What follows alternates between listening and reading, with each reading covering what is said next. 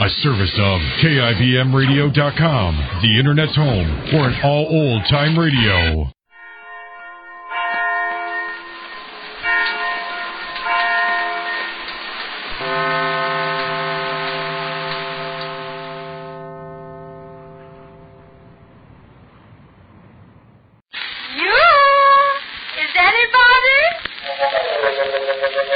There she is. That's Molly Goldberg, folks. A woman with a place in every heart and a finger in every pie. And now the makers of New Does. That new kind of soap for everything right down your wash line bring you another visit with those good folks, the Goldbergs.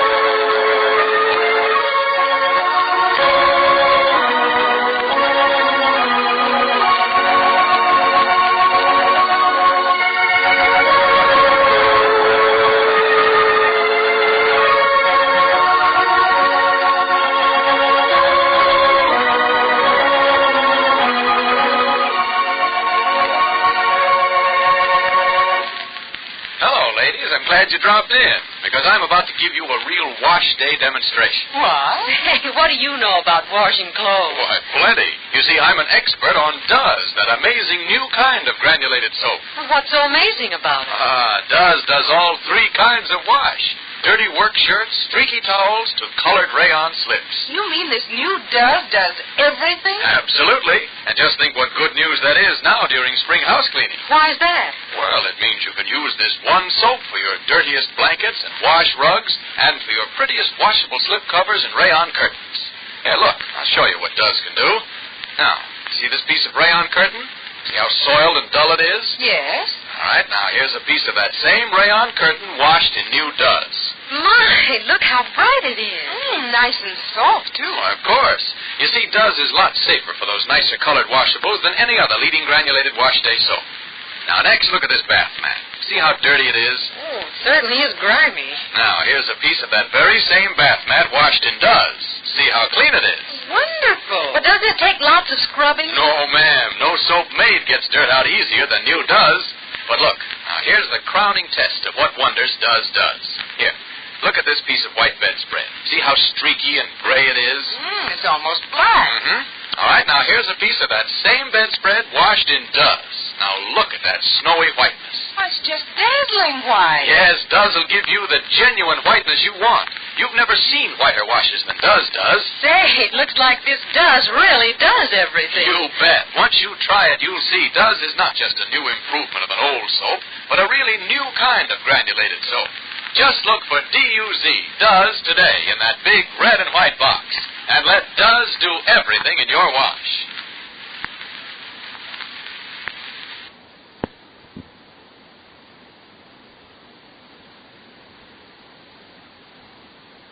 And now, the Goldbergs. The Goldbergs are back home in Glastonbury, and Rosie is home with them. This means that the problem of Walter and Rosie has to be faced.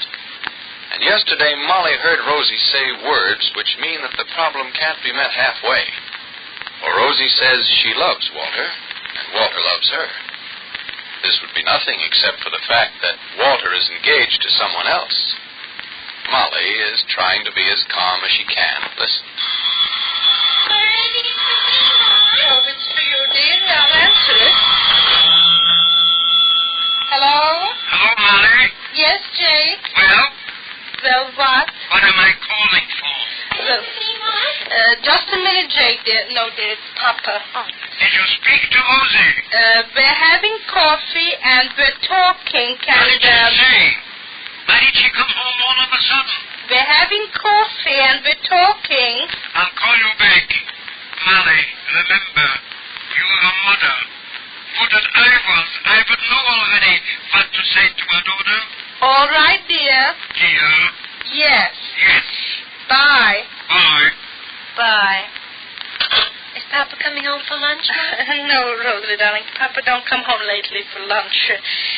Did you brought me the pen and ink, Rosalie? Oh, no, I'm getting it. If we're going to the village, you can scribble off a few lines to Tante Elke for me. She'll be so anxious. Where's the ink, Mom? The ink must be standing over there someplace, dear. I think I'll peel a few potatoes and let them stand, and I'll have all my knickknacks ready for supper so I can stop off and take my Red Cross class. Well, my little knife. I'll get it, Mom. Huh? My little knife, the one without the handle. What did I do? Oh, it's all right. I have it, dear. I have it. Mine apron is standing, darling. I can't do anything without an apron. Got the ink, sweetheart? Here, Mom. So, what time is it, Mom? it's early. It's not on to noon yet. Why, Rosalie? Nothing. I guess everybody in town knows I'm back. What do you mean by everybody, Rosalie? Walter? Don't you like him, Mama, darling? I don't know him. But I do, Ma. You think so? I know I do. You don't think that... don't get mad, Rosalie. I'm only saying. You don't think it's your feelings and yourself that you know, not Walter? Mama, darling, Please.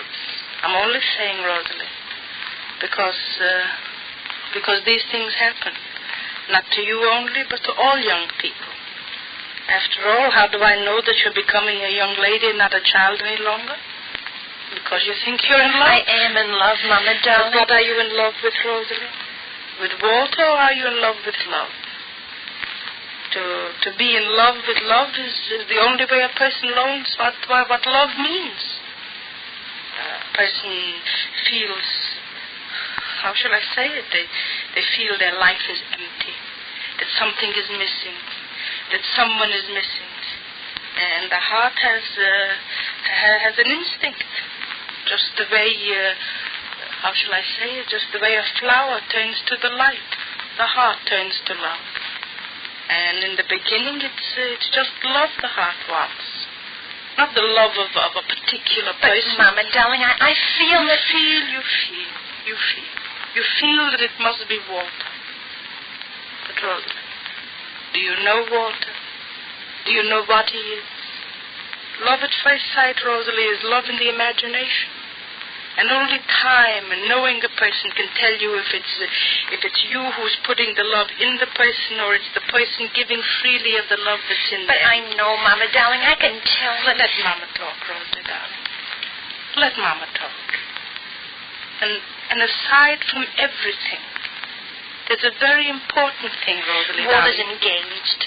Yes, Walter, get that also, But Mama. that's not important, Mom. Why not? Because it's something he didn't want. It's something his mother... It's important for another reason, There is darling. no other reason, Ma. There can be no other reason. Oh, the telephone, Ma. Please, I'll take it. Hello? Hello? Who is it, Ma? Well? I'm peeling potatoes, Jake, and Rosalind sitting right here beside me. Then what did she... Nothing, dear, just peeling potatoes. Put your foot down on any nonsense, you hear? Yes, dear. Dear. Bye. Bye. Bye. Anything wrong, Ma? Wrong? No, darling, but what should be wrong? No, dear. Papa, he called me, got a little excited. He put on the shirt this morning. It was minus a button, so he told me I shouldn't forget to sew buttons on him. Right, sweetheart, yes? You ready? Make the salutation. Dear Tante Elke, the Tante Elke, better put the Tante Elke family. Right, dear. Don't scribble. Right. I am. Should I make mashed potatoes or boiled potatoes? Make potato pancakes, Ma. Potato pancakes? Maybe, huh? When I come home, I'll make potato pancakes, all right. You ready, dear Tante Elke? You wrote it? Make a paragraph. Rosalie arrived well and safe. And thank you very much for being so nice. You and your family were very hospitable to her. Hospitable, Ma. Hospitable? No, that'd be like you said it, no. Hospitable.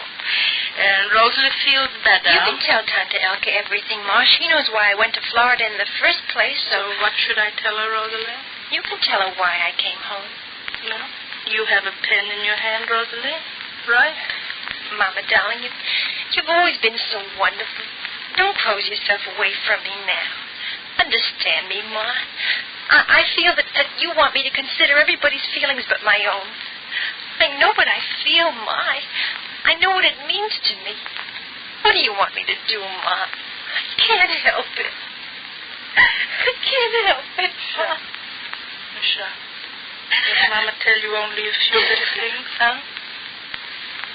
You're young, no, Rosalie? So look at me. Do I want you to be happy? Not for a moment would I do anything to take from you one single moment of happiness. But happiness is not something for a moment, Rosalie, darling. To run after happiness the way a donkey runs after a carrot, to run nowhere and get nothing, my kid. Happiness is not a thing, like an orange or a carrot or an apple. I know how many false happinesses there are in the world, how many false dreams of happiness people can chase. Happiness is not a thing or a place or a person or an hour. Happiness, Rosalie, darling, is a condition. It's a condition where everything good that's possible in people has a chance to grow. And the growing is the happiness. And growing takes time and understanding and patience, and most of all, Rosalie, hope. Somebody's coming, Mama. Someone's coming? Who's coming? It's water, Mama, darling. Water? It's water.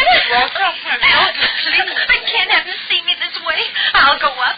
Come up a minute with me, Ma. Help me put my dress on. Ma, please. I'm coming. Rosalie, I don't like you.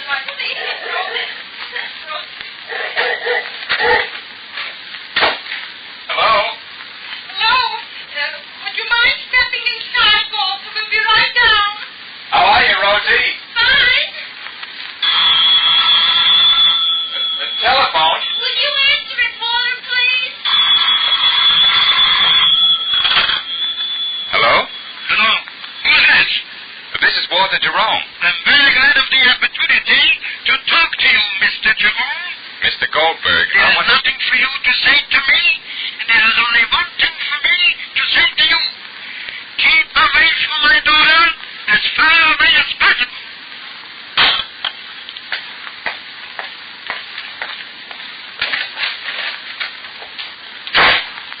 Who came in? Who came in? Walter? Walter? Walter? Walter?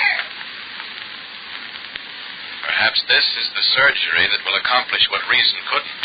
For no matter how much Rosie loves Walter, the plain fact is that he is engaged to someone else. Unless Jake is forcing Walter to take a more drastic step that in the long run will cause a new turn to our new love affair.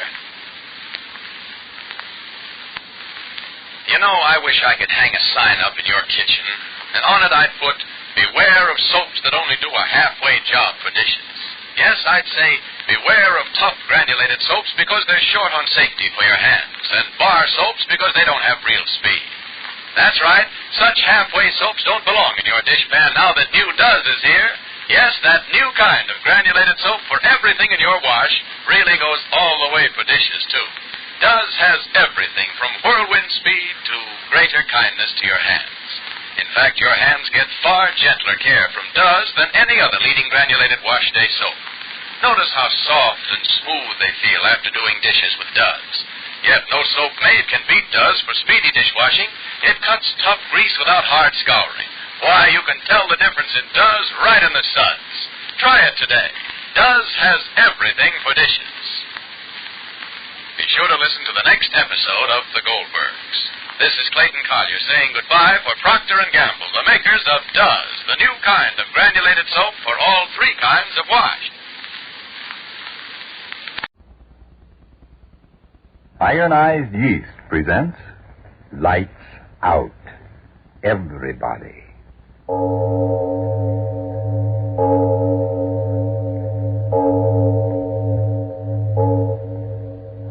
It is later than you think.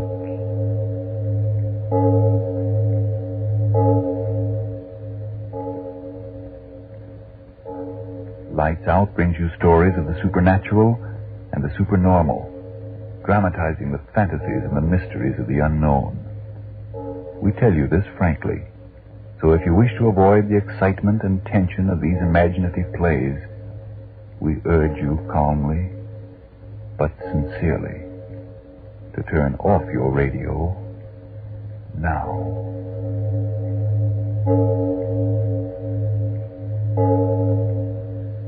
This is Arch Oboler.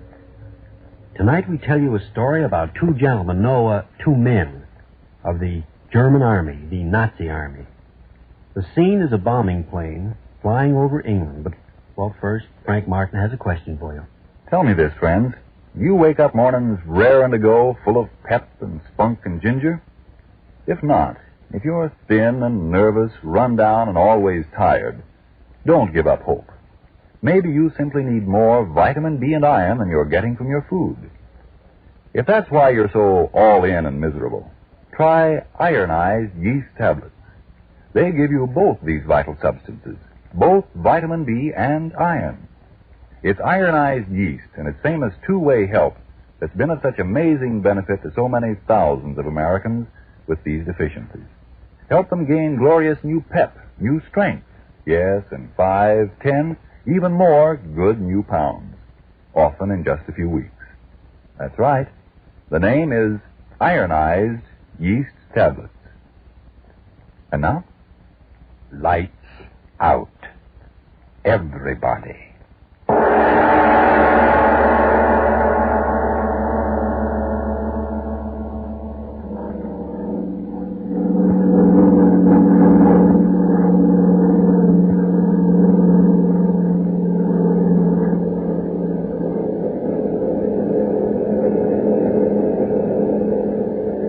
Lieutenant? Herr Hauptmann? You are ready? Fertig, Herr Hauptmann. No, speak English now. We are almost there. And remember, from the moment your feet touch that blasted English soil, only English. Yes, Captain. Now, check your equipment. Parachute, rucksack, gun. All in order, sir. We should be there in a few moments. Now, remember, if for any reason I do not get to our point of rendezvous, or if I'm not there when you get there, you are to wait 2 hours, and then go on alone to Melbourne and carry out our orders. Understood? Yes, Captain. Pilot! Ja, Herr Hartmann. Wir sind da? 3 Minuten mehr. Also, Bombenhöhle verlassen. Wird nicht sein, Herr Hartmann.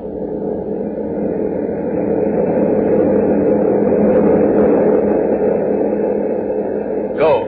Bomb hatch is open. It is time to go. Oh, one thing more, Lieutenant. Yes, Captain? I was ordered to tell you this just before we jump. If you are successful in your part of this mission, the General wishes me to inform you that the Führer himself will reward you. Now jump.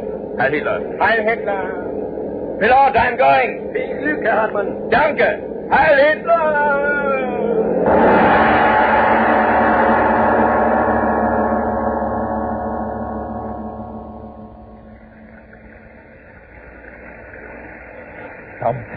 Wetter mehr kalt ist. Oh, Captain. You all right, sir? Not Captain, you fool. The name is Edward. Yours is Thomas. Understood? Yes, Edward. Oh, you are hurt. My foot twisted when I landed. Oh, perhaps you'd better... Are you going to tell me what to do? Oh, no, sir. Give me your arm. Yes, sir. Oh? Yes, Edward. 1/2 kilometer down the road is the house. In the morning, Berghoff will meet us there. But your foot... My foot will be all right.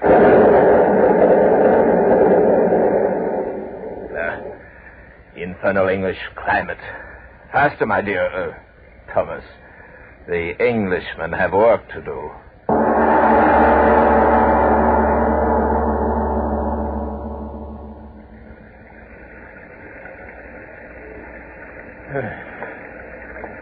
You see, my dear Thomas? You should never doubt what intelligence gives you. 10, 11, 12 steps. So, now's the key.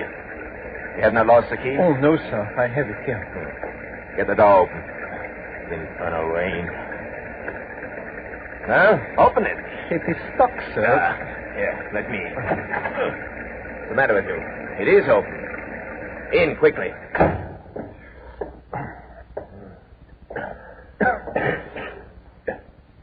Yeah. Well, now we can turn on our lights. These British, how well they built their old piles of masonry. Come. We will build a fire and make ourselves quite comfortable until Berkoff arrives in the morning. Yes, Edward. There is no longer any danger of our being observed. Yes, Captain. Captain. What? I thought I heard You heard what? laughter. Infernal flashlight. Give me yours. Yes, Captain. Now, walk on. This house is empty for years. You should know by now that our military intelligence makes no mistakes. Yes, Captain. Captain. I heard. Go to the right. Remember your orders, Thomas. Yes, Edward.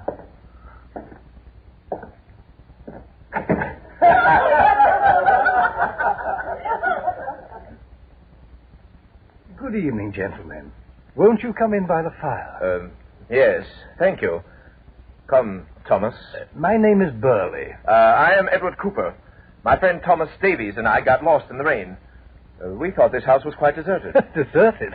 Not for 500 years. Well, may I present Lady Burley? How do you do? How do you do? My great-aunt, Mrs. Westland. How do you do? Now, William, they can beat the rest of the family later. Does someone give them a drink? They're soaked to the skin. Here you are, gentlemen. Oh, yes, gentlemen. My son-in-law, John Pearson. How do you do? How do you do? Drink them while they're hot, gentlemen. Thank you. Really, you gentlemen should get out of your wet things. Would you like to go up? No, thank you. We're quite all right. But confused. Confused? Yes, Mr. Davies and I were told on good authority that this property hadn't been occupied for the past 25 years. My dear man, where do you think you are? Melford Towers. Good heavens, young man, you are lost. You certainly are. Milford Towers? That's 2 miles north of here. You're at Dorset Manor. Just took the wrong turn somewhere. Melford Towers, Mr. Carver. Cooper. Mr. Cooper, why in the world were you going to Melford Towers on a night like this? Please forgive our inquisitiveness, Mr. Cooper, but after all, Milford Towers is quite deserted, you know. Yes, we know. What do you mean, sir? Mr. Davies here and I started quite early. Lost ourselves completely. It got dark and, well, here we are. Oh, yes. John. Yes, Sir William. Ring up the constable. Yes, of course. Wait a minute. Why the constable? Well, it's quite obvious. Is it? Of course. Ring up the constable, John. No, put up your hands, all of you. I say now. What is he going to do with the gun? What is he going to do with the gun? Make that old woman keep quiet. Hans. Old woman. Wir kennen keine Chance nehmen. Wir müssen sie töten. I said to keep your hands up. German, William. German spies. Not spies, old woman. German soldiers. You're in civilian clothing. German soldiers, Englishmen. Soldiers. Soldiers to rescue a soldier. William, what are they talking about? How long did you think we would permit you to keep our great Rudolf Hess imprisoned? Now, Rudolf Hess! What are you? Shut your mouth. How dare you? You two. No, here. Now, quiet, all of you. Nimm sie in den nächsten Zimmer und schreck sie. Alle? Alle. Quickly. Go. All of you. Do as he says. Or do you want me to shoot? The next room, quickly. Well, I suppose...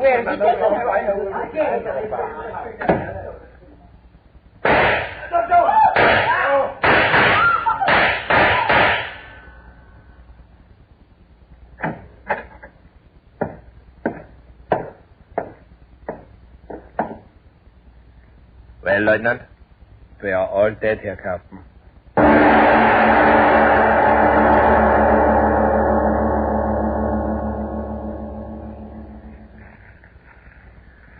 No more wood. The room is warm enough. Yes, Captain. Now then, where was I? Oh, yes. Berkoff will bring an automobile. We will then proceed to this point on a map.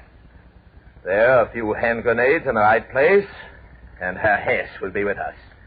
Then we will... Lieutenant, didn't I just tell you no more wood on the fire? It's warm enough. Yes, Captain. Is it still raining out there? Oh, yes, Captain. Infernal climate. Yes, Captain. Yet, the weather is fortunate. Who will come here on a night such as this? Yes, Captain. No matter. As soon as it is daylight, we will go. 7 in the morning, Berkoff will be there. We'll meet him. Yes, Captain. Yes, Captain. Yes, Captain. Does none of this mean anything to you? No, never mind. You're a good soldier. You believe, you obey. Always, Herr Captain. I, too. So we will win, always. Yes, Captain. It will be most satisfactory, Lieutenant, to tell about this little adventure when we get home. To come right in under the noses of the British and... What are you listening to? I don't know, sir. There's nothing. Lieber God, man, why do you stand there with your head twisted like an old woman waiting for... I heard... Be still.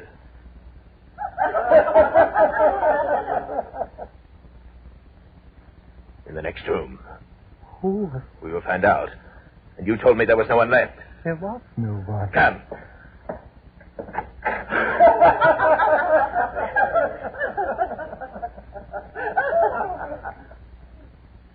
Good evening, gentlemen. Won't you come in by the fire? They, all of them. My name is Burley. May I present Lady Burley? How do you do? Shot them. You said you shot them. My great aunt, Mrs. Westland. How do you do? Now, William, they can meet the rest of the family later. Someone gives them a drink. They're soaked to the skin. I did kill them. You dirty liar. Here you are, gentlemen. Your drink? No, you blasted Englanders. What is this trick? Oh, yes, gentlemen. My son-in-law, John Pierce. Stop talking.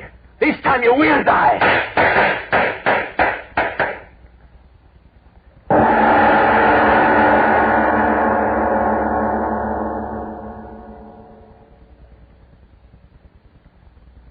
Captain. What? Could you tell me the time, please? 12 minutes after 3. Why? How soon will we go? In the morning. You want to get lost again in that infernal woods? No, Captain. What is the matter with you? Nothing, sir. No, I understand. Your dereliction of duty. You think I will report? No. Help me carry out our orders tomorrow, and the fact that you did not shoot those Englanders as I ordered will never reach the ears of Berlin. Anyway, they are dead now. You know that. I know that. It is ended. Okay. It is they? No, I shot them myself. I saw the bodies fall. It is they? No, it isn't. It cannot be. I'll show you. You see, they are dead.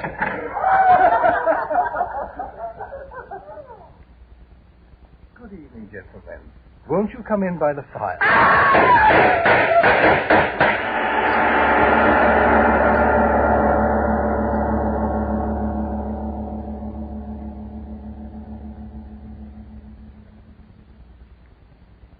Ladies and gentlemen, a moment of relaxation, if you please, in this story of death while we all assure ourselves that we are who we are and where we are. And in this moment of reality, let's listen in on a very real problem of these war days. A woman is saying, Of course I want to keep up my war work. Every American does. Oh, but I'm afraid it's too much for me. I'm losing weight. I wake up mornings as tired as when I went to bed. I can't eat or sleep as I should. I'm so all in, I can't go on. But, madam, perhaps you don't have to go on like that. Maybe all you need is more vitamin B and iron. Well, how could that be? Authorities explain it this way. When you don't get enough vitamin B from your meals, you may have lost your appetite, not eat all you need. So you lose weight, lose your pep and ambition. Or your food may not do you the good it should. And when you don't get enough iron from what you eat, you may be weak and pale, feel only half alive. But if that's your deficiency, my advice is try ironized yeast tablets. Ironized yeast tablets? Yes, ma'am. They give you both vitamin B and iron. So when you need them, ironized yeast helps 2 ways to step up your weight and strength and energy. Yet the cost is but a few pennies a day. And talk about easy. Why, pleasant little ironized yeast tablets are an absolute cinch to take. Try them, if more vitamin B and iron is all you need. Then see if pretty quick you aren't saying, It's glorious to feel so good. I've forgotten what tired means. Everybody says I look wonderful, too, since I've gained these nice pounds. How thankful I am for ironized yeast tablets.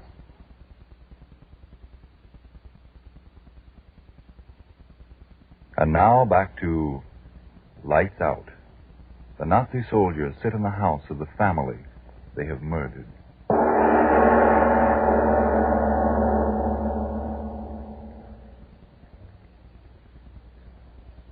Lieutenant. Hans. Lieutenant, I'm talking to you. For hours you sit. Last you say something. I order you to say something. I have nothing to say, sir. Well, You can speak. You infernal fool, you. Why are you so afraid? You have your gun, your hand grenades, and why be afraid?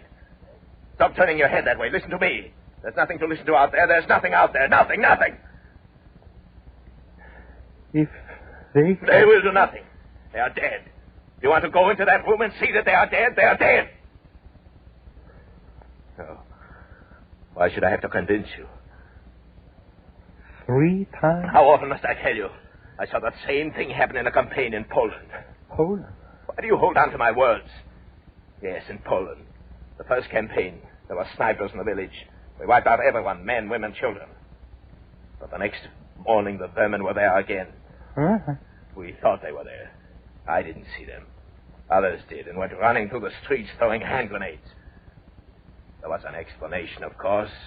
There is an explanation for everything.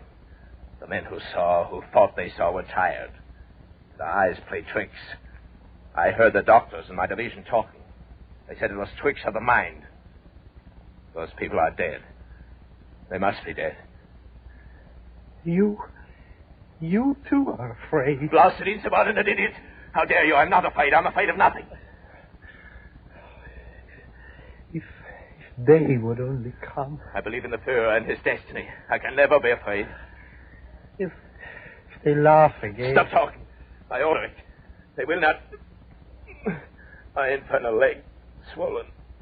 Lieutenant, listen. To what? Not to anything. To me. Oh. Go in the next room. Look. Look. You question an order?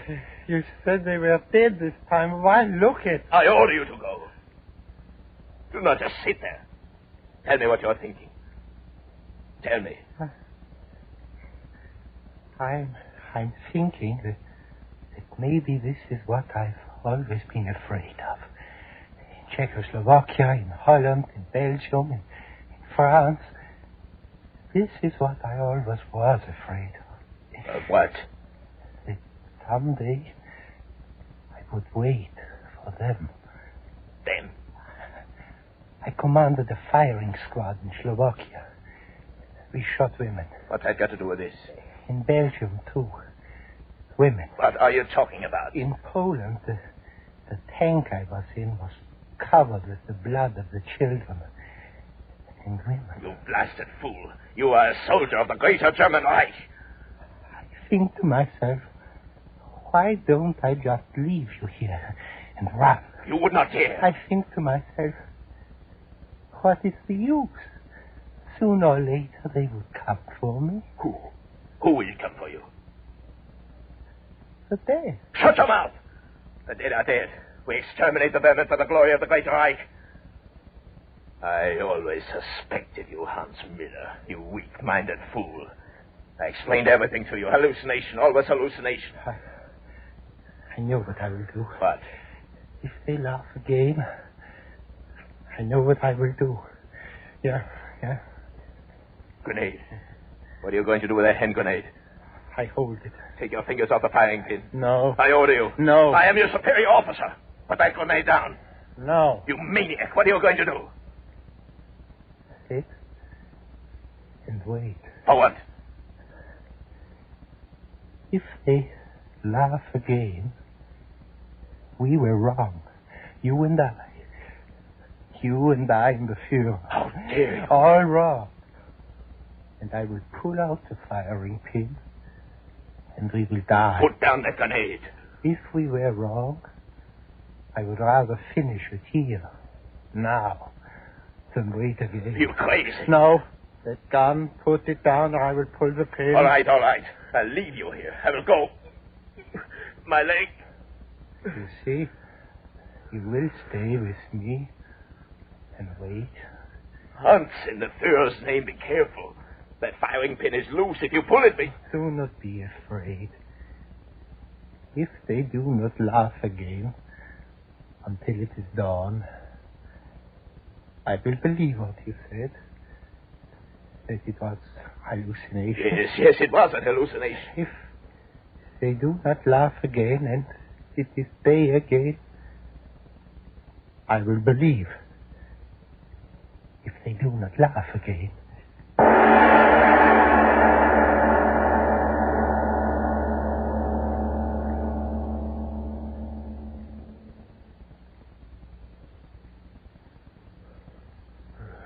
If I could sleep. You can't sleep, sir. With you sitting there, grenade in your hand. Hans, listen to me. It is almost dawn. Not yet. It is almost dawn. And nothing has happened. They are dead. So, put down that grenade. Get our things together. Help me and we will go on to Melford and meet Berghoff. When it is dawn. But in a few moments it will be day. I know it. Then wait for those minutes. If they do not laugh again, I will believe, and we will live. They will not laugh again. Never. Look. On the wall. Light. The sun. Day. Not quite. I was right. And the bill. Right. No one can stop us. We are the chosen. Put down that grenade, Hans, and... Listen. Listen. To what? To what? I thought that I heard... They again. No. They again. Hans, don't put that ring. Hans, for God's sake. You said God. Listen. Listen to them. God sent them back. No, it is not them. Hans, put down the grenade. They, the dead, come back to repay. Okay, I'll show you.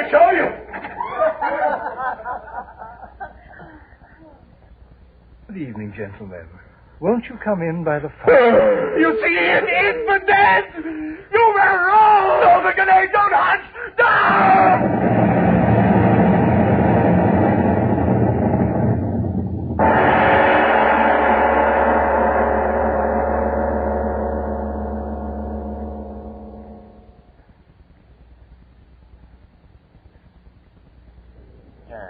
Good morning, Vicar. Oh, good morning, Harold.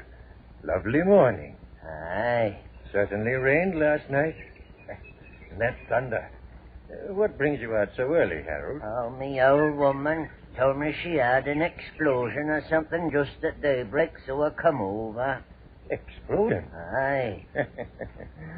She must have dreamt it. Birds singing in the morning. No explosion here. Aye.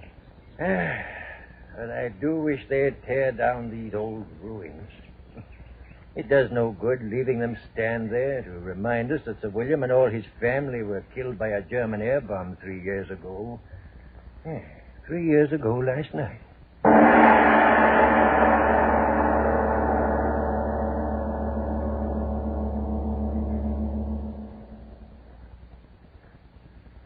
Mr. Oboler. Miracle? And what's wrong with miracles? Everything around us is a miracle, but more of that in a moment. And let me take the moment to remind you, ladies and gentlemen, if due to vitamin B and iron shortage, you're so miserably thin and run down, so weak and pale and exhausted that you're missing out on your work and in your fun, try ironized yeast tablets. Thousands who only needed more vitamin B and iron thank ironized yeast tablets for helping them gain glorious new pep and strength, and 5, 10, even more pounds of good new flesh, often in a few short weeks. Ironized yeast is sold on this no-risk, money-back basis.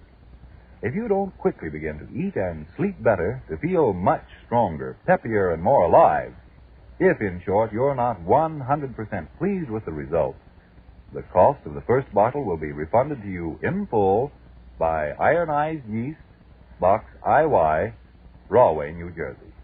Just be sure you get the genuine, the one and only, Ironized Yeast. Look for the big letters IY on the package and on each tablet. And now, what about miracles, Mr. Oboler? Well, let's consider a few. The air we breathe, that miracle of nothingness that gives us life. The miracle of intelligence, that we think a thing and then bring our thought to reality. The ability to think and in one's own mind be any place in the world in a split second, conjure up people, ideas, yes, all these things are miracles. Everything in life, including life itself, is a miracle. That, my friends, was literally what was said a long time ago on the subject by a man by the name of Napoleon. Well, I'm beginning to see what you mean. Now, Frank, to bring our miracles down to the present, how about the spirit of the people? 20-some-odd miles of channel water between them and the Nazi barbarians? A single night in which an area as large as the average American large town was ablaze with incendiary bombs, and yet those people won through to lead the fight. Or take the miracle of those 3 American boys in a float in mid-Pacific on a raft, or the miracle of Stalingrad, or the miracle of an entire nation turning from a soft, easy way of life to an all-out production for war and victory. We, all of us, are living hourly in a series of miracles. And when the final victory comes, well, we can all look forward to that greater miracle of a world of free men working together for the good of all men. Now, it may seem a far cry from the miracle of heroism to talking about that war stamp book of yours, but there's another little miracle.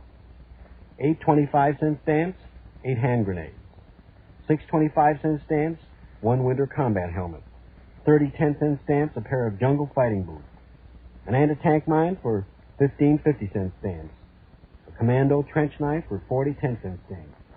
Now, in addition to putting your dollars in the fighting lines to the payroll savings plan, you can get at the Axis with your spare coins by buying war stamps. Every empty space you fill in with your stamp album adds to the rain of steel going into the camps of the enemy. Every time you fill your album and turn it in for a bomb, well, you turn it into a bomb. You turn the rain of steel into a hurricane. Your way to do more to help beat the Axis is by buying enough stamps to fill the empty spaces in your stamp book, then turn it in for a war bond. You can buy those stamps at your bank, your post office, your saving and loan association, your radio station, your picture show, your department store, your general store. It will bring on that final, inevitable miracle of peace. And what about next week? Well, it's a story set a long way from here, the sea-swept island of Iran. Iran? Where's that? Well, that's in the North Sea. It's one of the weirdest places in the world, Frank, and the natives live as close to death as they are to the sea, which never stops tearing at the cliffs. Oddly enough, the story is titled The Sea. And if you like the chill of the unknown as much as I think you do, tune in next week. Yes, tune in next Tuesday again for Arch Oboler's eerie story, The Sea. And if you need more vitamin D and iron, be sure to try ironized yeast, the one and only ironized yeast, with the big letters IY on the package and on each tablet. It is later than you think.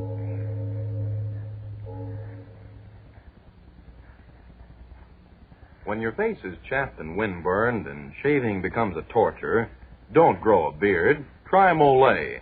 Molay brushless shaving cream doesn't vanish into your face before you've finished shaving. It stays on and forms a protective film between your tender skin and your razor.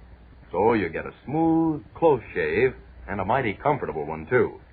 Get Molay, M-O-L-L-E, Molay brushless shaving cream. This is the Columbia Broadcasting System.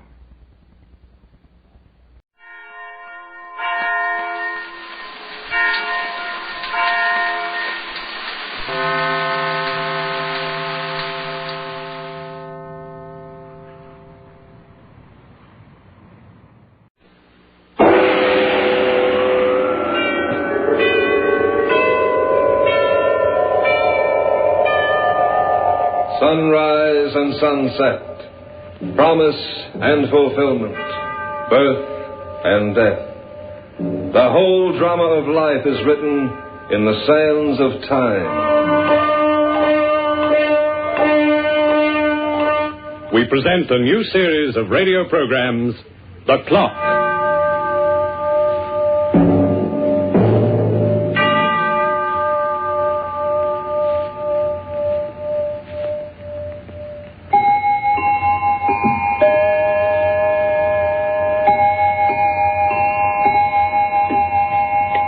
Time varies in the universe according to the planets.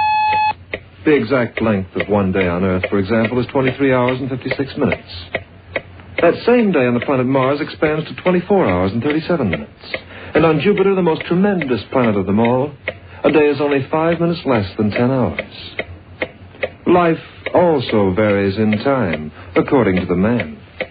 The peaceful citizen who goes about his law-abiding business in pursuit of happiness has been known to pass the century mark. But the man whose path is one of violence, who counts his blessings on his trigger finger, that man does business with death. And death has never been known to maintain a partnership for very long.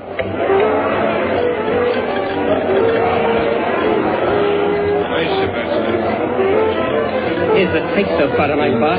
Bring it into my office. And put it on the desk. I counted it, Barney. Yeah? Who told you could count it? Well, How much? In the box, 85,000 even. Well, not bad.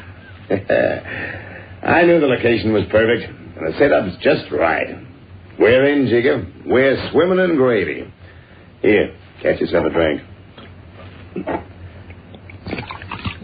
It's Barney Keach's new gambling joint. The classiest dump in town.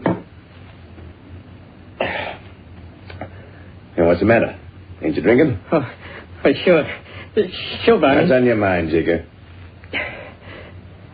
Nothing. And what were you thinking about just now? Well, I was just thinking, Barney, that, well, we might have been smarter if we'd opened this joint in Chicago. Shy? That town ain't got the dough New York's got. I wasn't thinking about the customers exactly, boss. No? Then what? Leo Tarrin might not like what we're doing. Who cares what Leo Tarrin likes? That two-bit hood's been running this racket long enough. It's time somebody else moved in. He ain't exactly a two-bit hood, Barney. The guy's poison. Leo Tarrin, that's all I hear. Leo's tough. Leo's dangerous. Well, he's human, ain't he? He can stop a bullet just like the rest of us. Leo ain't human, Barney. He don't kill because he has to. He likes it, Barney. It gives him a laugh. He'll leave Leo Tarrin to me. He'll settle my way and like it.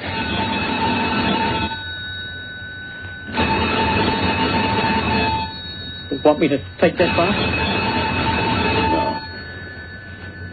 No, I'll answer it. Yeah? Barney. Who wants him? I do. Leo Tarrin. Oh. Why, hello, Leo. What's new, Barney? Oh, nothing much. I hear you're back in town for a while. Yeah, for a long while, Leo. How's business? Oh, pretty good, pretty good. They tell me you opened up a pretty fancy gambling layout. Almost as good as mine. Well, it ain't bad, Leo. Ain't bad at all. You must have a draw. My take went off 50 grand tonight. That's a lot of dough, Barney. You know, I'm glad you called, Leo. I got a proposition to make to you. I'm making the proposition, Barney, not you. I'm coming up in 15 minutes for a friendly talk. Leo. Leo.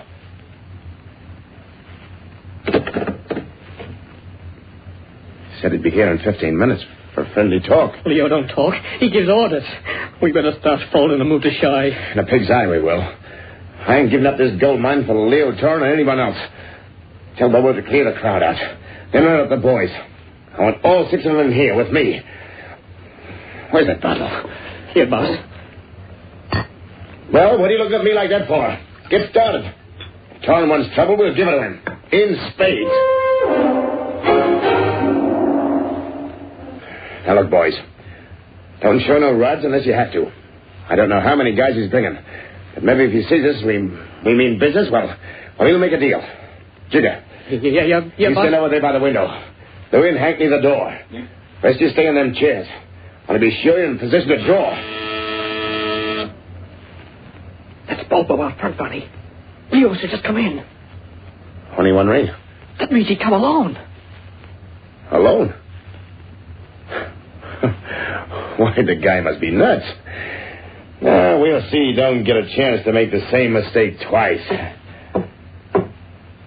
Come in.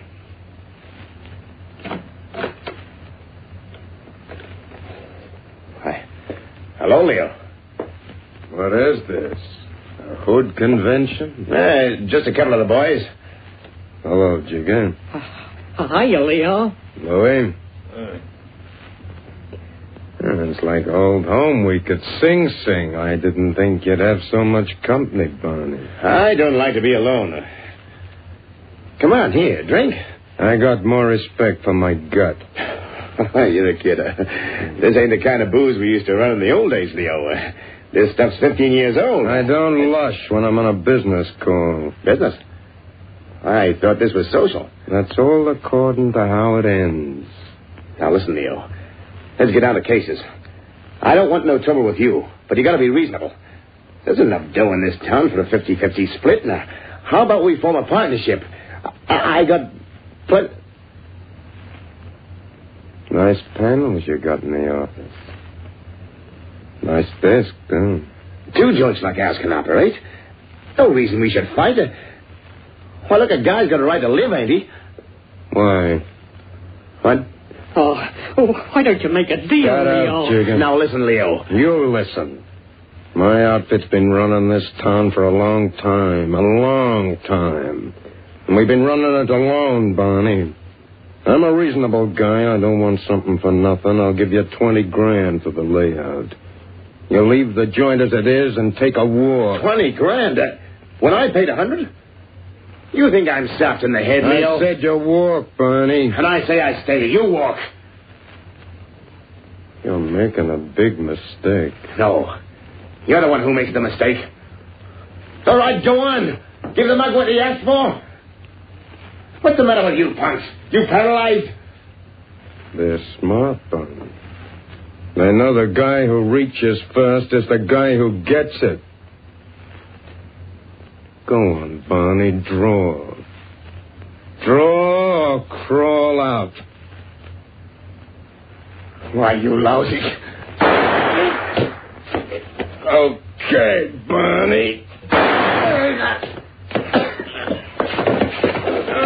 Barney.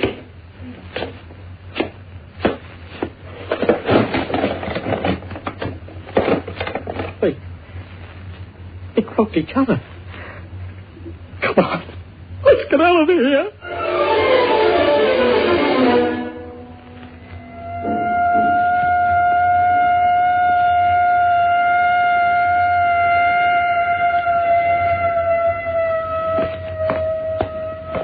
Lady.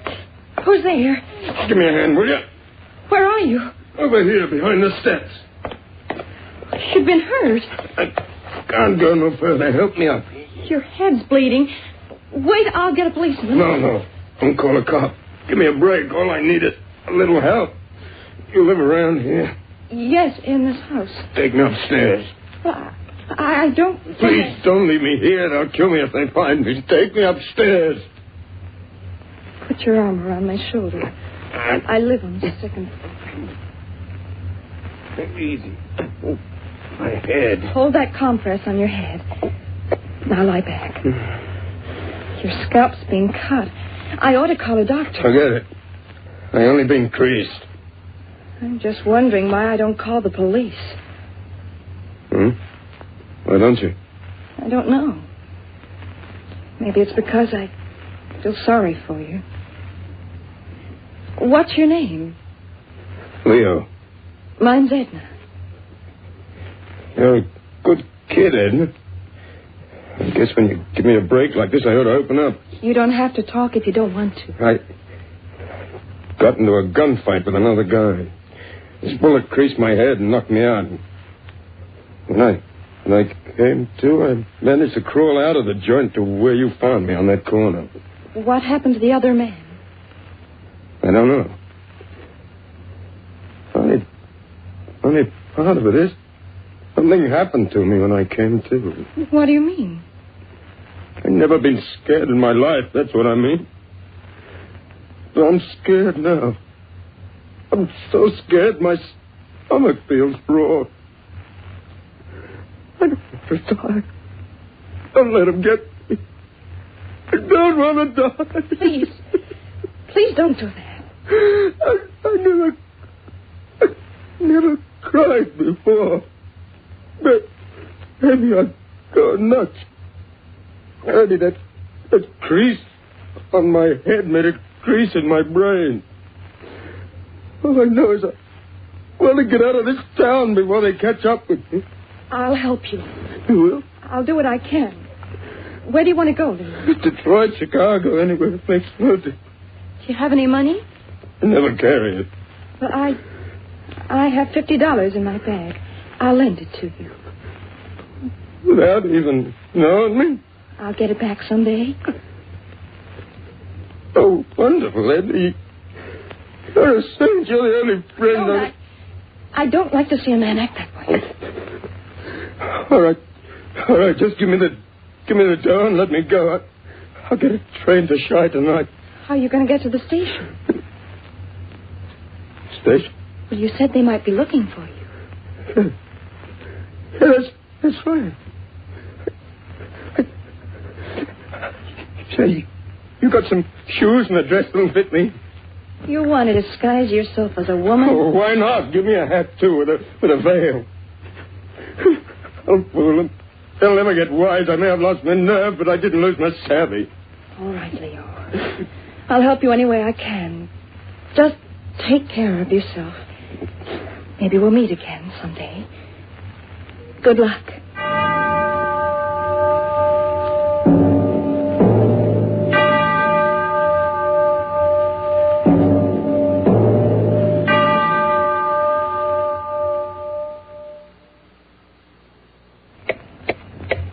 The passage of time never fails to create a change.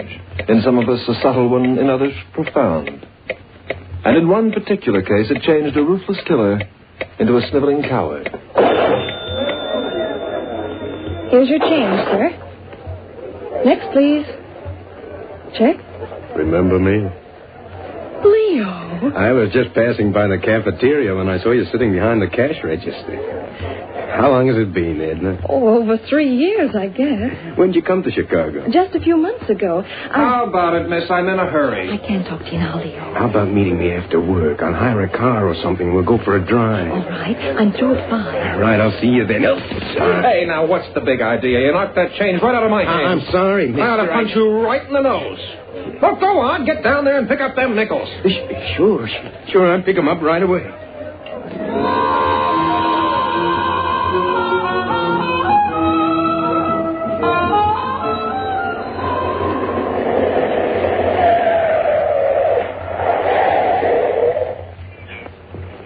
Here's a nice place to park.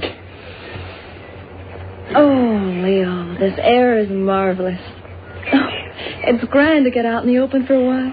Tell me about yourself, Edna. What have you been doing? Oh, going from job to job as usual. I never seem to stay put. What about you? Oh, I'm in business. Really? What kind of business? Don't worry, it's legitimate. I own a dairy store. I got a job 3 years ago, and I came to Shy, and I saved my dough, and 6 months ago I bought out a guy in Cicero, just outside town. I'm doing all right. I'm glad to hear it, Leo. Say, that reminds me. Here's that $50 you loaned me, plus an extra 50 for that dress and shoes I took. Oh, you don't have to pay me for that. Go on, take it. I owe it to you. Well, I'll admit it comes in handy.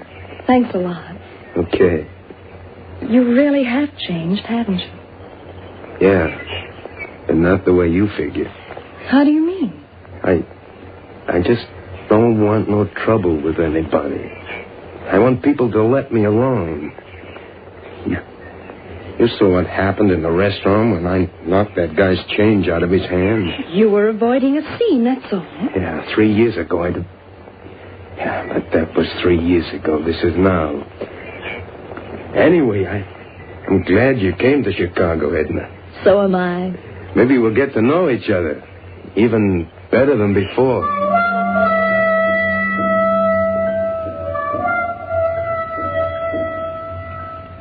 Edna, I want you to marry me. Leo. I got a good business and we get along, and I'd like to raise a family and have a few kids. Well, will you think it over? I have already. I had a feeling you might ask me. Leo, I'm not so sure it'd work out. Why not? Because I don't really understand you. I don't know what you're like.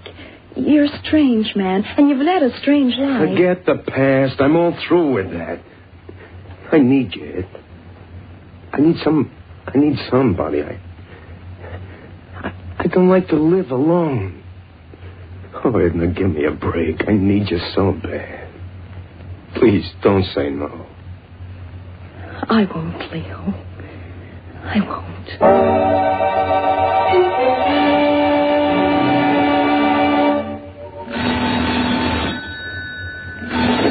Leo's there, eh? Leo speaking. This is Edna, darling. Did you see the doc? Uh-huh. What'd he say? You're practically a father, darling. No. Get home early tonight and I'll tell you all about it. I'll close at 5. We'll celebrate. Put on your niftiest outfit. All right. See you later now. Take it easy now. I will. So long. How'd you like that? Papa. Hey, mister, maybe you can tell me how to get over to North Randolph and... North Randolph from where? Ain't you Leo Tarrant? Me? You look like... You got the wrong guy. My name is Craig. Hey, stop kidding me. You got a little softer looking, maybe, but you're Leo. Remember me? I'm Jigger. Listen, leave me alone. I'm not Leo. I'm somebody else. I don't want no trouble. Had enough trouble all my life. Just leave me alone. Maybe I was wrong at that. Maybe you ain't Leo Tarrant. My name is Craig.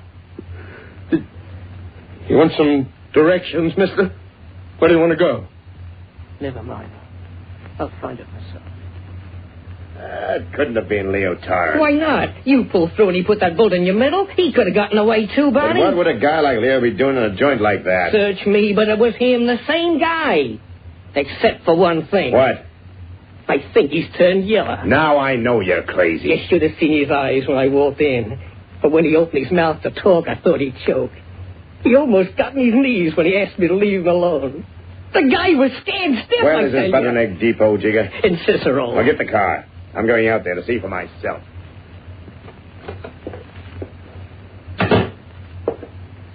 Can I help you?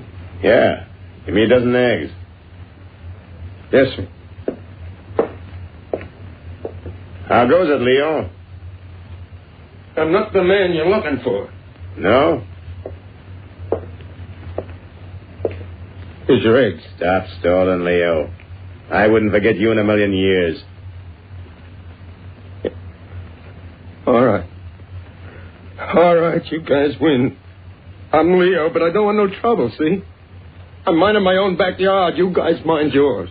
I just opened a new layout in Chicago. That's none of my business. No? It used to be. I don't care what you do anymore, Barney. I'm satisfied the way I am. Put that gun away. I was just shifting it, Leo. Get it out of sight. I'm through with guns. I don't want to see them.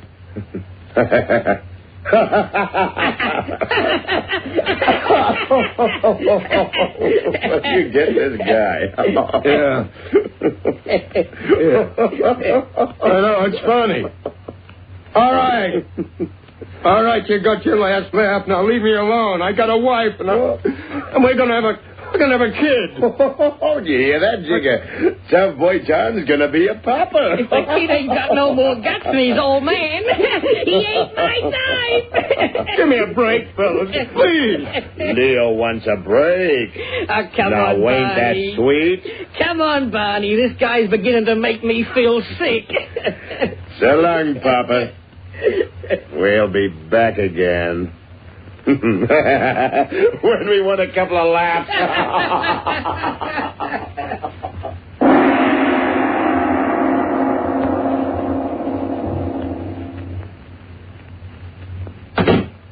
Hello, Leo.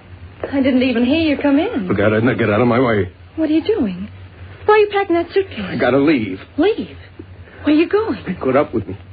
They'll kill me, Edna. Barney will put the finger on me. I gotta get out. Leo, you've got to face them. You've got to get the police. I tell you, it's no use. Suppose the cops look up my record. So this is how it's going to end. It ain't ending. We'll go somewhere else. And what about the business?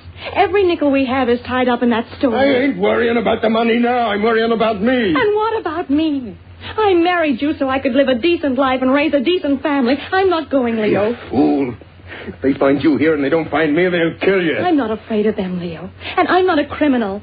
I'm not going to run like a frightened rabbit from town to town. I want to be free. And I want my child to be free. All right, suit yourself. Let them fill you full of slugs. I'm moving out. Oh, don't go, Leo. Don't leave me now. Let go of my arm, Edna. I'm scared. Leo. Let go of my arm!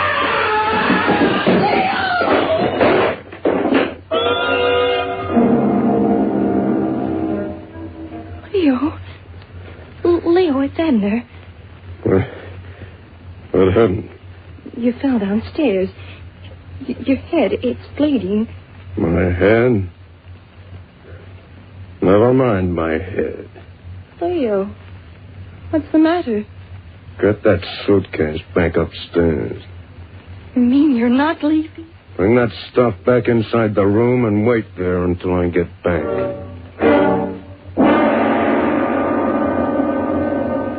Everything straight, Jigger? Yeah, Barney. Now remember, we gotta plug Leo and his wife, too. I don't want no witnesses. Why, Leo. Well. The butter-and-egg man is paying us a visit. Come here to crawl, Leo? Well, save yourself the trouble. Yeah, Leo, save yourself. Shut up. What? I said shut up. Why, you yell. Keep your hands on the table, Barney. Hey, what is this? You stink, Barney. I don't know what you're so sore about. What was the payoff? A couple of slugs for my wife and me? Why, no, I was just telling Jigger I wanted to make you a proposition. I told you once before, Barney, I make the propositions. And I'm making one now. Go ahead, Barney. Reach. Okay, Barney, these are yours.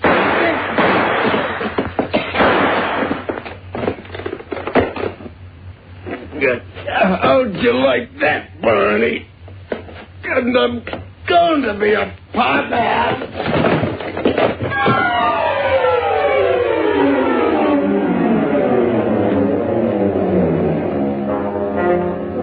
Over here, Jigger. Think these handcuffs enough?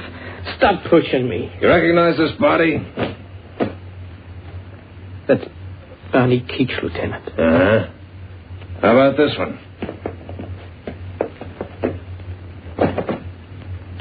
That's Leo Torrent. They knocked each other off. What are you staring at? The cuts on Leo's head. What about him? When he got the first one, he turned yellow. But when he got the second one... What are you trying to hand me, Jigger? Nothing. I was just wondering, Lute, if Leo ever heard of a couple of guys named Jekyll and Hyde.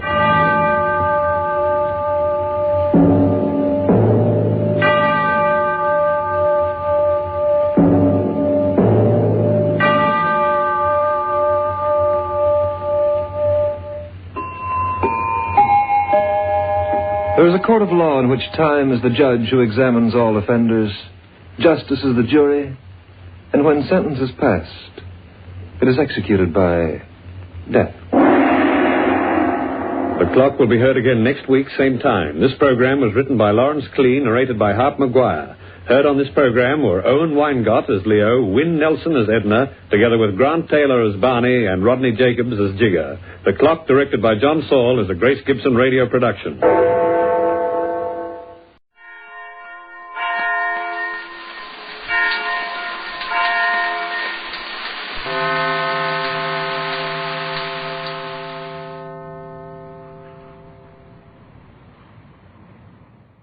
The Signal Oil Program, The Whistler.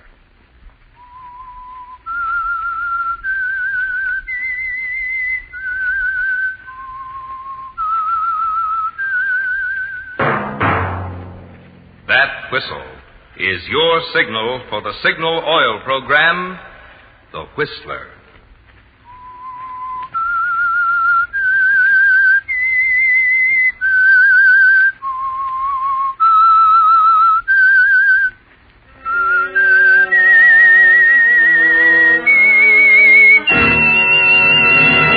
I am the Whistler, and I know many things, for I walk by night. I know many strange tales hidden in the hearts of men and women who have stepped into the shadows. Yes, I know the nameless terrors of which they dare not speak. Yes, friends, it's time for the Signal Oil program, The Whistler.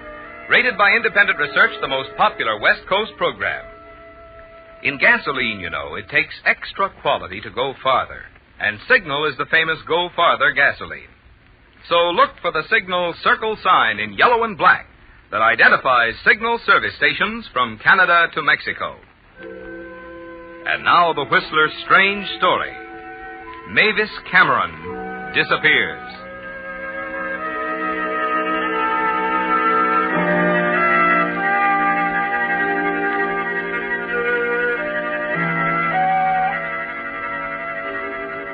Mavis Cameron was one of thousands of American business girls, a filing clerk in the Fifth National Bank in Chicago. At 25, Mavis was rather pretty and had a pleasing singing voice. She also loved the spotlight. Naturally, she found bank work a little dull. Even that night when Mavis and 4 of the girls from the bank had dinner in the main dining room of the fashionable Park Wilson Hotel, it seemed a little dull. Until the after-dinner coffee was served. Then the MC of the floor show asked Mavis to sing a number, and she felt better. She felt still better following the outburst of applause at the conclusion of her number. So much better, she decided to drop into the Park Wilson's fashionable bar, make a phone call, and have a nightcap before going home. Scotch and soda, please. Mix it. Right.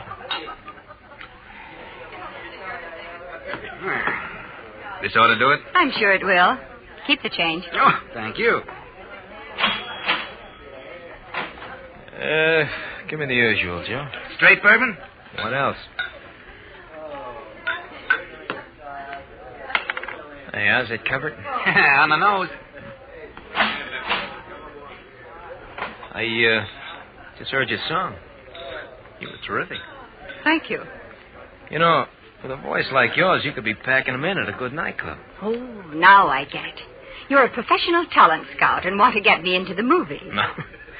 No, I'm Dan Spinelli, professional gambler. Does that shock you? Not in the least. Live and let live is my motto. And that's what I'm going to do right now. What do you mean by that? Live my life and let you live yours. Good night, Mr. Spinelli. Oh, just think. Tomorrow I can tell the girls at the office I met a real live gambler. You could tell them a lot more than that. Yes? You've heard of Domingo's out beyond Lakeside? Of course. It's a private gambling club, isn't it? Oh, it's more than a gambling club. Swell dining room, swell floor show. A lot of big people go out there. Nightclub operators. People that count. So? So, I'm going out there right now. Why don't you come along, baby? Me? Huh. I'll introduce you to a lot of people who could push along that voice of yours. The producer of the floor show is a friend of mine. I'm not kidding, he really is. I'm afraid not, Mr. Spinelli. I've heard that one before. You're exactly like I figured you'd be. You office scouts, you're all alike. You're a bunch of dreamers. You talk a lot about the swell careers you could have with the right break. And when you do get a chance to meet some of the right people, what do you do? What do you do? You run home scared to death. Now, just a minute, Mr. Spinelli. Oh, I'm not blaming you. Well, why shouldn't you go home? At home, you can listen to the radio, eat candy, have a terrific time. And if you go to Domingo's with me, you can't tell what might happen. You might have to even meet a couple of show producers. So you just play it safe, baby. It may be dull at home, but you'll always get to work on time. Well, is that all you have to say? Yeah, that's all. Mighty nice. Wait a minute. Yeah? Could we be back fairly early? Sure. We'll leave any time you say. Well, what are we waiting for, Mr. Starmaker?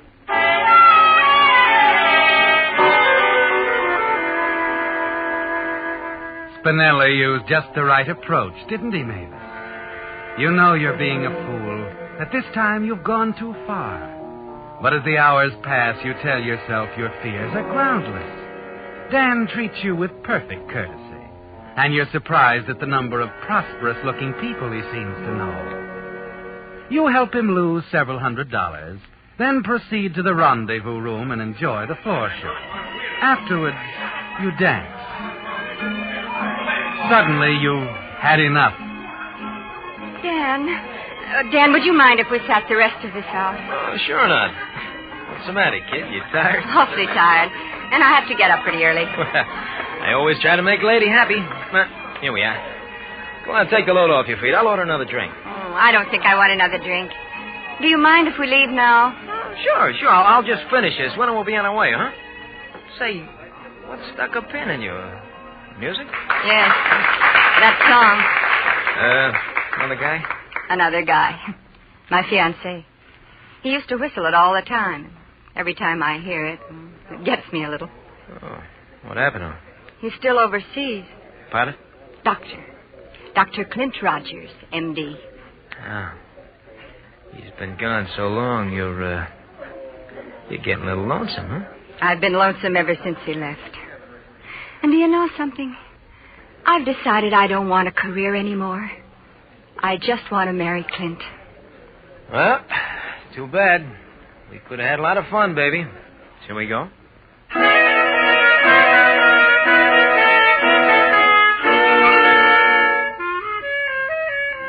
Was it just a song, Mavis?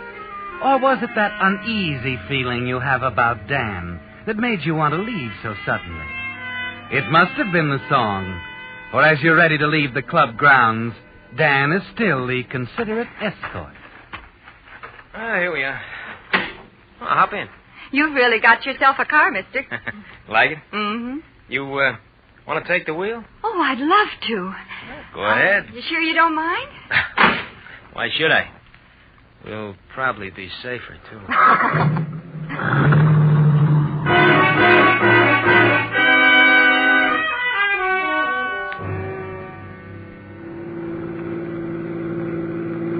As you speed Dan's convertible toward the city limits in your tiny apartment, you're glad your reckless little adventure is nearing its end. Everything's been fine so far, but you can't throw off a feeling of uneasiness. For several miles, Dan says little, seems preoccupied, and you feel relieved when he breaks his rather strange silence. Oh, Mavis, you don't happen to have a couple of aspirin with you, do you? All of a sudden, I got a terrific headache. Oh, I'm terribly sorry, but I haven't any. Believe it or not, I've never had a headache in my life. You're lucky. Say, would you mind stopping for a minute at that sandwich shop up ahead? Maybe I can get some aspirin there. Well, I doubt it, but we'll give it a try. Say, my battery's down, so just keep the motor running while I'm gone, will you?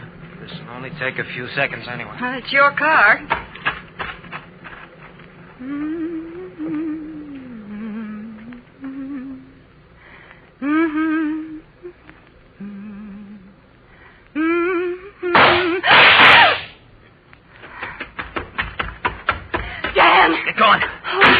Dan, you shot someone. I said get going and get going fast. There's a gun in your ribs, baby. You just saw what happened to one guy that crossed me.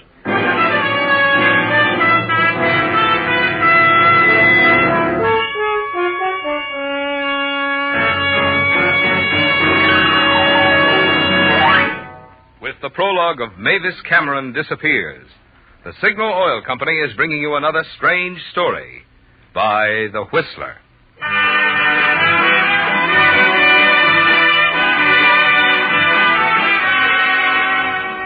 Recognize that? June is busting out all over. Yes, spring's arriving fast. Which means that if you want to put spring into your driving and rid your car of winter stiffness and squeaks, it's time now to see your friendly neighborhood Signal gasoline dealer for a spring changeover. He'll drain out winter-worn oil and refill with Signal Premium, the new type Signal motor oil that actually keeps motors 6 times cleaner and reduces cylinder wear 1/3. He'll drain the transmission and differential and refill with fresh summer weight lubricant. He'll give your whole car a Signal double-check lubrication with 9 specialized Signal oils and greases. And what's more, he'll be glad to check other items that need attention every 5 or 10,000 miles, such as air cleaner, oil filter, or front wheel bearings. Yes, this is just the spring tonic your car needs. So make it a point this week to drive into your Signal dealers for a Signal spring changeover. And now, back to the Whistler.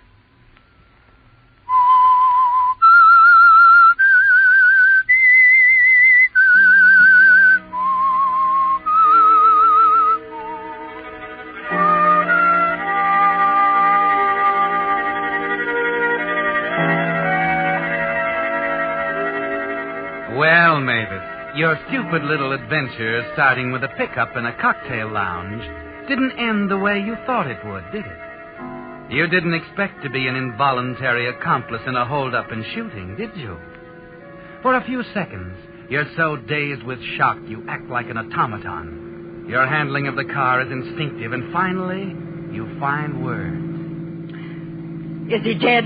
He is, unless he got a plastic heart. Oh, why was I such a fool? Shut up. Turn right at the next corner. That car's been tailing us for the last 5 minutes. I'm glad. I hope it's a prowl car. It'll save me the trouble of phoning the police.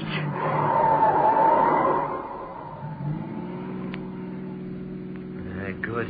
He didn't turn. Baby, you shouldn't have said what you did about phoning the cops. This is a pretty dark street, baby. It's after midnight. You would have a fatal accident. Not a soul in this whole world would know about that sandwich shop job except me. Oh, Dan, you wouldn't. Better pull over and park. We got a couple of things to talk over. Oh. Pull over, I said.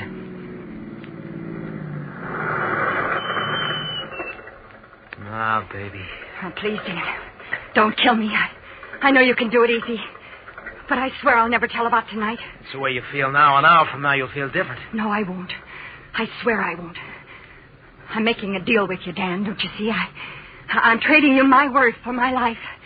I'll keep it, Dan. I swear I will. You don't have to kill me. Kill you?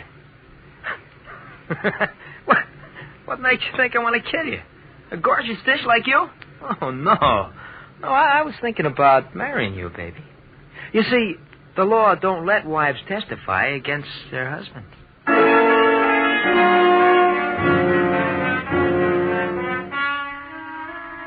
When Dan leaves and you finally reach your apartment, your senses are reeling. Your brain is spinning. You hear Dan's final words over and over again. I'll pick you up at 10 in the morning. Remember, you waited for me and drove the getaway car. That makes you guilty too, baby.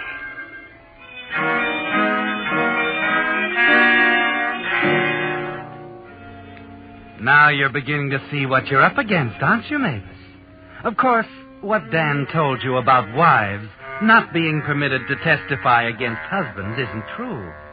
Not when the action occurs before marriage. But you don't know that, do you? And it wouldn't help much if you did. You do know Dan is a murderer and wouldn't hesitate to kill you if he thought it necessary.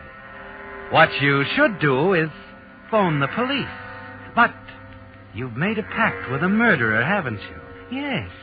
It saved your life, and you think you must keep it. You try to snatch a little sleep, but sleep is impossible. Finally, at 6 o'clock, the morning paper is shoved under your apartment door. The headlines sicken you. Sandwich shop owner killed in holdup. The subheadings are even worse. Unidentified man and woman seen fleeing from the scene of the crime in open car. There it is, Mavis. It seems hopeless, doesn't it? Even if you called the police, you know your story would sound phony. You were seen with Dan at Domingo's just before the crime by scores of people.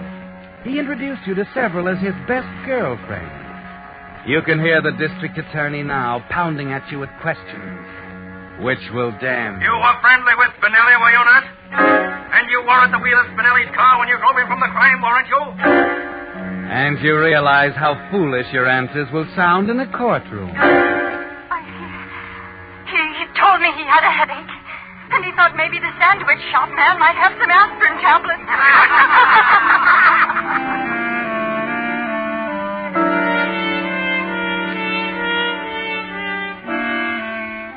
There's no way to turn, is there, Mavis?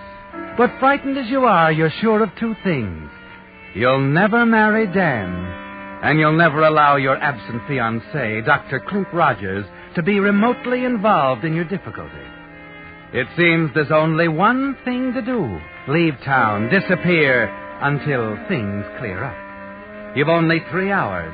It's 7 o'clock now, and Dan's due at 10. Not much time, but you're in a tough spot, and you quickly throw a few belongings into an overnight bag.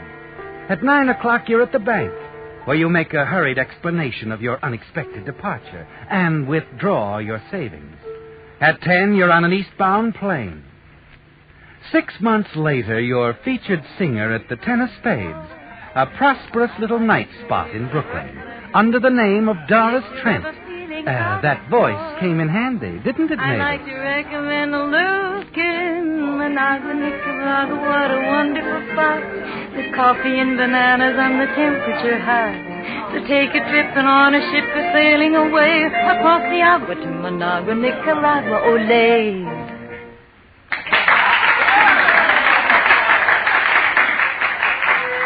You went over bigger than ever tonight, didn't you? And Vern Wilson, the London musical comedy producer, and his secretary watched you closely. A few months in London would be a great help. You're pretty sure he was there just to catch your act. You're confident when you reach your dressing room, but as the minutes pass, you begin to wonder. Well, Mavis, nothing to worry about after all. This seems to be your lucky night. Come in.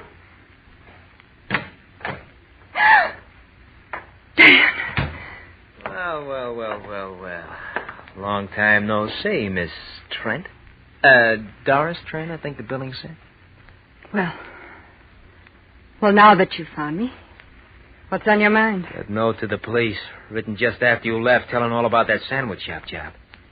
Gave the exact time, my name, the license number of my car, gave everything. You're the only one who knew all that, baby.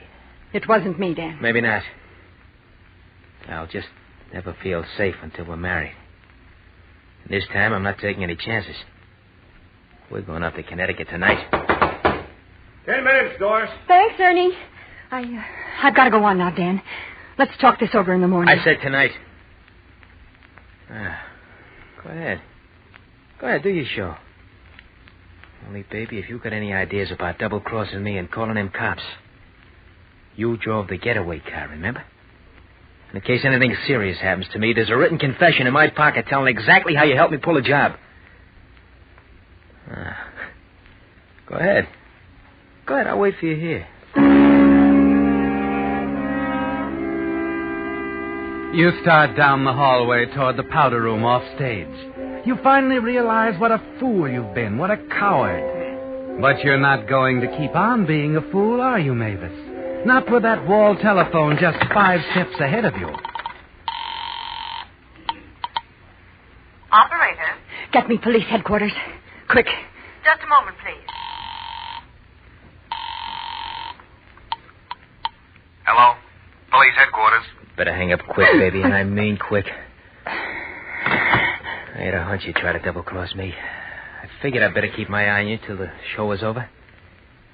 You should have looked around. Now I know for sure who wrote that note to the police. I told you I didn't write that note. You just tried to call the cops.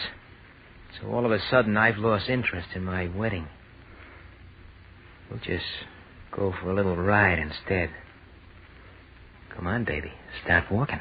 No, Dan, I'm not going. If I have to get shot, I'll take it right here. Let go my arm. Come. What's going on here?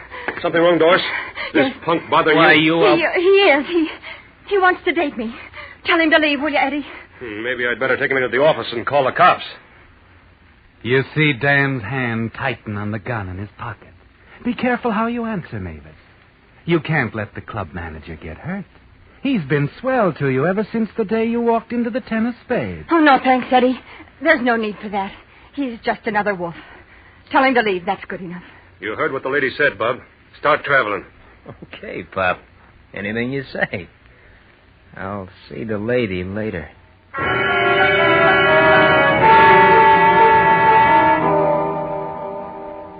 Even the police can't help you much right now, can they, Mavis? They've been after Dan for months, and he's still on the loose. And you're sure he's going to kill you on sight. A minute ago, you thought you were all through running. Now you must make another hasty exit. And this time you're ready. You've always known Dan might show up, and you've kept most of your street clothes in the Ten of Spades wardrobe room. Your money in the club safe. With Eddie's help, you're out of the club in 20 minutes. An hour later, you're on a train. Some weeks later, under a new name, Lily Gray, you're a top favorite with the customers at the Hacienda, a little night spot just south of the border. But after 5 long months, you hate it, don't you, Mavis? The hacienda's little more than a honky-tonk. And you hate yourself for your past stupidity. You hate your new name, Lily Gray. And most of all, you despise the proprietor, Spanish Joe, and his crude greed for money. And now he approaches the table where you sit alone with a sandwich and a cup of coffee. Hey, Lily, there's a nice American gentleman just came in. He wants to buy for you some champagne. Not now, Joe. I'm eating a sandwich. Please, Lily, let him sit with you. And treat him nice. Let him spend his money. Okay, Joe. I'll let him spend his money on champagne. But if he gets any ideas... He won't get ideas. Here he comes. Oh, come, Mr. Fontaine. Sit down. Miss Gray. She likes champagne. Sure you don't mind, Miss Gray? When you're going to buy champagne? Of course not. Sit down. Thank you. Cigarette? No, thanks. Well, it's been a long chase, but I finally caught up with you, didn't I, Mavis Cameron?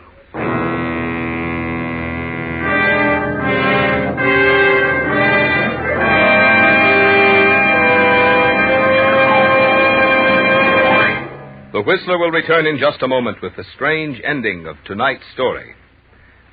But now a word to you drivers. If you want the tops in performance from your car, you naturally want gasoline that's tops in quality. And to be sure you're getting the tops in quality, there are just 2 things you need to remember. 1, in gasoline, it takes extra quality to go farther. And 2, Signal is the famous Go Farther gasoline. Yep, that's all. For gasoline quality and gasoline mileage go hand in hand. You see, you get those quick signal starts, that fast signal pickup, and smooth knock-free signal power because Signal gasoline helps your motor run more efficiently. And naturally, the more efficiently your motor runs, the more mileage you get. So the very same features in gasoline that give you extra driving pleasure also give you extra mileage. That's why Signal says, to be sure you're choosing the gasoline that's tops in quality, there are just 2 things you need to remember. 1, in gasoline, it takes extra quality to go farther. And 2, Signal is the famous Go Farther gasoline. And now, back to the Whistler.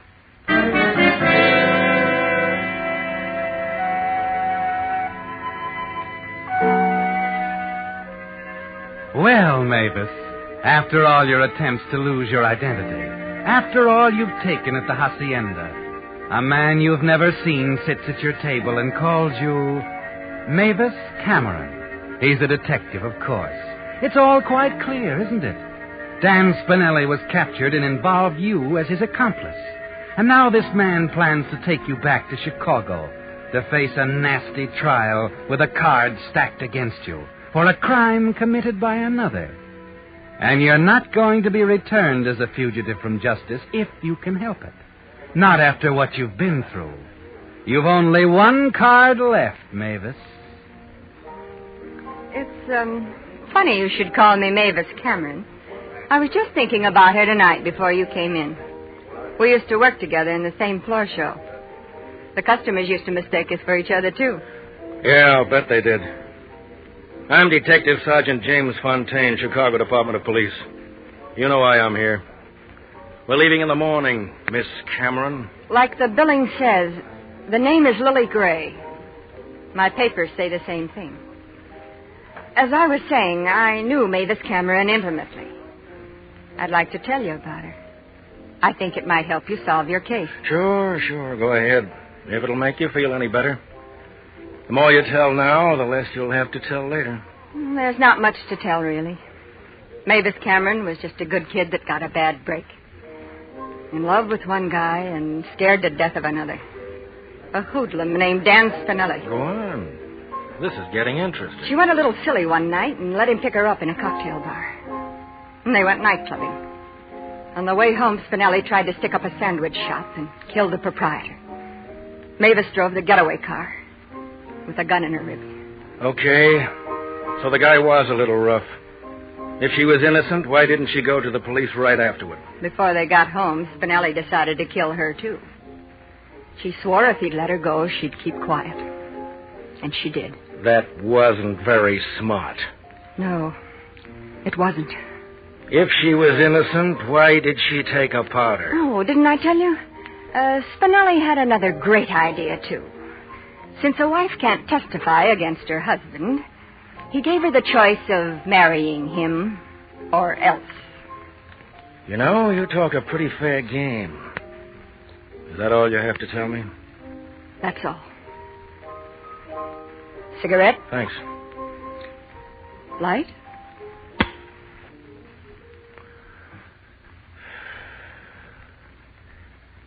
Thanks again, Miss Gray. Did you say Miss Gray? You said you were Lily Gray, didn't you? Yes, I did. You're a nice guy, Mr. Fontaine. I hope your girlfriend comes back to Chicago and clears things up sometime.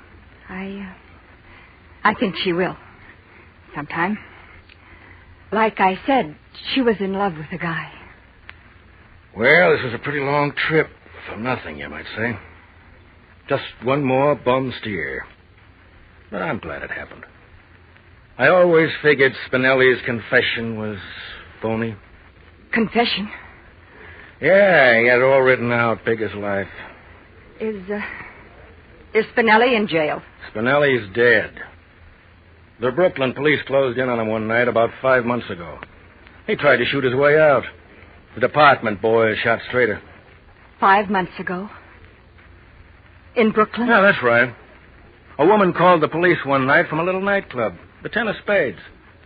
When they answered, she hung up. So naturally, the Brooklyn boys decided to investigate. One of them spotted Spinelli in a car across the street. Funny thing about it was, they never did find out who put in that call to the police.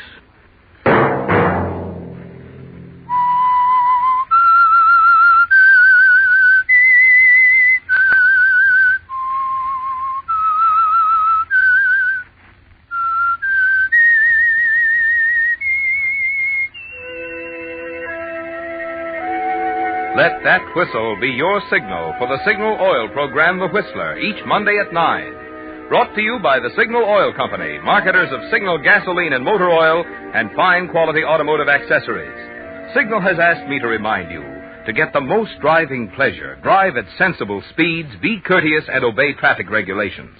It may save a life, possibly your own.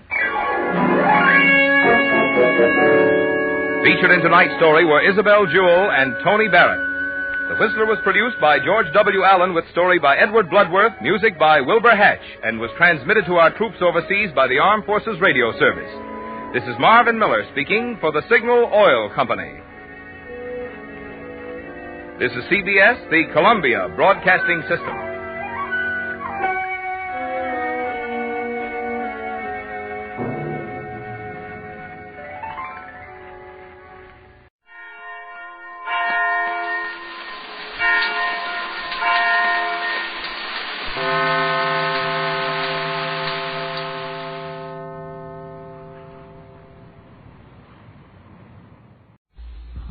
The Signal Oil program, The Whistler.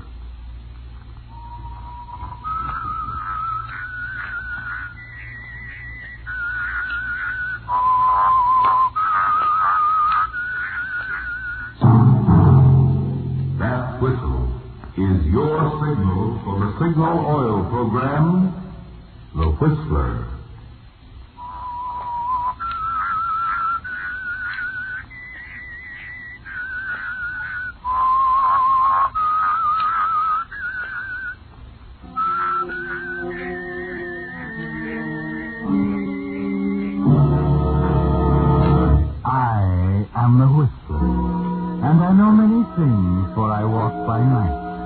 I know many strange tales hidden in the hearts of men and women who have stepped into the shadows.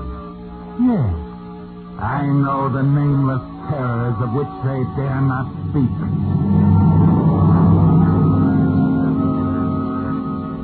Yes, friends, it's time for the Signal Oil program, The Whistler. Rated by independent research, the most popular West Coast program in the history of radio. In gasoline, you know, it takes extra quality to go farther. And Signal is the famous Go Farther gasoline. So look for the Signal circle sign in yellow and black that identifies Signal service stations from Canada to Mexico.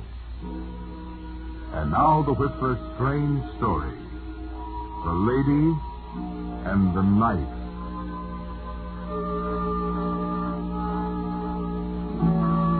It was only 3 in the afternoon, but the hotel cocktail lounge near the railroad depot in Omaha was buzzing with customers caught there between trains. In the darkness of a corner booth, Morley Carr sat with the portly gentleman in the salt and pepper suit.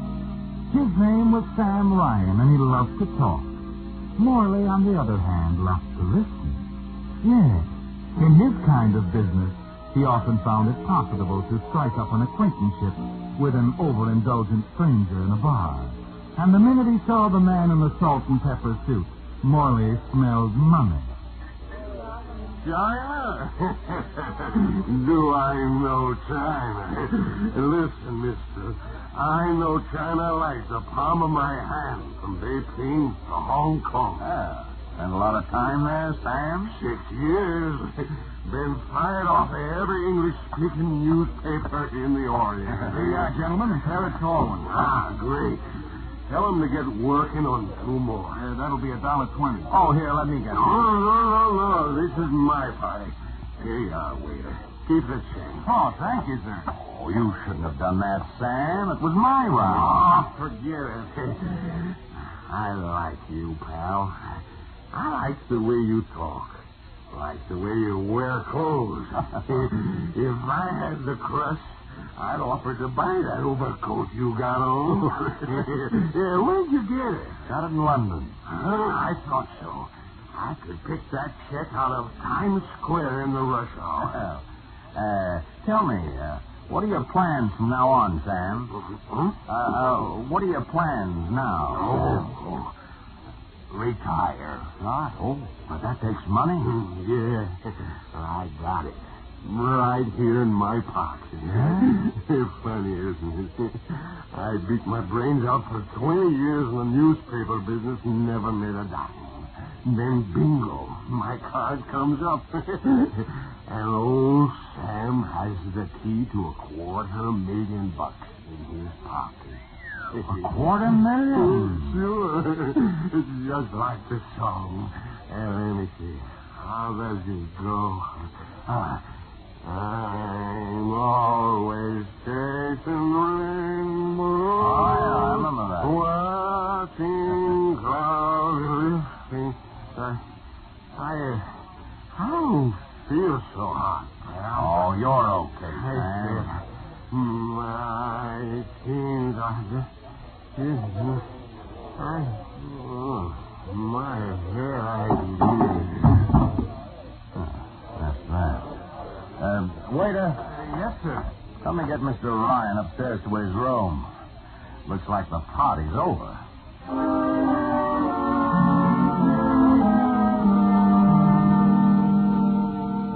It sounds a little fantastic, doesn't it, Morley? But it's worth looking into. $250,000, he said, and something about the key to it in his pocket. The waiter helps you carry him to his room, lay him on the bed, and you walk down the hall a few doors to your own room, already thinking of the approach you're going to use on your newfound friend, Sam, when he comes around tomorrow. 10 minutes later, you hear a noise down the hall that brings you to your door. You open it quietly. That noise sounded like it was from Sam's room. Oh, it was.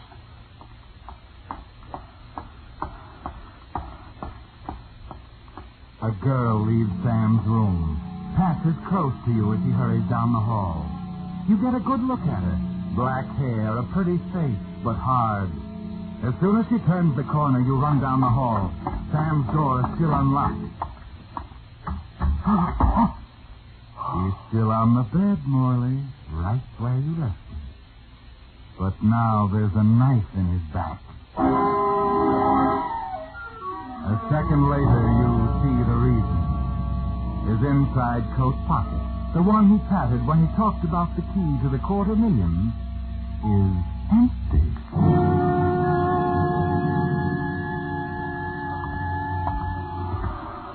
Dorman. Yes, sir? I'm looking for a young lady, black hair, in a fur jacket. Did you see her leave? Why, yes, sir. She got into a taxi only a minute ago. Taxi? Now, which one? Do you know the driver? I don't know his name, but this is his regular station. He ought to be back in a few minutes. Oh, thanks.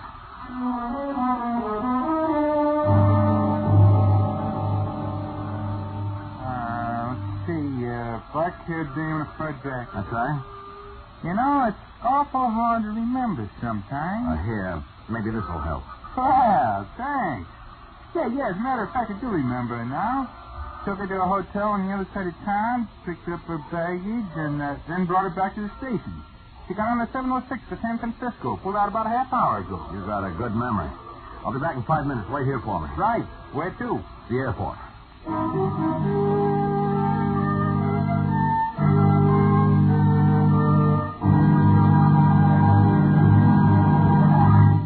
With the prologue of The Lady and the Knife, the Signal Oil Company is bringing you another strange story by The Whistler. But now, since this spring marks the 25th anniversary of the founding of Signal Oil, I've looked up some facts which I think will surprise you as much as they did me. Did you know that 25 years ago, here in Southern California, regular gasoline sold for 23 cents per gallon without any taxes? On the other hand, in 1940, regular gasoline sold for only 18 cents per gallon. And that price included 4.5 cents per gallon of taxes, which had gradually been added. So the price of the gasoline itself, without the taxes, had actually gone down almost one-half. All right, now what about today's prices? Since 1940, items in the cost of living have climbed 53%. Get that. 53%, compared with an increase of only 13% in the retail price of gasoline since 1940. And I might add, the gallon of Signal that you buy today is a vastly superior product, the finest gasoline ever offered to motorists without extra cost. So when you drive into your Signal gasoline station and say, fill her up, remember you're not only getting the tops in gasoline quality, you're also getting one of the most remarkable values that your dollars still buy today.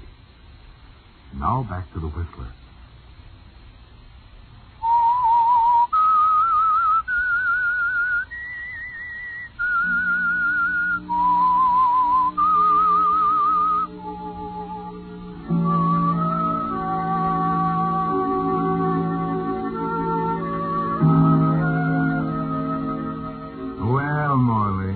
If there were any doubts in your mind about the key to the $250,000 Sam Ryan was prattling about, they're gone now. His body lying on the bed in that Omaha hotel. That empty pocket in his coat, and above all, the lady with the knife, all tell you that it's real. That if you play it smart, part of that $250,000 is yours.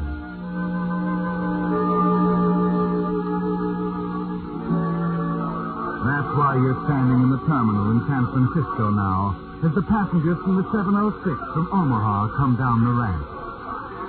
A minute later, you see her. Follow her to a cab and hear her direct the driver to a hotel on Eddy Street.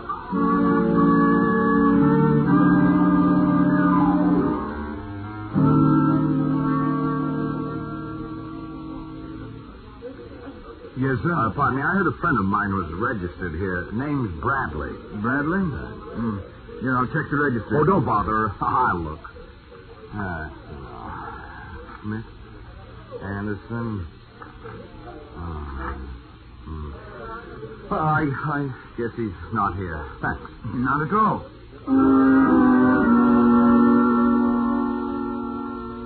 Lucille Lacey, room 402. The last name on the register, Lucille Lacey. The Lady and the Knife. Directly across the street, there's another hotel. A small one, a little ragged at the edges. You get a room at the front of the building where you can keep an eye on the entrance of the Brighton across the street. And during the next few days, you'll follow Lucille Lacey everywhere. But it's not until the fourth day that she makes a move that means something. A pawn shop on 3rd Street, run by a man you know, a man named Cardoza. You wait in the store entrance until you see her leave, then walk across for a word with him. A furtive, cautious man with a nervous habit of doodling on a scratch pad as he talks to you across the counter. A little bit like old times, Morley, having you back in town. Just passing through, Cardoza. How's business been? I'm getting by. Just getting by? That's all. You are looking up all your old friends? Oh, no, I'm here on business. Gig? Yeah. When? I don't know yet. Can you take care of me? Maybe I ought to know more about it. Maybe I'll leave it there for the time being. Now, so long, Cardoza. Don't take any wooden diamonds.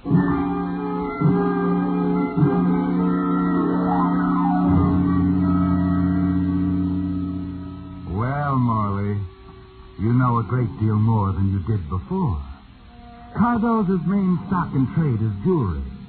And this time, it's $175,000 worth. At least, that was the figure Cardoza was doodling on his scratch pad. It's the biggest thing you've ever run across. You're really careful with Miss Lacey now. Watch her like a hawk. And the next day, you follow her to a shabby office south of Market Street. You watch the entrance until she comes out, and then hurry across the street and up a flight of stairs. Faded gilt lettering on a frosted glass door tells you who Lucille was calling on this time. Zach Chambers, private investigator. Looking for somebody, mister? I'd like to talk to Mr. Chambers. The boss? He isn't in just now. Oh? You won't leave your name? Oh, no, it's all right. I was supposed to meet a young lady here, Miss Lacey. If she comes in... Lacey? Oh, yes, she was just in, coming back at 3 o'clock. Oh, you think Chambers will be back before then? He'd better. I haven't been to lunch yet. I see. Say, look, if you don't mind, I'd like to wait. I haven't anything else to do. Go ahead. Find a chair in his office. Well, thanks. There's some magazines on the desk. Kind of tired ones, but if you haven't already seen them... I'll make out. I'm sure you will, handsome.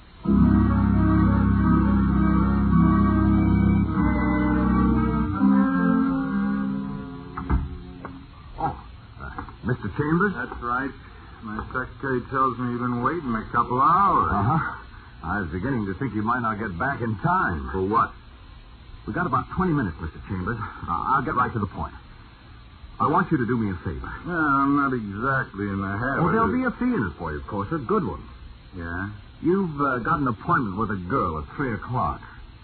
I have? Yes, your secretary told me. She talks too much. Oh, that's all right. I've been following this girl for some time. What? Oh, no. It's nothing like that. See, I'm a friend of her husband. She ran out on him. Yeah, it happens every day. Why don't you stay out of it? No, this is different. She really loves the guy. She's just, mixed up. Yeah, aren't they all? I promised him I'd talk to her. Well, so far I haven't found the opportunity. Doesn't she know you? No, that's what gave me the idea. You're way ahead of me, pal. I'd like to take your place, Mr. Chambers.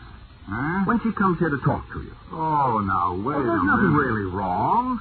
You know how people pour their hearts out to strangers. Well, I figured it'd be a perfect chance to talk her into going back. Just friendly advice from a disinterested party. What? Well, what do you say? Well, I can see your point, and it seems like a neat way to get to her. What was it you said about money? What's your usual fee? $20 a day in expenses. Only, this is a rather unusual case. Shall we make it 50? Yeah. Let's. What do I do? Where's your secretary? Out to lunch? All right, keep her out. And stay away yourself for a couple of hours. Oh, where can I hang my coat? This closet in the corner? $50 for doing nothing. That's not bad. Of course, there isn't a chance I won't... You come back at 5. I'll give you your money then. That is, if she keeps the appointment. Okay, pal. Oh, one more thing. Yeah? You're a very interesting liar.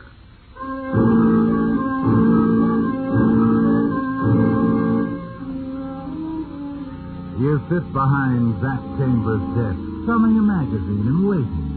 And then, just before 3 o'clock. I'm Miss Lacey, your secretary. Oh, I know, Miss Lacey. I've been expecting you. Have a chair. Thank you. Like that? No, thank you. Mr. Chambers, I'm worried. I don't know exactly how to explain it. Well, the first thing to do is relax, Miss Lacey. Certainly nothing can happen to you here. I'm not so sure. There's someone following me, Mr. Chambers. A man. He's been following me for days. Oh? Any idea why? Not the slightest. You know, of course, Miss Lacey, for me to be of any real help, you will have to take me into your confidence. I'm telling you all I know. Did you get a close look at him? No. Been too careful. But he called. Bought your bill. Wears a checked overcoat. Mm-hmm. Well, that should help. Just what do you want me to do? If you could find out his name, where he's staying. That's all you want? That's all. Okay, I'll see what I can find out, Miss Lacey. Where can I reach you? I'm staying at the Brightons. Check. You suppose you could have something on this Friday night? Possibly. Will you be in? All evening. Oh, how much will you want? Oh, yes. The fee. Well, I usually get 20 a day in expenses, but you're asking me to work pretty fast. I'm aware of that. Okay, Miss Lacey. Let's say $50, huh? That ought to cover everything.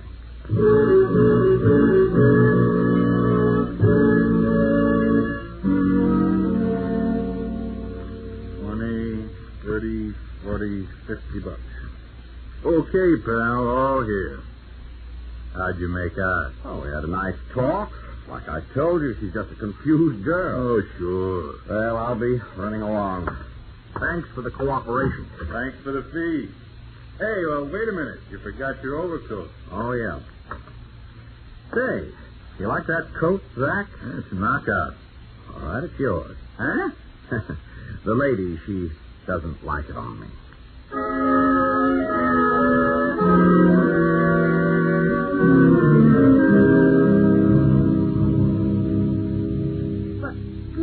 Chambers, you're sure it was the right man? How could I miss with that checked overcoat? Well, anyway, I didn't have to look very far. He came up to my office right after you left. He followed me there? That's right. Who is he? He's a pretty big guy, Miss Lacey. Name's Morley Carr. Ever hear of him? Morley Carr. No. How do you mean he's big? Oh, international jewel thief. Anything that comes along that has money in it, big money. I see. You know, I'm beginning to think that $50 deal I made with you was too cheap. You may need some help, Miss Lacey. I'm not asking for help. Oh, what's he after? And I'm not paying you to ask questions. Oh, look, lady, after all, I'm on your side, remember? What did he want? He tried to sound me out about you, or rather tried to buy me out. He offered me a deal.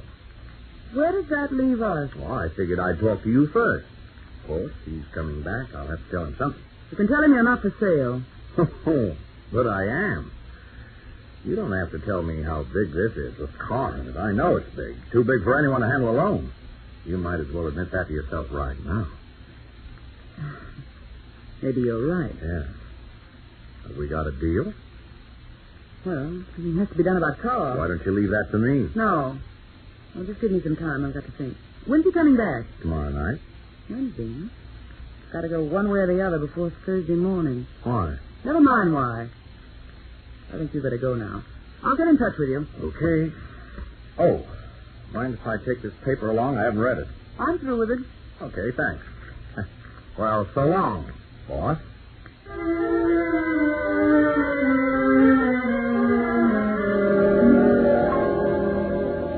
You're playing it close, Morley. But you're in the home stretch now. The newspaper from Lucille's room, folded open at the page covering steamship arrivals, with a check mark opposite the entry, SS President Grant, Pier 37, Thursday a.m. It's important to stay close to Lucille now. And there's a way to do that, isn't there, Morley? It's brazen, but it's sure. Early Thursday morning, you call her.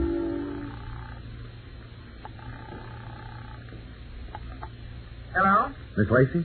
Yes? Zach Chambers. What do you want? I just called to tell you not to think too hard. I took care of the man in the checked overcoat. What? Just that. So don't worry about him anymore. What did you...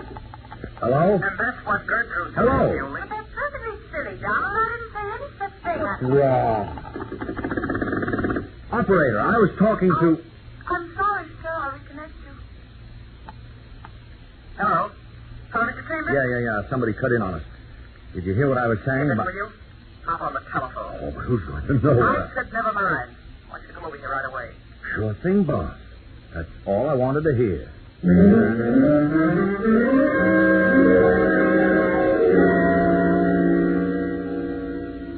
You shouldn't have been so careless on the telephone, Mr. Chambers. Why not? Who'd have any idea what I meant? I might have been talking about a Fuller brush man. But you weren't. Oh, well, let's forget it.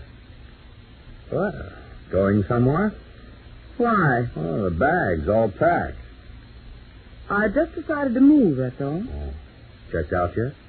Not till morning. Mm-hmm. What about our deal? You decided anything? I guess you're right. Too much for me to handle alone. You're smart. Gonna let your hair down? Take a look in that desk drawer. Something you ought to see. Okay.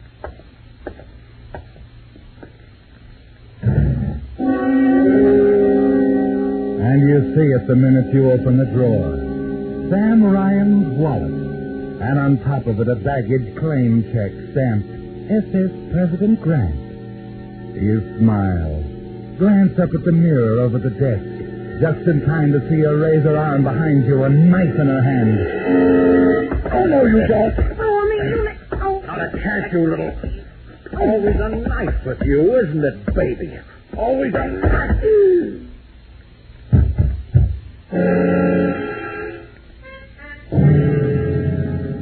For a minute, you stand there trembling, staring at the knife on the floor where you dropped it. Then you slowly walk over to the desk, pick up Sam's wallet and the baggage check. SS President Grant. B-102-38. You have it now, Morley. The key to the whole thing. A baggage check marked with a number and the name of a ship. One more thing now as you let yourself out of Lucille's room. You hang a sign on the doorknob. Do not disturb. 15 minutes later, you're waiting at the baggage window at Pier 37. The clerk looks at the baggage claim check, walks slowly past a row of bins, finally settles on a small black box. There you are, sir. Just came in on the Grant. One portable typewriter. Typewriter? It's yours, isn't it? Let me look at that check again. B-102-38. Yeah, that's right. Thanks very much.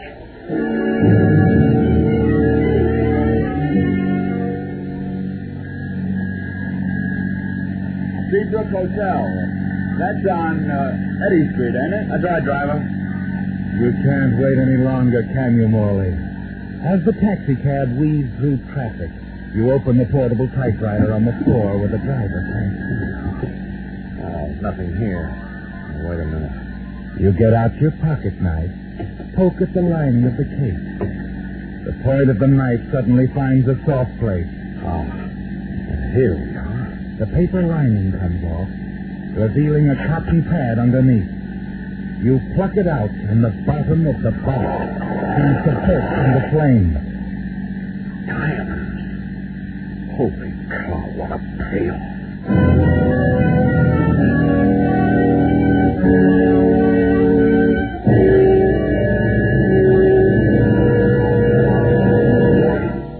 The Whistler will return in just a moment with a strange ending to tonight's story. Meantime, a word about your car's health. If the faithful chariot has been feeling a bit... and you'd like for it to feel more... the chances are all it needs is that famous spring tonic, a Signal Spring Changeover. The first ingredient in the prescription is a motor drain and a refill with Signal Premium Motor Oil, the new type lubricant that actually keeps motors 6 times cleaner and reduces cylinder wear 1/3. That's your guarantee of a sweeter running motor. Next ingredient is a Signal Double Check lubrication to take out winter squeaks and groans. And the third ingredient is fresh new gear lube for your differential and transmission. Yes, this is just the tonic to put the spring back into driving. And where to get it? Why, just drive into any service station displaying the familiar Signal circle sign in yellow and black and say to the friendly Signal gasoline dealer, I want a Signal spring changeover. And now back to the Whistler.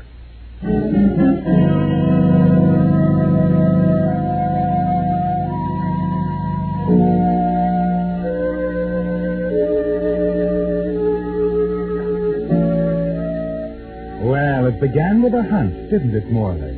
With a solid, sure feeling that the man in the salt and pepper suit back in that bar in Omaha had money. And it paid off on a dock in San Francisco when a baggage clerk put a fortune in smuggled diamonds into your hand. As the cab pulls up in front of your hotel, you know the important thing now is time. That you have to be out of town before Lucille Lacey's body is discovered in her hotel room across the street.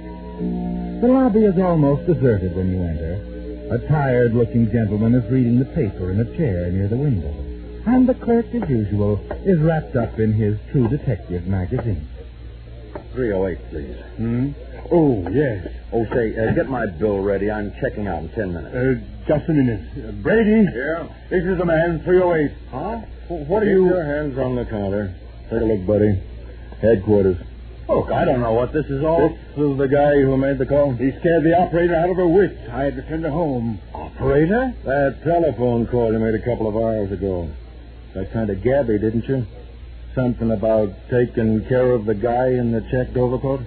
Oh, that. Yeah, that. Why, it was only a gag, officer. I was kidding her, you see. You got a queer sense of humor. Zach Chambers was found in an alley this morning. What? With a knife in his back. Know anything about it? A knife? Hey, now, he was wearing a checked overcoat. The papers hit the streets an hour ago. Now, listen, officer, I don't know anything about it. Well, when I called her, I was kidding, don't you see? Who were you kidding? A lady lived riding across the street, room 402. Made a note of it right here on the register. Oh, now, listen, you got to let me explain. I had nothing to do with it. We'll get to that later. Later? Yeah. At the moment, I want to see how your girlfriend took the joke about the guy in the checked overcoat. Oh, now, wait a minute. You can't... Come on, mister. Let's go over and talk to the lady in 402.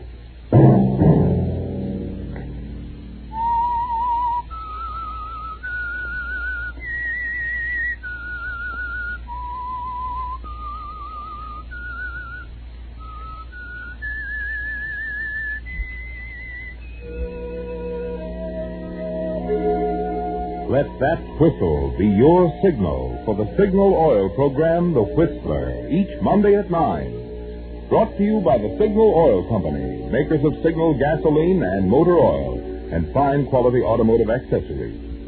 Signal has asked me to remind you, to get the most driving pleasure, drive at sensible speeds, be courteous, and obey traffic regulations. It may save a life, possibly your own.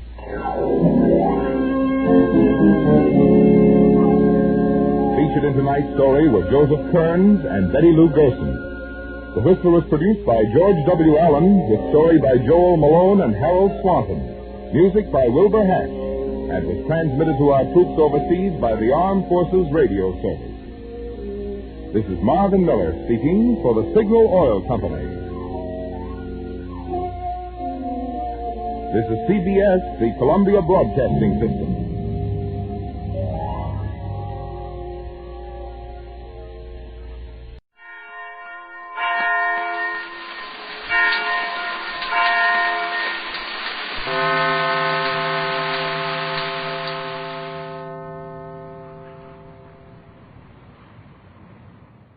Quiet, please.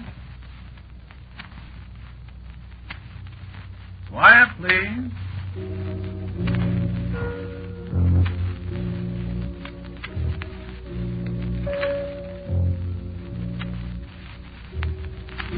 National Broadcasting System presents the third of a series of unusual dramatic programs written and directed by Willis Cooper and featuring Ernest Chappell.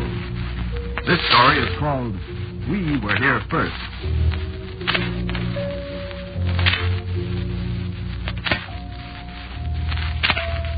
I'll tell you a story. You keep asking for stories, I'll tell you one that'll really give you something to think about. You'll keep thinking about this story till you die. And I have an idea you'll pass it on to the ones who come after you, just as I'm passing it on to you.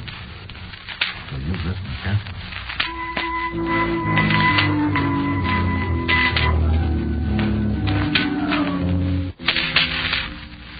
This one doesn't start with once upon a time.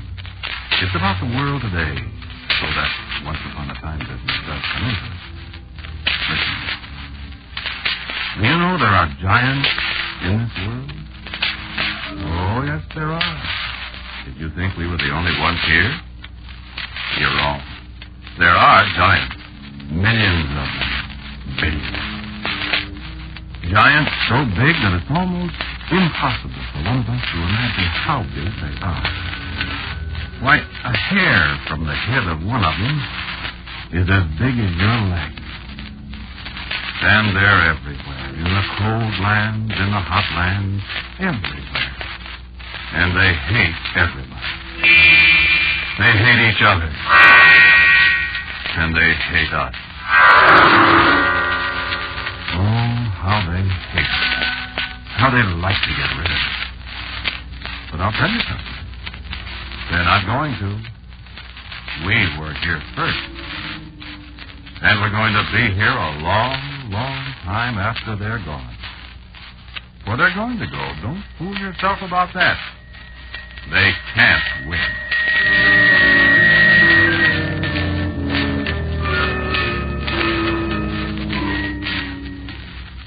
But it isn't going to be easy. Don't fool yourself about that either. They've killed an awful lot of us in all the millions of years they've been on this earth. And I may say we've killed quite a few of them. We've killed more of them than they have any idea. And that, my child, is quite a trick when you consider the difference in our sizes. How big are they? Well, that's hard to explain. We're all different sizes, you know. Some of us are small, some of us big.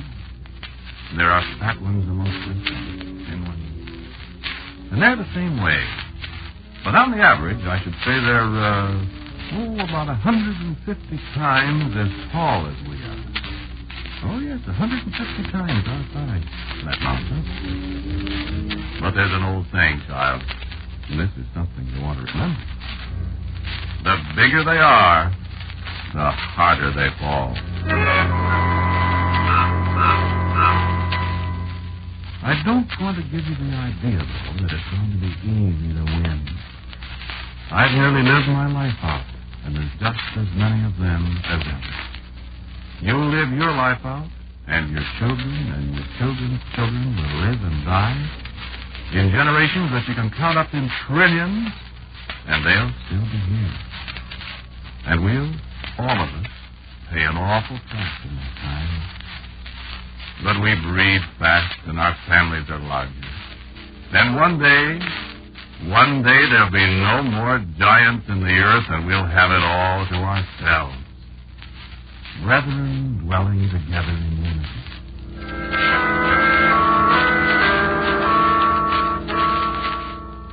That's one of their sayings, too, but they disregard it pretty much. They don't dwell together in unity any more than we do.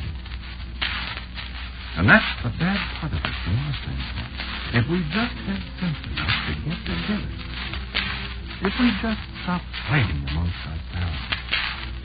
Now, of course, it's all right for them to fight amongst themselves. That simplifies our problem. Someday, if we're lucky, maybe they'll all kill each other. They try hard enough. Oh, I tell you, they've got weapons, child. They've got an atomic bomb. It works. And some of them are scared to death that it may one day wipe them all out. But we'll see. If it does, good riddance. and our day comes a little sooner. If it doesn't, well, we've got time.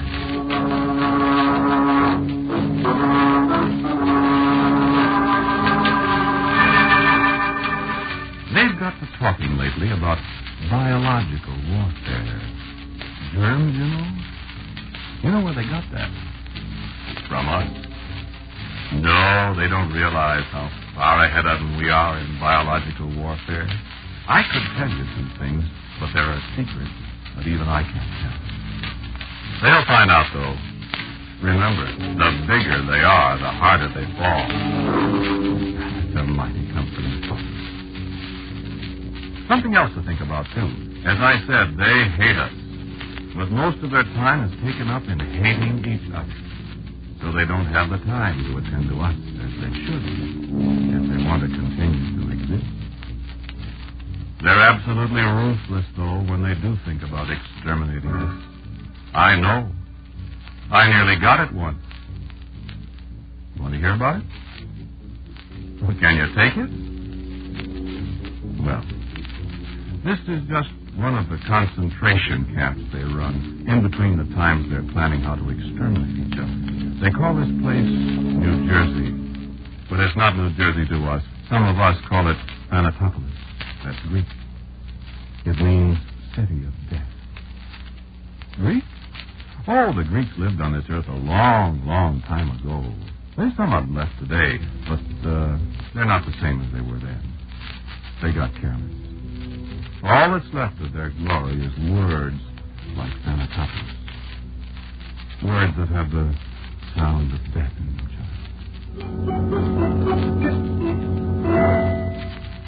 I was hungry. That's how I got caught. That's the way a lot of us get caught.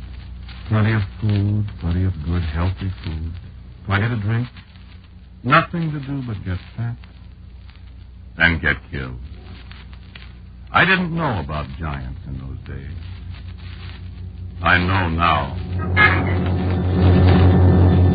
The gate was wide open, and I tell you, it was the pleasantest place I've ever seen. I looked it over. I smelled the food. Oh, I tell you, I've been around, and I never smelled anything so delicious in all my life. I just went crazy as hungry as I was. Well, the food was just as good as it smelled, and there was plenty of it. I lost my way going in. It's a kind of a labyrinth, you see, and I was interested in the food. I was hungry. There was a lot of us in there. I recognized hundreds of friends, fat, happy, well-fed. I stayed there quite a while. I got fat, too. But there were sounds I didn't like.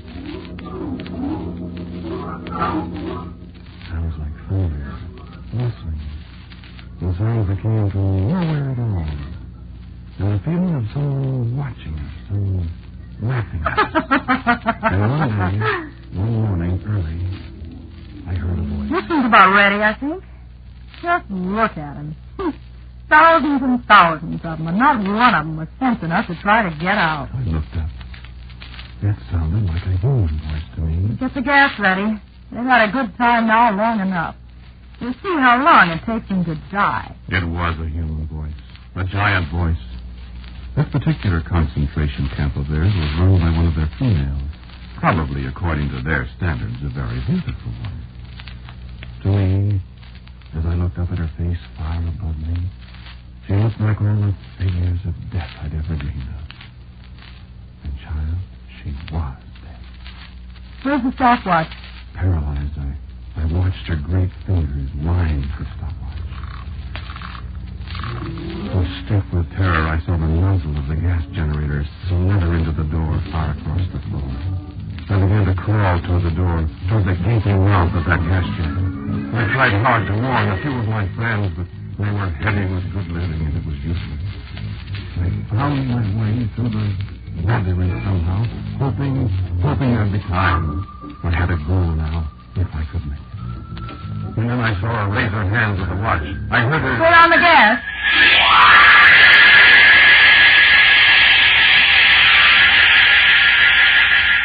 One tiny whiff of the gas, one short, Infinitesimal breath of it, and I thought my heart would leap through my body. My eye had bulged, and my legs refused to hold me up. I fell and staggered again.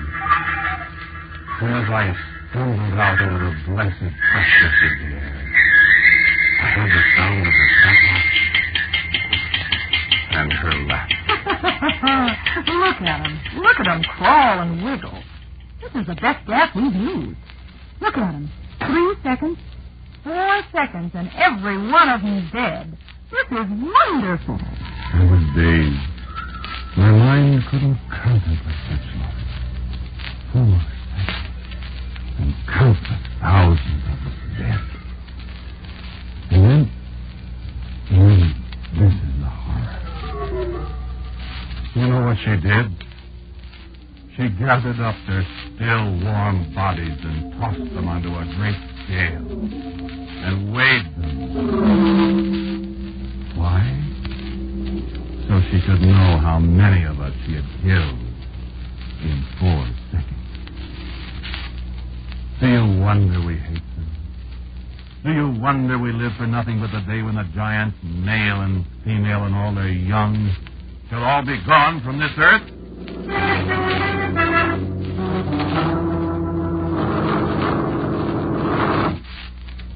So you see, it must be us or them. And I swear to you, child, we'll stay. We were here first. We're patient. Most of the time, we forget we're here. And that's good, of course, because they're intelligent. They can fly, too.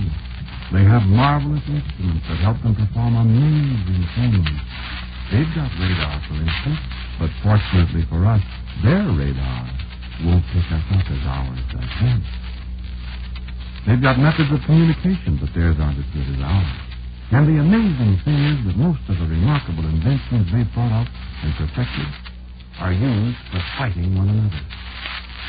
Let them keep on inventing like this. Because, you see, there's one little point they never seem to think about. They fight amongst themselves. But we fight against both sides. And you know who wins their wars?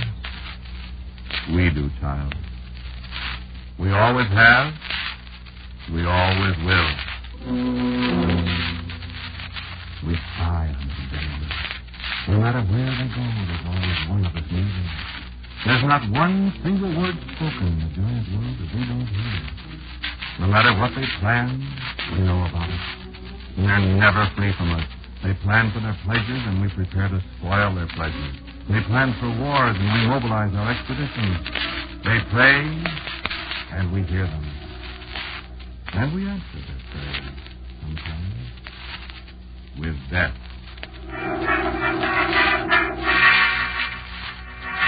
What do you mean? How? You think it's hard for a being our size to kill a being the size of a giant? It isn't. You see, in the first place, we're willing to sacrifice 1 million of us to kill one of them. So it's true. Not all of us know about the giants. Not all of us know that we're being sacrificed in this endless war. Some of us think we're dying a natural death, I suppose. But we leaders know. You still don't understand? Well, let me give you an example. I said the giants are on the average, perhaps 150 times as tall as we. Well, that's just height. If you know anything about mathematics, you realize that means they're uncounted millions of times bigger than we are. In actual mass, it would probably take a billion of our bodies to make one the size of theirs. Take an ant, for instance. How much bigger is a man than an ant? You see? So, on a plantation in South America...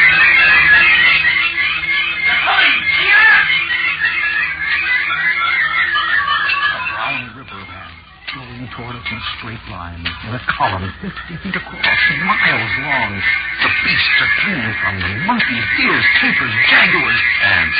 Tiny creatures only half an inch long. Soldier ants, hungry, leaving only the stripped skeleton of trees to mark the paths they followed. Skeletons picked clean of the animals that fell in their way, stripped clean in a matter of minutes. Ants, tiny creatures, only half an inch long. They're coming. We've got to fight them. Fight them with flowing streams of water. And they come on. Fight them with jets of oil. Open the tanks. Drown them. And some die, but they come on. Fight them with fire. Hey, fire here. Set the oil on fire. And some die, but they come on. Run. Don't let them get you. They poison in their jaws. Run. Then the brown river flows remorselessly on. Tiny creatures, half an inch long. Then behind them, as the end of the brown river disappears, a clean white skeleton and desolation. So you see, it isn't size. It's hatred and the will to conquer. And it's numbers. The bigger they are, the harder they fall, child.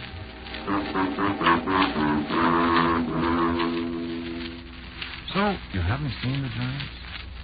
You just think you haven't, child. You're young yet, and you're mistaken. Sometimes you think it's a cloud that obscures the sun. Sometimes it is, and sometimes it isn't. Don't waste time when a great shadow falls on you, child. It might be one of the giants. And they strike without warning. It's a horrible death. You see, one of the things that makes living in the same world with the giants so terrible is the way they hate us. They hate us in an impersonal kind of a way. They kill us by habit, most of them. They say, "There's one, kill him." And that's all there is to it. You never think about it afterwards. That, we think, is why we hate them most. We're of no consequence to them. That is, they think we're of no consequence. If they knew what we've done to them through all the countless ages they've been on this earth. Well, perhaps it's a good thing they don't. Their scientists know, though. And they've got some pretty good scientists when they're not thinking up ways to kill each other. And they know us. Some of them study us. And, child, they're clever. They're the ones who thought of setting us against each other. They're war makers amongst themselves. Why shouldn't they apply their theories to us? And their theories work. We fight amongst ourselves. We do too much of it. And most of us don't know why we do. It costs a lot of lives, and the worst part of it is, it costs time. I don't say that they put us up to all the fighting. Some of us think of it ourselves. Maybe it's a good thing. Maybe there'd be too many of us for our own good if we didn't kill each other. But if we could only get together, if we could only, all of us, see that one shining goal before us, think of a world that would belong to us, all by ourselves, with no giants to worry about. Not that all of us worry about the giants. That's just the trouble. We have to spend so much time convincing others that they really exist. That they're a menace to us every second we live, and that we've got to destroy them. One day, if we don't learn to get together, they'll destroy us, maybe. They've destroyed a lot of us so far. And I hate to think of this world belonging to them exclusively. What? Oh, yes, of course. They wouldn't live without us. They need us. Some of them know that, even if we are, as a race, a constant nuisance to them. But what's the good of that? If they destroy us, they'll die, too. And then there won't be anybody left in the world. But believe me, child, we don't need them. We got along a good long time before they appeared. And we'll do it again. Nonsense? Superstition? You children. I know, though. I said the same thing when I was your age. But I found out history. Yes, there are giants. You'll find out. Certainly we can kill them. Didn't I tell you about the ants? Well, that's right. There were millions of them. But one of us can kill a giant. Just one of us. I'll tell you a story about that, and then you decide for yourself. This was in the last war out in China, a long, long way from here. So I know it's true. I got it from a friend of mine who was there. An airplane fell down in a valley between the mountains. The pilot had a broken leg. And for a week, he lay there in the valley all alone. And there was nothing wrong with him except for his broken leg. He had something to eat, and there was water. And he didn't have died, except that a bug of some kind bit him, and he got some strange fever.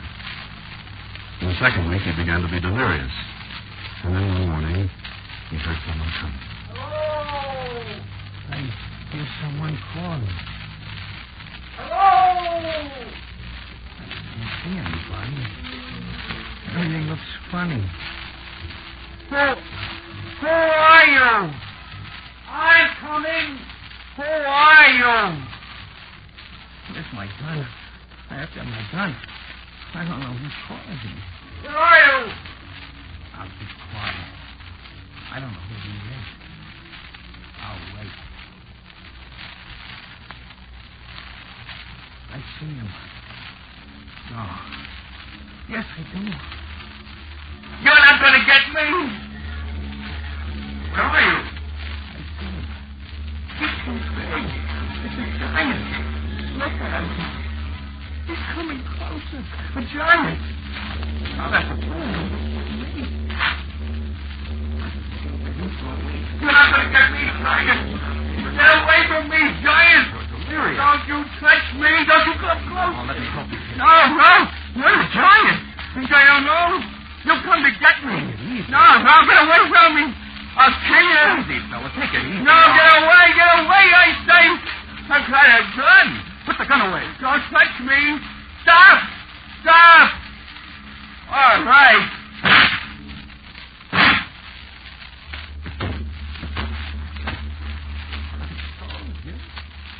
I told you I'd kill you.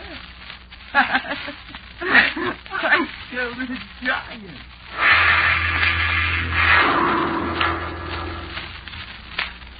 He killed one of them. It was very easy. It was very curious. A little later, when the evening came and his fever cooled a little, that the dead giant looked so much like his friend that had jumped out of the airplane a moment before he did. It was very curious. Well, all right, it was his friend.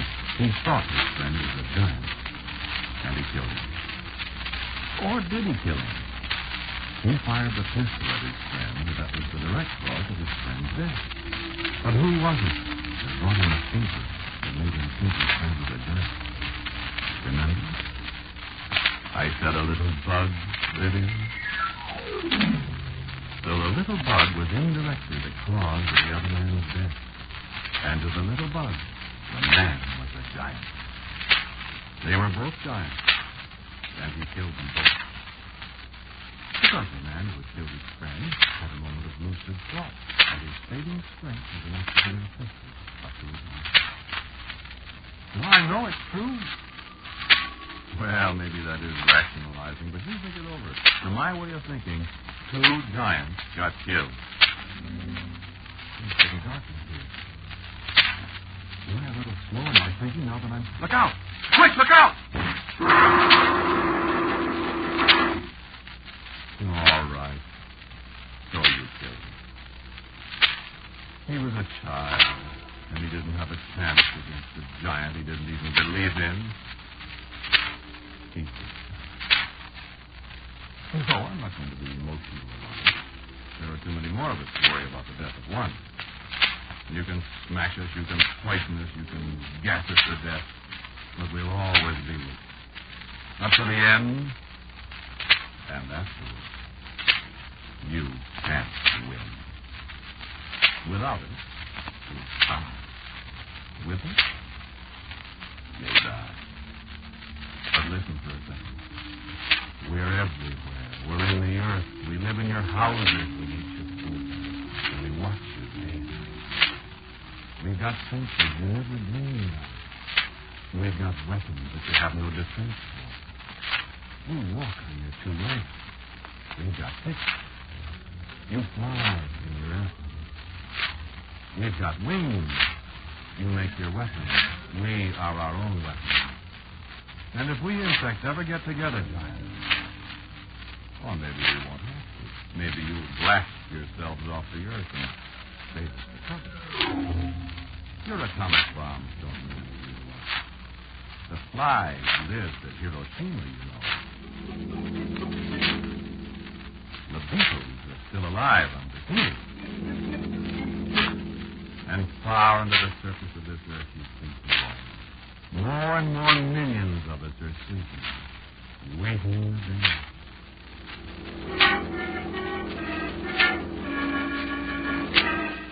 Giant, we'll always be there.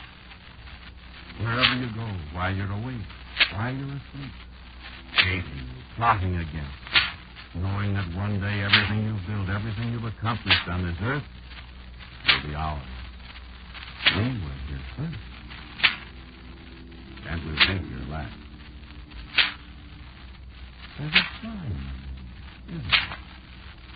And there's a cloud of gnats somewhere outdoors waiting for you and all the rest of the giants we hate. Are you the one that was bragging about the, what do you call it, DDT? Fine. DDT does kill. It kills the good insects and the bad ones. Better try again, Giant. You can't live without us. And you can't live with us. The bigger they are, the harder they fall. We were here first. Think of that some night when a fat moth blunders in your bedroom window. Maybe he won't be blundering, Giant. Maybe he'll be afraid. And remember, we're giant killers.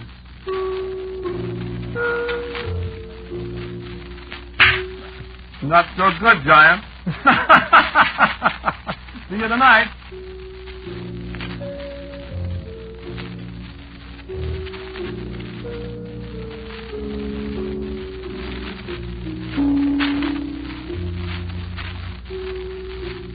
You have listened to Quiet Please, which is written and directed by Willis Cooper.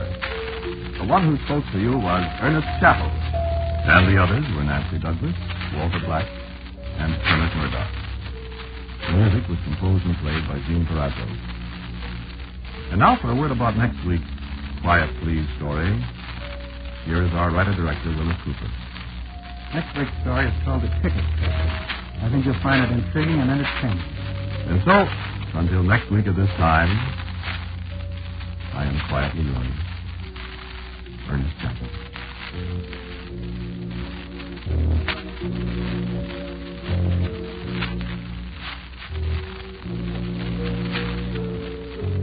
This program came to you from New York. Stay tuned now for a fascinating story of strange events and their common-sense explanation on The House of Mystery, which follows in just a moment.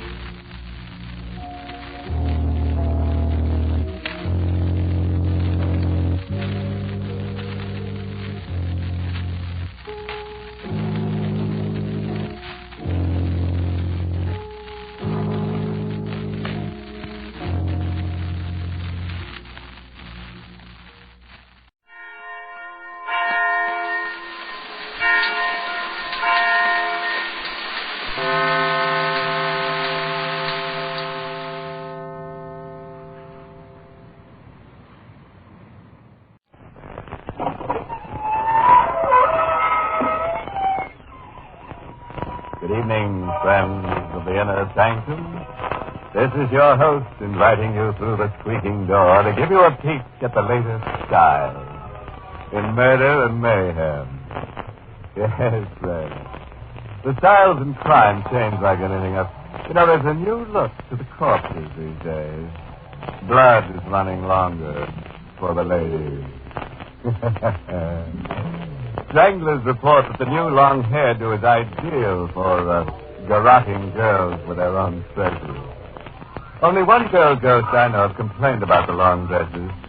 She says that she's been wearing long sheets for years, and now no one can tell her from a human. She can't haunt people anymore.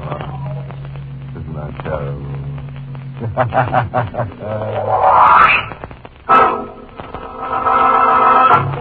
Tonight's Inner Sanctum mystery, The Doomed, was written by Milton Lewis and stars Carl Swenson, the role of Garth, with Mercedes McCambridge as Claudia. All right, Francis. You know what's going to happen now, don't you? That's right. You're going to scream your little heads off and love it. Ready? Then gather close to the fire and listen to Garth Walden tell us his strange story. I'm not sure if I should sweat my whole being. Oh, presence is death. And I went to the window as if to escape and opened it wide. And with the breath of the cool night air on my face, my eyes cleared, and I looked at Nina's bed. I knew that she wasn't sleeping. I called. Nina! Nina, wake up! She didn't stir. Nina! I was terrified. I knew that the slightest sound usually woke her, and I shook her. Nina! Nina, talk to me. It's me, Garth. Nina! Oh, my God. The bruises on her neck. I knew I'd murdered her. Frantically, dialed, numbers. Take a look there. Her eyes were closed. She's still, the death is still. Hello. Hello there. Lyman. Yes, this is Lyman. Who's calling? I'm sorry to wake you at an hour like this. Who is this? Garth Walden. Oh, what do you want, Garth? I'm in a terrible jam. Well, what's the matter? I murdered my wife. What? When? No? Just you. I don't know what to do. I need help desperately. She's lying there on the bed. Now get a grip on yourself. Do exactly as I tell you. Yes. Get a suitcase. Pack some clothes. Yes. Pack your jewels. Take anything that's small. Pack. You hear me? Yes. When you leave, lock the door. Make sure of that. Yes, I will. Then come directly to my place. Don't take a cab. Walk. It's only a short distance. Yes, I understand. Don't let anyone see your face if you pass them on the street. Make sure no one sees you come into my house. Yes, I'll be careful. Remember everything I told you. I appreciate what you're doing, Lyman. Goodbye. Goodbye, Garth.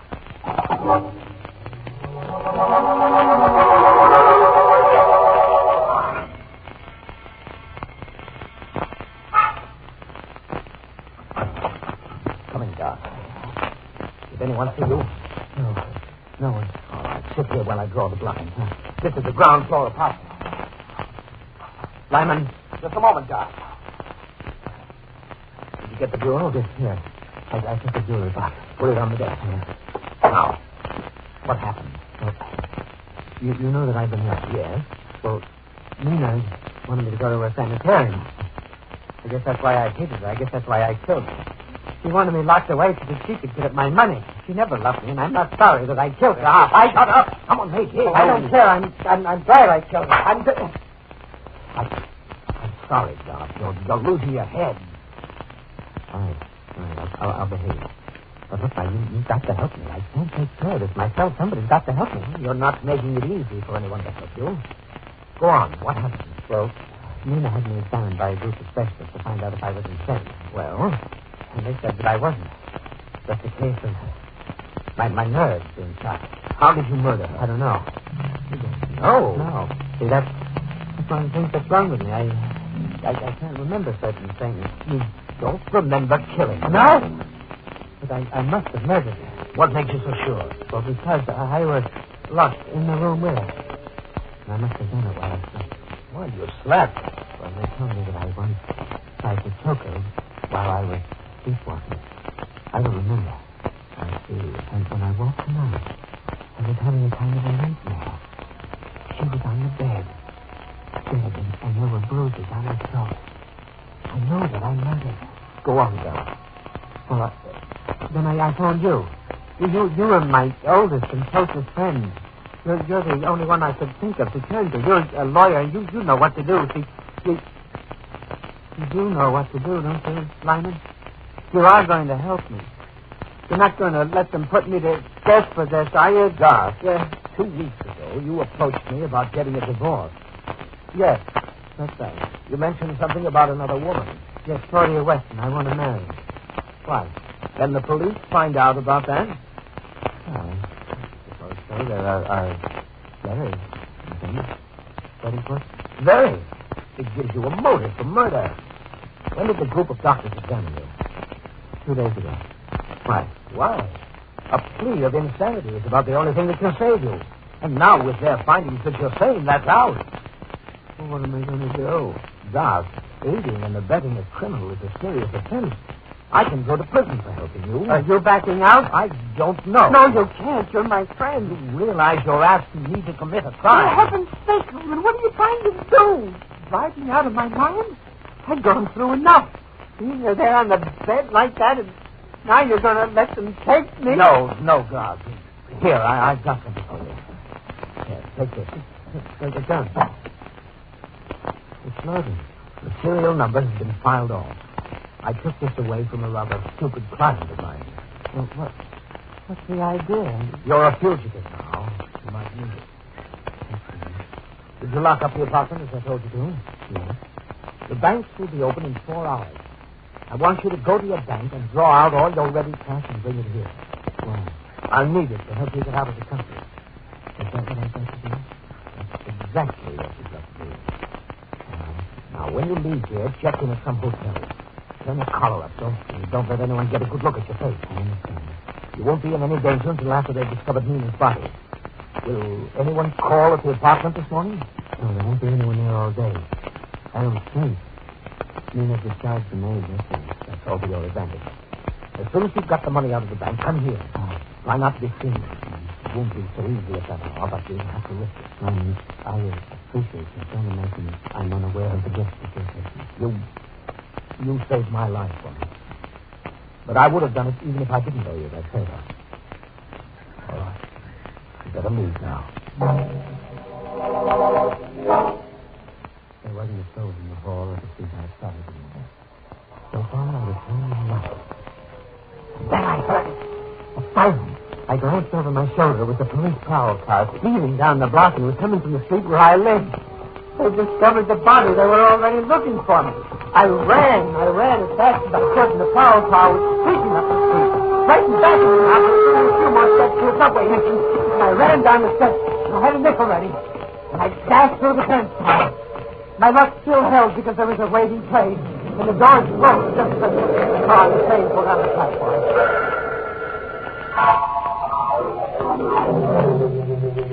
And then you came here, John. Yes, that's right, Claudia. I started a place to go to a hotel. The police might be looking there already.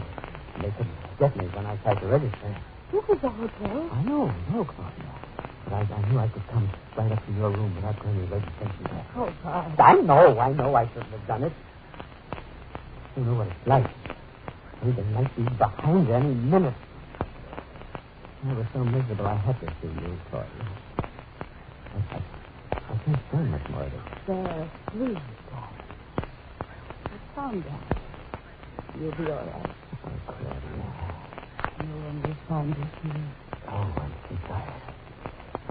Terribly tired. I'm afraid. Dad? Have you told me everything? Just as it happened? Mm-hmm. Doc, there's no reason to suppose the police will ask me. But I saw the car. But in the state you're in, you could imagine anything. Hello, operator. Would you get me village 69970, please? And call me back when you complete the call. That's my home. What are you doing, Claudia? If the police are there, they'll answer. But if nobody has discovered the body, it'll just ring. I see what you're saying. Another thing, Doc. I think you made a mistake about Lyman. Mistake? Yes.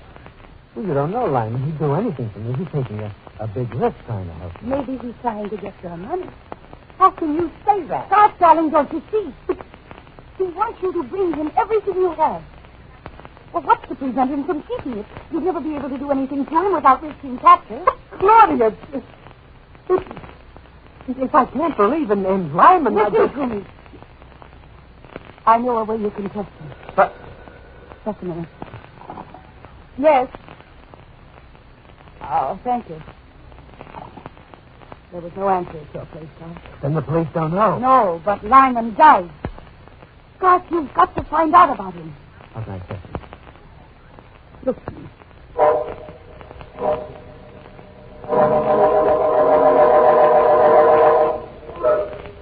I risked going to the bank and drew out all my cash. I was still safe. Then I went to Lyman's place. He quickly let me in. Did you get the money? Yes. It's in the suitcase. Give it to me. Hurry. How much is it? $10,000. I've already seen a man about the jewels. He gave me $8,000 for them. Now, did you find a place to stay? Yes. The Hotel Gangster, room 690. All right. Wait there until you hear from me. If anyone tries to force their way in, you better use the gun I gave you. The gun? You haven't got a chance otherwise. You shoot your way out or be killed. Lyman, you better leave now. Here, take some of this money. What are you going to do with the rest of it? Save your skin, Garth. Goodbye. Goodbye. I couldn't believe what Torelli had told me, yet there was something in his manner that made me follow her advice. In leaving, I set the lock on the door, so it was easy for me to sneak softly into the pocket. I quietly opened and closed the door. I heard Lyman on the telephone. He was at his desk, talking very intensely. He didn't see me come up behind him. All right, I'll wait. Yes. What he said made me draw the gun out of my pocket. Yes? Yes, Inspector. Yes, Garth Walden phoned me. Only a few minutes ago. No, he told me he had murdered his wife. I believe it. The man's a homicidal maniac and he's armed with a gun. That's right. I pretended I was going to help him. He told me where he's hiding. It's room 690 at the Hotel Gangster. Yes. Tell your men to be careful because he's desperate and will put up a fight. Goodbye, Inspector. Goodbye, Lyman. Wait, stop! I heard every word. Did you? So you're my friend. Yes, you're misunderstanding, Garth. This is part of a plan to help you. There's the same penalty for 2 murders as there is for 1. Isn't that true, Lyman? Garth, put the gun down, please. My friend. Garth, you can't. No! I quickly gathered the money together, put it back in the suitcase, and ran to the door. In the darkened hallway, I suddenly stood stock still when I heard... It was the voice of my wife. I turned, I saw her face. And with a shriek of terror, I ran into the street. I knew what had happened. It was an hallucination. My mind was trembling under the violent pressure of terror, bitterness, murder.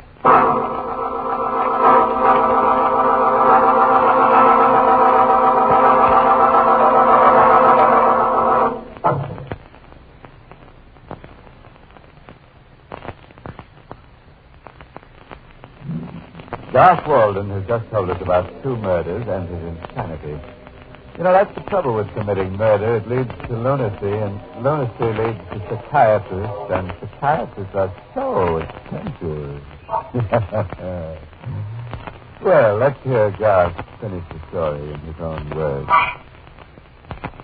A cab was waiting outside the house, and I jumped into it.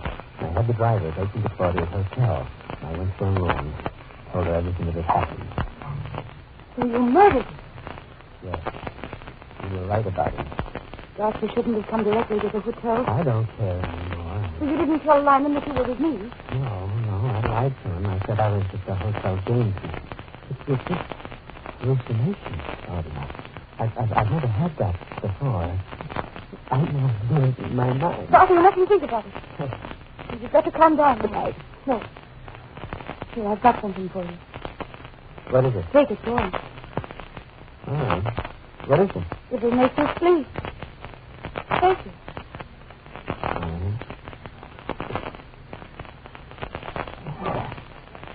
Now lie down. Over there. My poor God. Claudia, you can't imagine what I've been through. Don't think about it. What's going to happen to me? Nothing, God. Nothing. But the murder. No, I'll help you. Get out of the country. Be able to start all over again. I really believe that. It can be done. I'll help you. Maybe better not. I told you what Lyman said about me. It doesn't make any difference to me. You go to jail. I wouldn't mind. It would help you. After asking me, we both may be killed. Yes. Yes, you know. Doesn't mean okay? Yeah. If you die, do you think I'd care if I was sick? Well, then. Take it out. You do love me, Claudia. I'll never forget that. Never. You've done more than any man would like to ask. I closed my eyes. I could still feel my jangled nerves torturing my body. Sleep? I don't know if I slept. But I saw this. Was it in a dream, a nightmare? I saw Claudia open my suitcase, take out the money, wrap it in a neat package, address it. A little later, there was a knock on the door. The grab boy was in the living corner. You can cover the postage. You keep the change. How'd you do that? It was a dream. That's a big dream. You shouldn't have the telephone. Hello, operator? I want you to call the police at once. Yes, there's a man coming up to my room, and he's armed with a gun. He's a homicidal maniac. I like that. But listen, there's a little Claudia. They were coming towards me. She had a gun in her hand. Her lovely face was a spectral expression of the mad. Maybe I had to be. So I raised the gun, put it close to my head, and I looked through my half-closed eyes. I saw her throw the safety cap, get a paper finger cloth to shoot. And then I ran. Oh, let go of my hand! Let go! Let go! Oh, no! Give it to me! My arm! There! I got the gun now. Oh, you hurt my How arm. did I? What are you going to do? You sent for the police, didn't you? You heard that? Yes. It wasn't a dream.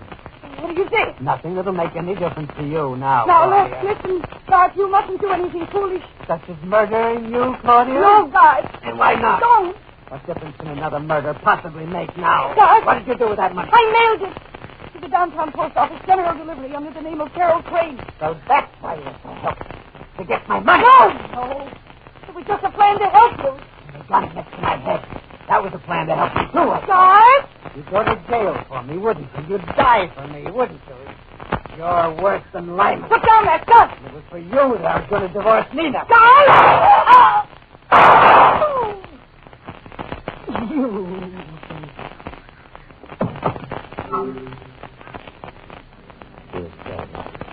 The lovely mask lay there on the floor with a queer, twisted smile. The door. Look, I ran to the window. I turned it over. There was a carrot on the floor below, and I jumped. I started the room. I raced through there to the corridor, down endless stairs to the lobby. Just about to go into the street when I heard a voice call. I spun around. Nina, my wife, I saw her face again, and I raced into the street.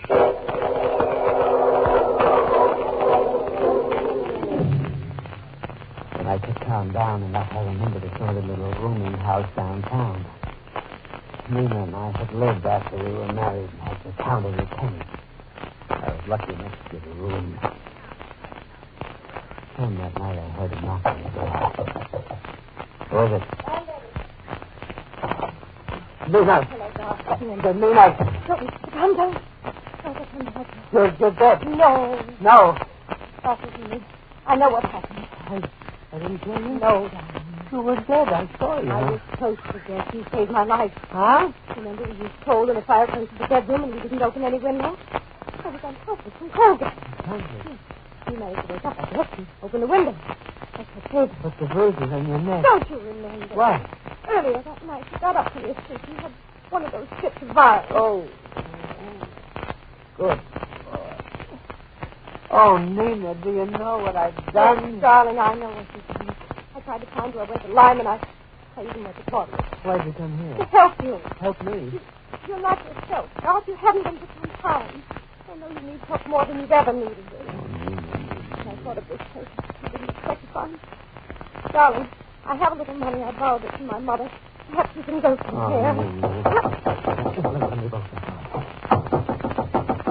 Where's it? The police, Walden. Let's come out quietly. We know you're in there. Don't try anything, Walden. You haven't a chance. You betrayed me, too. No, God, I didn't.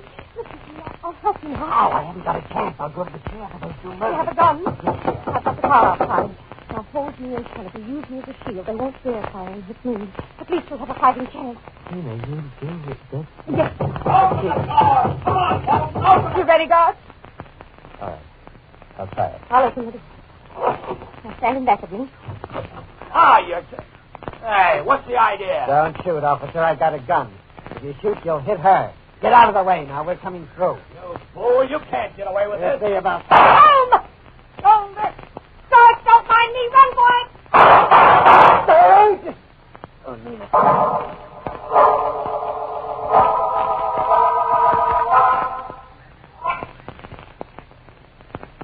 Neither of the wounds were serious. Mine's healing now. Nina's well enough to visit me here in the hospital. In 2 days, I have to appear in court to answer a charge of murder. The 2 people I killed were 2 people I loved and trusted. And they both betrayed me and thought I was a murderer. The only person who loved me enough to risk their life for me was my wife, Nina.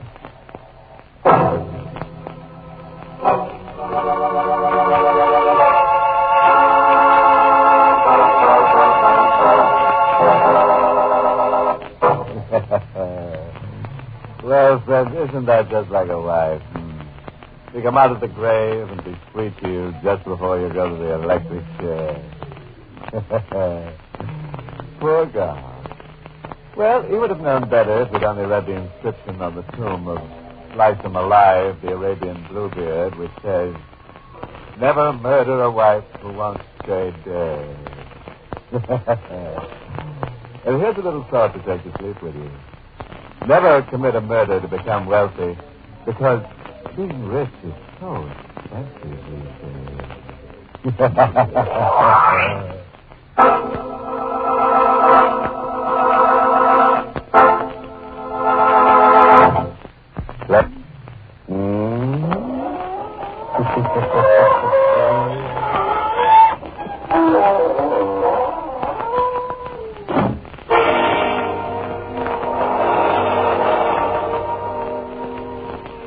This is the United States Armed Forces Radio Service, the voice of information and education.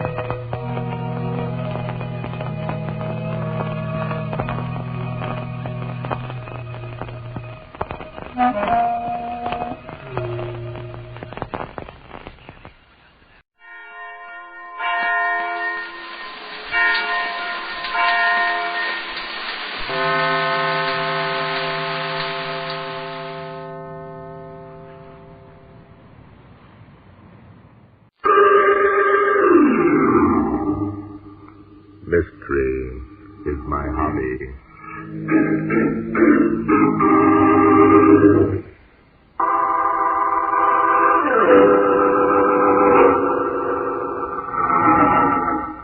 Our story begins on a cold, blustery day last winter. Torelli, the notorious gangster, had staged a daring daylight holdup of the Home National Bank, needlessly shooting a half-dozen helpless bystanders, including 3 children. Tobe's accomplice was believed to be a woman named Maud. Despite the fact that the police quickly threw out a dragnet and placed guards at all logical escape routes, the couple completely and mysteriously disappeared. The police, of course, had no way of knowing that the escaped criminals had become snowbound in a remote farmhouse far to the north. And though isolated, Morelli was able to keep in touch with the outside world by radio. Ladies and gentlemen, it's been officially stated that Barton Drake, crime expert, has been employed by Victor Stark, whose son, Johnny, age 5, was wantonly shot to death last week in the lobby of the Home National Bank to aid in the nationwide search for the killers. In an interview tonight, Drake said that he and Inspector Noah Danton, his co-worker, were completely baffled as to... That's those dumb cops. About time you got back, Maud. How's the copper? Hey, it's worse.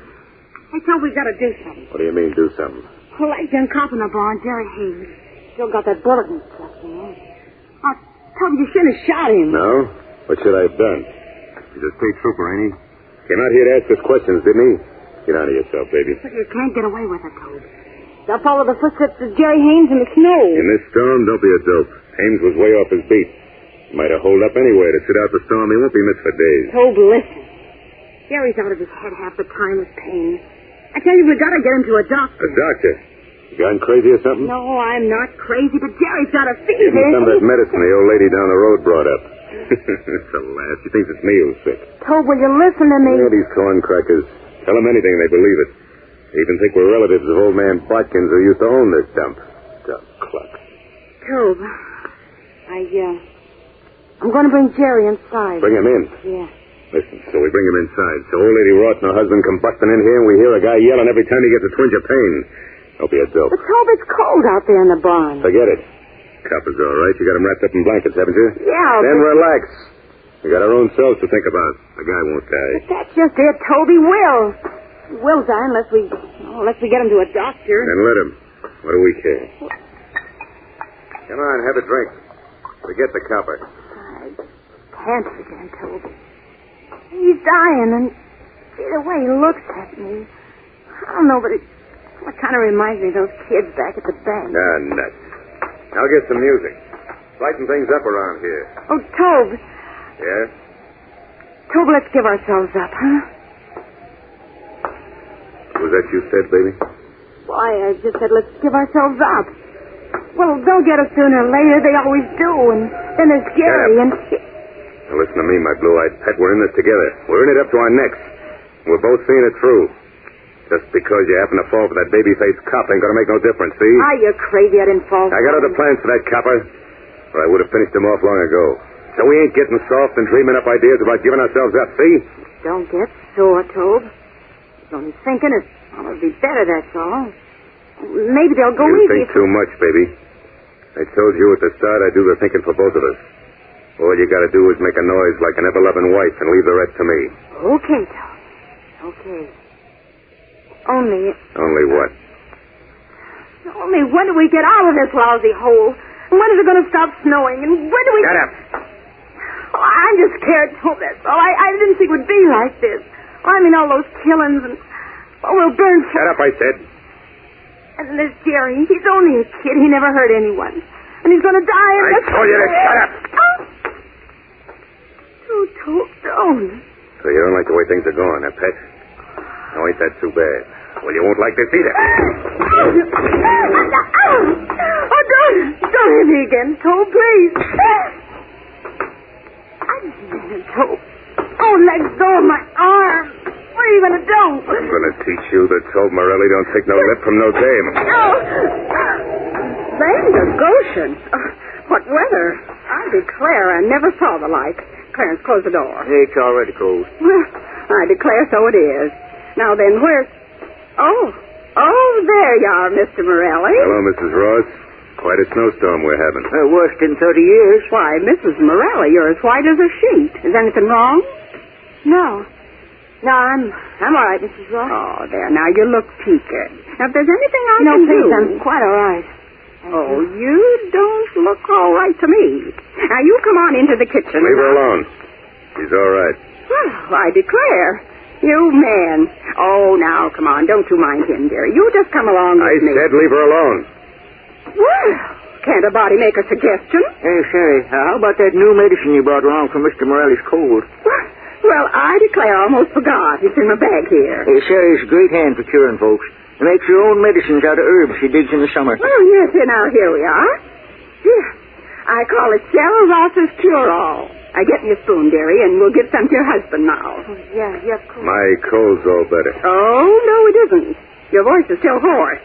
Now, one dose of Mercurol will fix it up in jig time. Here's a spoon, Mrs. Ross. Thank you, dearie. Now, I'll just pour a little of this. I'm all right, I tell you. Oh, I'm the one to decide that. Now, open Now, listen, I don't want any of that Better stuff. get in, son. Sarah ain't one to take no for an answer when there's curing to be done. Now, come on now. Open up.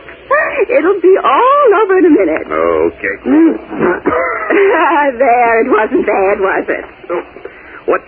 What is that stuff made of? Oh, you man. You're all alike. Such babies when it comes to taking medicine. Yeah, cure, kill. That's Sarah's idea. Now, take the bottle, dearie, and give that husband of yours a spoonful every hour. Thank you, Mrs. Ross. Very kind. And you better see to it gets plenty of rest. You ought to be in bed this minute. Well, Clarence, come along. Ain't it kind of bad weather for you two to be out? Well, yes, it is, but there's nothing we can do about it. Ruth said he was arriving on the afternoon train. Ruth? Who's he? Oh, my cousin Ruth. Oh, in all excitement of making the new medicine, I must have forgot. Where's this Ruth from? Why, it's from Coldbrook, naturally. Our whole family's from Coldbrook. Everybody knows that. Yeah? What's his business? Why, he's a farmer, of course. I declare, Mr. Morelli, you sure can ask more questions. Ain't no more than you, Sherry. How's it seem to be up against someone who wants to know as much about folks as you do? That'll be quite enough, Clarence Ross. Don't go getting peeved now. Anyway, folks, Ruth's a nice young chap. I'll fetch him over to meet you. Now, listen, don't go bringing We'll anyone be here. very glad to meet your cousin, Mrs. Ross. Oh, thank you, my dear. And I know he'll like meeting you folks. Now, wait a minute. Mr. Morelli he just doesn't want to expose anyone to his cold. Rubbish. A big strapping fellow like Ruth catching cold? Wait till you see him. Well, Clarence, come on. We're late now. Yeah. Oh, say, I almost forgot about the snowplow. Snowplow? Eve Bodkin's man used to live here, had one. Rigged it up to his tractor. Did a right smart job of plowing. I was wondering if he left the old blade out in the barn. No, there's nothing out in the barn. Well, that's funny. Eve always kept it there. I was wondering if I took a There's look. nothing in the barn, I tell you.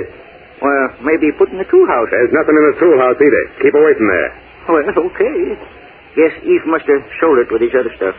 Well, come along, Sherry. So long, folks. Bye. Drop in again soon. Oh, we will, dearie. And don't forget to give that husband of yours his medicine.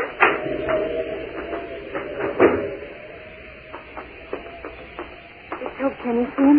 Yeah. They got a horse and sleigh. Do you think they suspect anything? Yeah, they ain't as dumb as they act. Who are you calling? Listen and find out. Operator, give me the railroad station. What?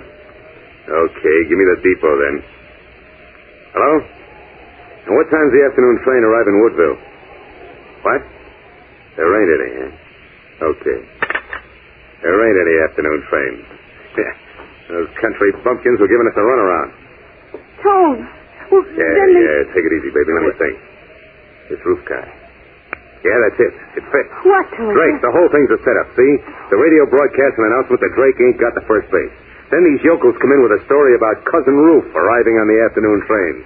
Well, there ain't no afternoon train. Sure, it adds up. Do you mean the Drake? Well, I mean the police have found our hideout? Yeah, they found it. It kills me.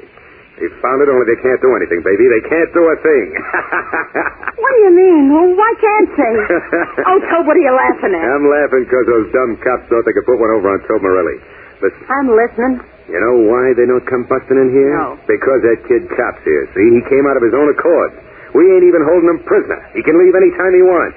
Drake figures Hames is still alive, and he's afraid of what might happen if he shows his hands. It kills me.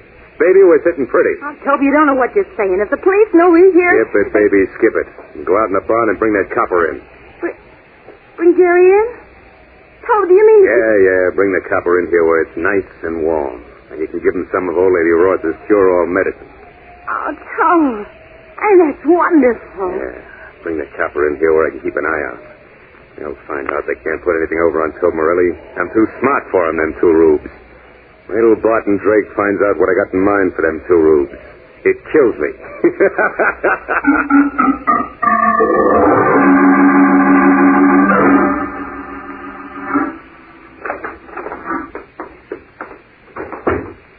Well, here we are back, Mr. Drake. Safe and sound. I'm glad to see you both, Mrs. Ross. Inspector Datton and I had begun to worry. Oh, nonsense. There's never need to worry about Clarence and me. There's plenty need where Morelli's concerned. That punk wouldn't stop at anything. Yeah, Sherry stopped him. Give him some of her special cure-all medicine. You mean you actually fed Morelli with a spoon? Of course. He insisted that his cold was better, but I'd have none of it. Can't believe it. Listen, you're quite certain that Morelli and his woman are giving the medicine to young Jerry Haynes? I'm positive. Where else could it be going? That Miss Morelli isn't taking it. He's no more sick than I am. Yeah, that's what made us suspicious in the first place. We let them think that we believed their story about being relatives of Eve Bodkins. We know Eve and his family for years. He never had any relatives look like them. Well, so when we heard about the bank holdup and those 3 innocent children being shot, we told Jerry. He went on up to Bodkin's place, and a little later, we thought we heard a shot. Yeah, I wanted to go over and see what happened, but Jerry wouldn't let me. Said I'd only get shot, too. Yes, and very likely you would have. He was smart to notify the police instead. If for a second Morelli thought that you'd become suspicious, I'm afraid it would have been all over for both you and Jerry. Morelli's about as low and ruthless as they come. He'd do anything to save his own hide. Well, I'm sure they don't suspect us. No. They think we're just a couple of nosy country bumpkins. Still, we can't be too careful. We'd better wait a day or two before we take any action. Oh, you can't do that. Jerry may be dead by then. They're keeping him out in the barn. Out in the barn? Yes, we're sure of it. If he'd been in the house, we'd be bound to hear him. The barn's the only other place that could have him. Hey, what's more, Morelli wouldn't let me set foot in the barn or the tool shed when I asked him about Eve's old snowplow. That Morelli, it's going to be a pleasure to get my hands on him. Inspector, Mrs. Ross is right. If Jerry is hidden in that barn, we have to act now, tonight. That suits me fine. Mrs. Ross, did you mention to Morelli that your cousin Ruth was arriving this afternoon for a visit? Yes, I did. Furthermore, I told him that we were bringing Ruth over to see him. Splendid. Inspector, go into the kitchen and call the state troopers barracks in Anderson. Be careful what you say. This phone's on the party line. Tell them the time is 8 tonight. I'll take care of it. Don't worry. Mrs. Ross, as soon as it gets dark, you and I and your husband will go over and pay the Morellis a visit. I'll play the part of your cousin Ruth. Shall I bring along my gun, Mr. Gray? Oh, well, only if you have a revolver that you can keep well concealed. Now, while we're talking to Morelli and his woman, Inspector Dan will go into the barn and bring out Jerry Haynes. Every time I think of poor Jerry lying out there in that cold barn, I could cry. Yes, well, as soon as Inspector has Jerry safely away, he'll come up to the house. And that's when we jump Morelli. Boy, and I can hardly wait. Well, that's taken care of. The troopers will have the place surrounded by 7:30. Excellent. Now, listen, all of you. The important thing is to get Jerry safely away. If Morelli gets the smallest suspicion what we're up to or who we are, none of us will have to get out of there alive. Now, Mr. and Mrs. Ross, are you quite sure you want to go through with this? You bet we do. Well, I'd risk anything to save Jerry. You can count on us all right, Mr. Drake. Thank you. We'll leave here in exactly 2 hours.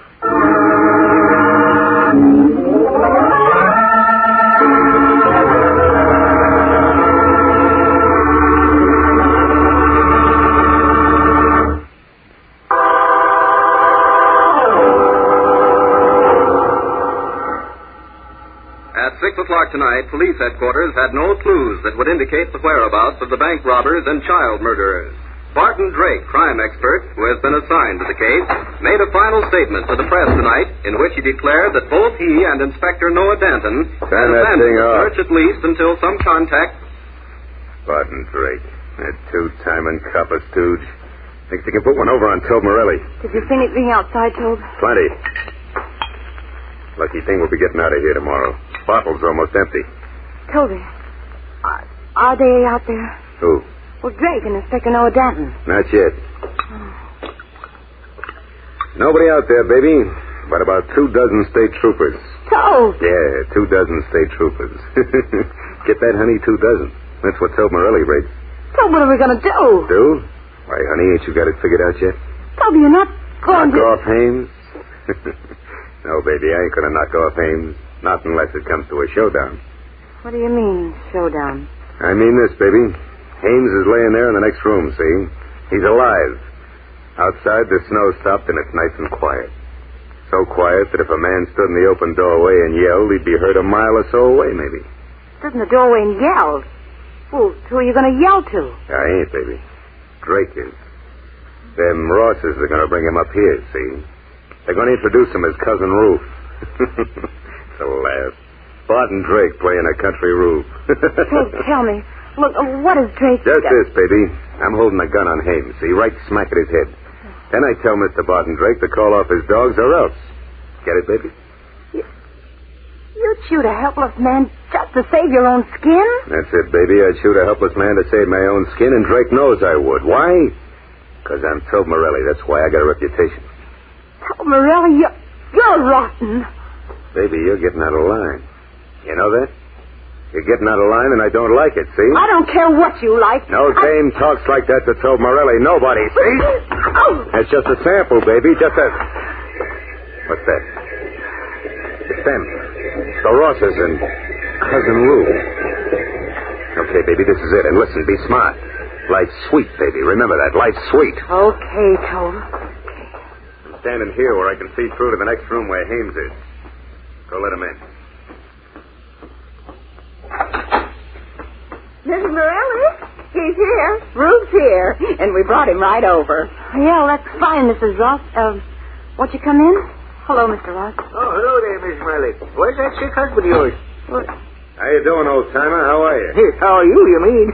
Taking all that cure-all medicine yet, huh? This is Rufe, Mrs. Morelli. Say howdy, Rufe. Howdy, ma'am. Howdy. How do you do? And that there sick-looking critter over there is Mr. Morelli. So that's Cousin Rufe, eh? Howdy, Mr. Morelli.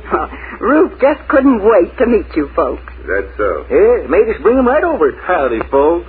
Hey, can't he say anything beside howdy? Not much, I reckon. Well, Rufe never was one to talk much. Makes his words count, though, don't you, Rufe? Yep. See what I mean? Yeah, I see, all right.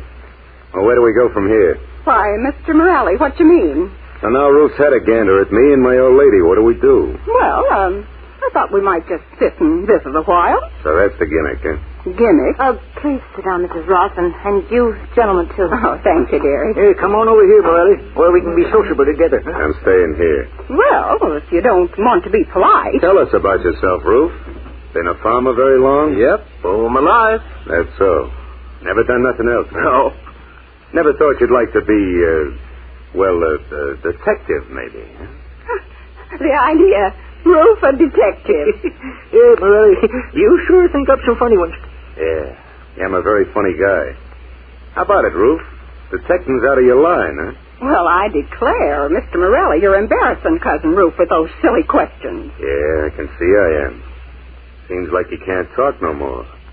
Lost your tongue, Rufe? Don't stop it. Shut up, baby. Well, come on, Rufe, say something. What was that? Just what you think it was, honey. Sit still, Barton Drake. Good gosh, he knows. Yes, I'm afraid he's known all along. You bet I have, Drake. The great Barton Drake. I wish now I'd grabbed him this morning. Be careful, Mr. Ross. Morelli would just as soon shoot that gun that he's holding as not. That's right. Tell him, Drake, you're smart. You know that Tobe Morelli don't stand for no fooling. Well, Mr. Morelli, you might as well know it now as any time. You haven't got a chance of escaping. The house is completely surrounded by state troopers. You don't say, dearie. My.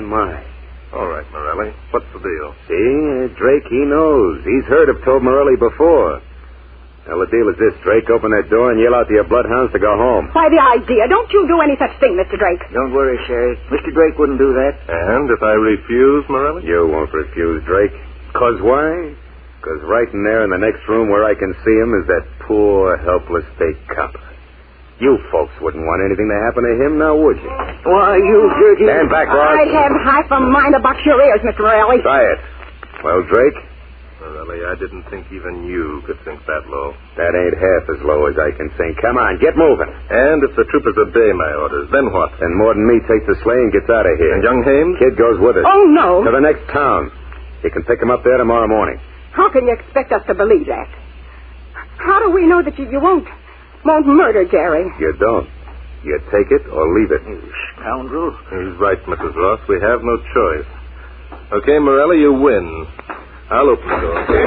Morelli. Don't shoot him, Inspector. Young Hames.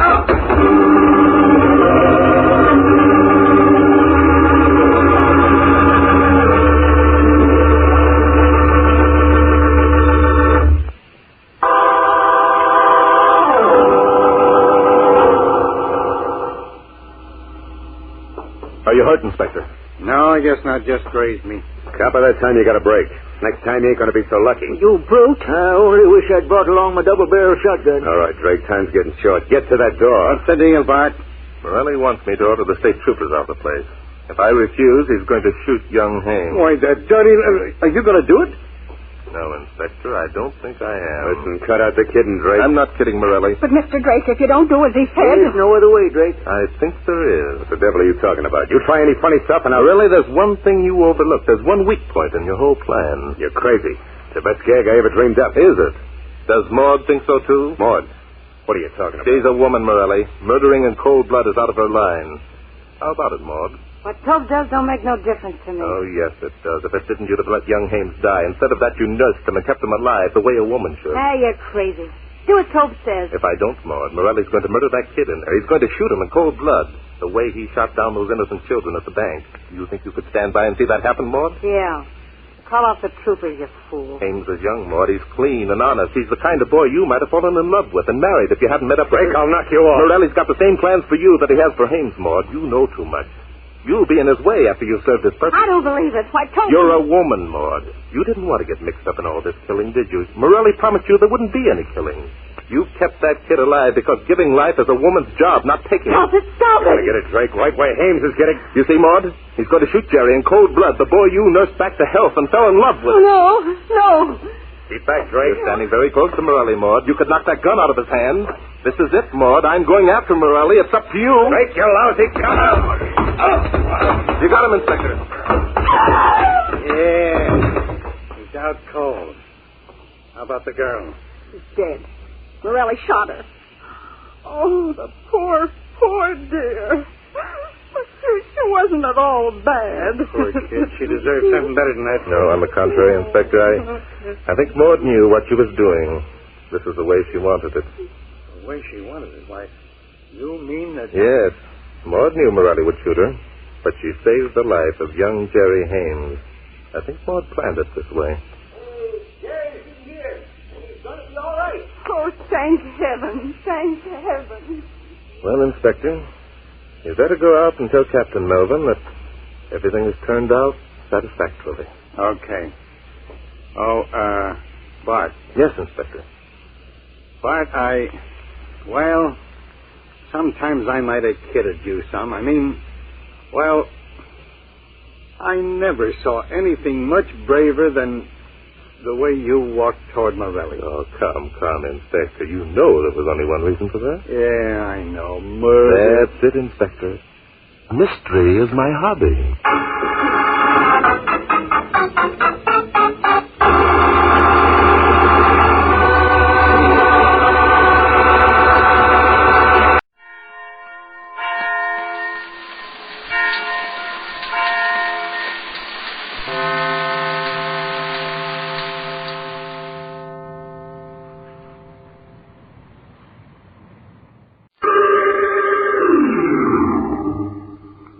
Mystery is my hobby.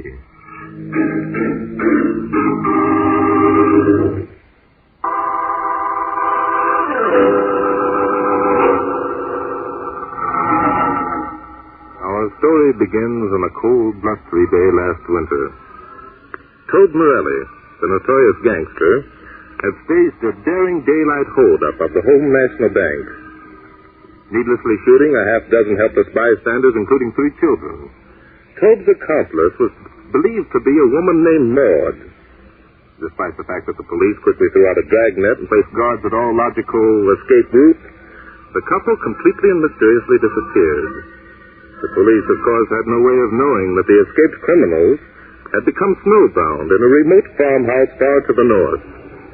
And though isolated, Morelli was able to keep in touch with the outside world by radio. Ladies and gentlemen, it's been officially stated that Barton Drake, crime expert, has been employed by Victor Stark, whose son, Johnny, age 5, was wantonly shot to death last week in the lobby of the Home National Bank to aid in the nationwide search for the killers. In an interview tonight, Drake said that he and Inspector Noah Danton, his co-worker, were completely baffled as to... That's those dumb cops. By the time you got back, Maud, how's the copper? Hey, it's worse. I thought we got to do something. What do you mean, do something? Well, like them cop in the barn, Jerry Hames. Still got that bullet in his chest, you know. I told you shouldn't have shot him. No? What should I have done? He's a state trooper, ain't he? Came out here to ask us questions, didn't he?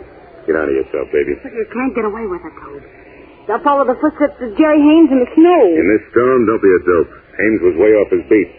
He might hold up anywhere to sit out the storm. He won't be missed for days. Tobe, listen. Jerry's out of his head half the time with pain. I tell you, we've got to get him to a doctor. A doctor? You gone crazy or something? No, I'm not crazy, but Jerry's got a fever. Give me some of that medicine the old lady down the road brought up. It's a laugh. She thinks it's me who's sick. Tobe, will you listen to me? Yeah, these corn crackers. Tell them anything, they believe it. They even think we're relatives of old man Botkins who used to own this dump. Dumb cluck. Tobe, I'm going to bring Jerry inside. Bring him in? Yeah. Listen, so we bring him inside. So old lady Roth and her husband come busting in here, and we hear a guy yelling every time he gets a twinge of pain. Don't be a dope. But Tobe, it's cold out there in the barn. Forget it. Copper's all right. You got him wrapped up in blankets, haven't you? Yeah. Then relax. We got our own selves to think about. The guy won't die. But that's just it, Tobe. He will. He will die unless we get him to a doctor. Then let him. What do we care? Come on, have a drink. Forget the copper. I can't forget, Tobe. He's dying, and see the way he looks at me. I don't know, but it kind of reminds me of those kids back at the bank. Ah, nuts. I'll get some music. Lighten things up around here. Oh, Tobe. Yeah? Tobe, let's give ourselves up, huh? Was that you said, baby? Why, I just said let's give ourselves up. Well, they'll get us sooner or later. They always do. And then there's Gary and... Now listen to me, my blue-eyed pet. We're in this together. We're in it up to our necks. We're both seeing it through. Just because you happen to fall for that baby-faced cop ain't gonna make no difference, see? Ah, you're crazy. I didn't fall for I got other plans for that copper, or I would have finished him off long ago. So we ain't getting soft and dreaming up ideas about giving ourselves up, see? Don't get sore, Tobe. I was only thinking it'll be better, that's all.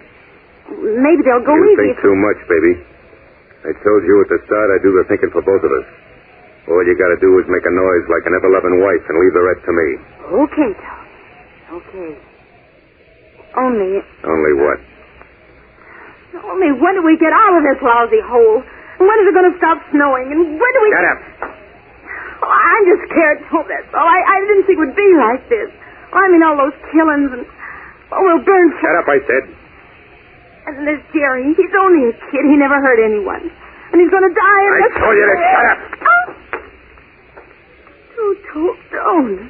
So you don't like the way things are going, huh, Pet? No, ain't that too bad? Well, you won't like this either. Oh, don't hit me again, Tobe, please. I didn't mean it, Tobe. Oh, let go of my arm. What are you going to do? I'm going to teach you that Tobe Morelli don't take no lip from no dame. Oh. Land of Goshen. What weather. I declare I never saw the like. Clarence, close the door. It's already closed. Well, I declare so it is. Now then, where's...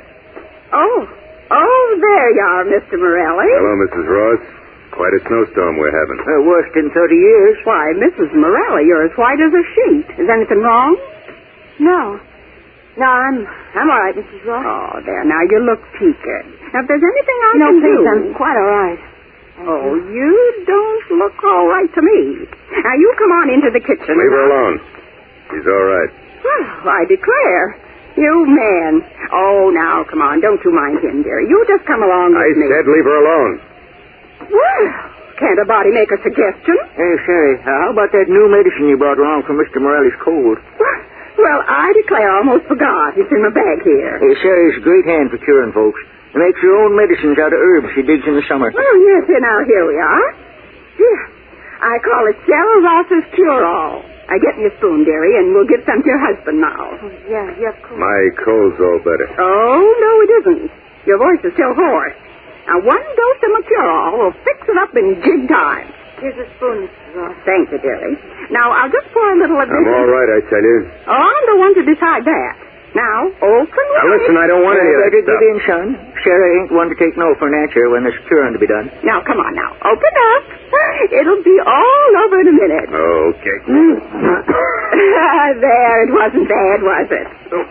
What is that stuff made of? Oh, you man. You're all alike. Such babies when it comes to taking medicine.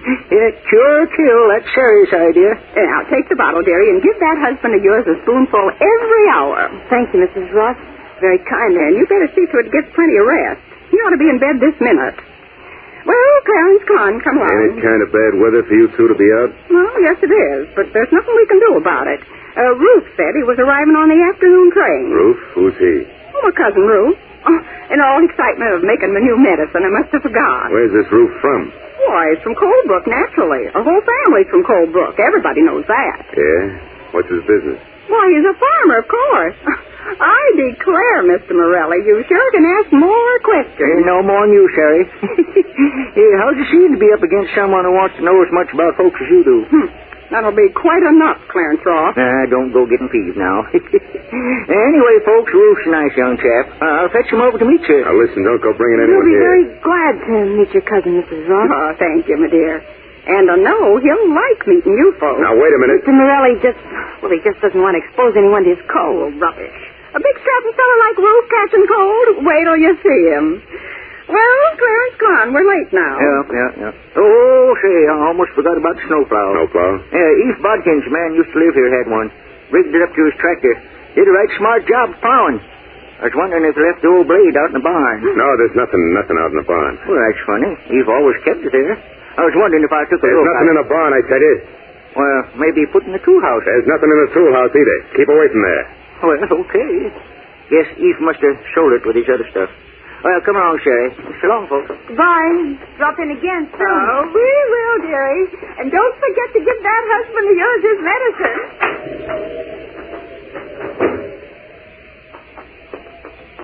Just hope Kenny see him. Yeah. They got a horse and sleigh. Do you think they suspect anything? Yeah, they ain't as dumb as they act. Who are you calling? Listen and find out. Operator, give me the railroad station. What? Okay, give me the depot then. Hello? And what time's the afternoon train arrive in Woodville? What? There ain't any, eh? Okay. There ain't any afternoon train. Those country bumpkins were giving us a runaround. Toad. Well, Yeah, take it easy, baby. Let me think. This roof guy. Yeah, that's it. It fits. What, Toad? Drake, the whole thing's a setup, see? The radio broadcasts an announcement that Drake ain't got the first base. Then these yokels come in with a story about Cousin Ruth arriving on the afternoon train. Well, there ain't no afternoon train. Sure, it adds up. Do you mean the Drake? Well, I mean the police have found our hideout? Yeah, they found it. It kills me. They found it, only they can't do anything, baby. They can't do a thing. What do you mean? Well, why can't they? Oh, Toad, what are you laughing at? I'm laughing because those dumb cops thought they could put one over on Toad Morelli. Listen. I'm listening. You know why they don't come busting in here? No. Because that kid Cop's here, see? He came out of his own accord. We ain't even holding him prisoner. He can leave any time he wants. Drake figures Hames is still alive, and he's afraid of what might happen if he shows his hands. It kills me. Baby, we're sitting pretty. Oh, Toby, you don't know what you're saying. If the police know we're here... Skip it, baby, skip it. And go out in the barn and bring that copper in. Bring Jerry in? Toby, do you mean... Yeah, bring the copper in here where it's nice and warm. And you can give him some of old lady Ross's cure-all medicine. Oh, Toby. And that's wonderful. Yeah, bring the copper in here where I can keep an eye out. They'll find out they can't put anything over on Toad Morelli. I'm too smart for them, them two rubes. Wait till Barton Drake finds out what I got in mind for them two rubes. It kills me.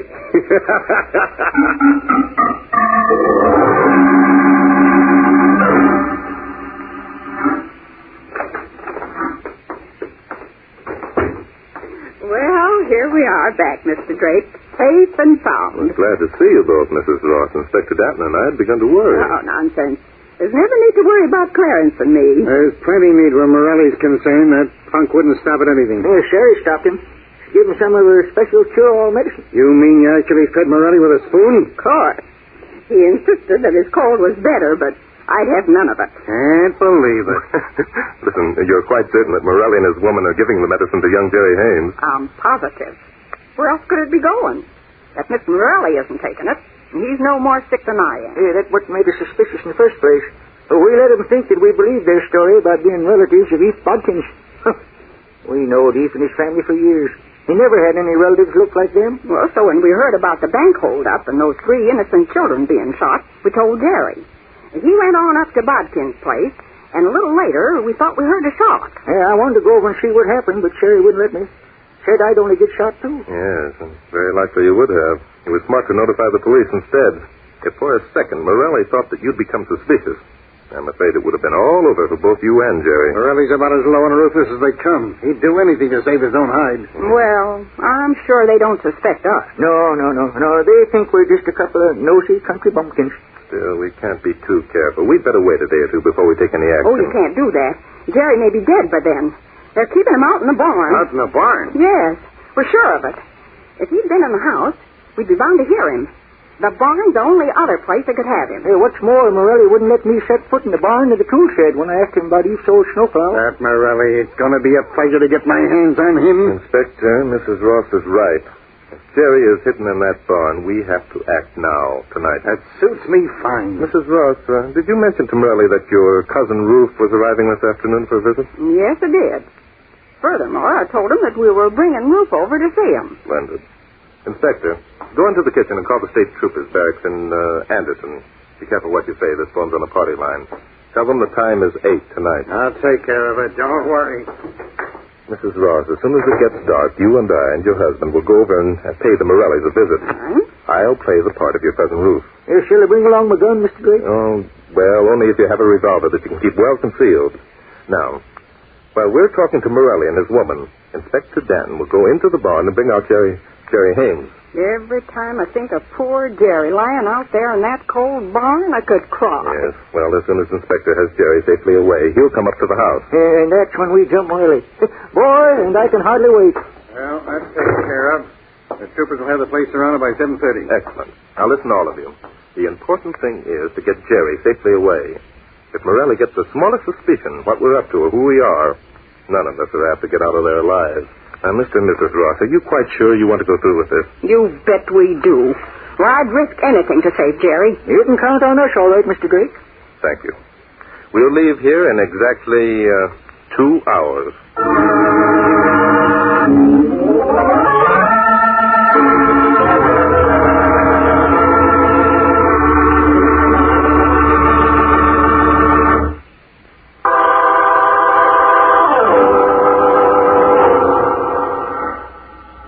At 6 o'clock tonight, police headquarters had no clues that would indicate the whereabouts of the bank robbers and child murderers.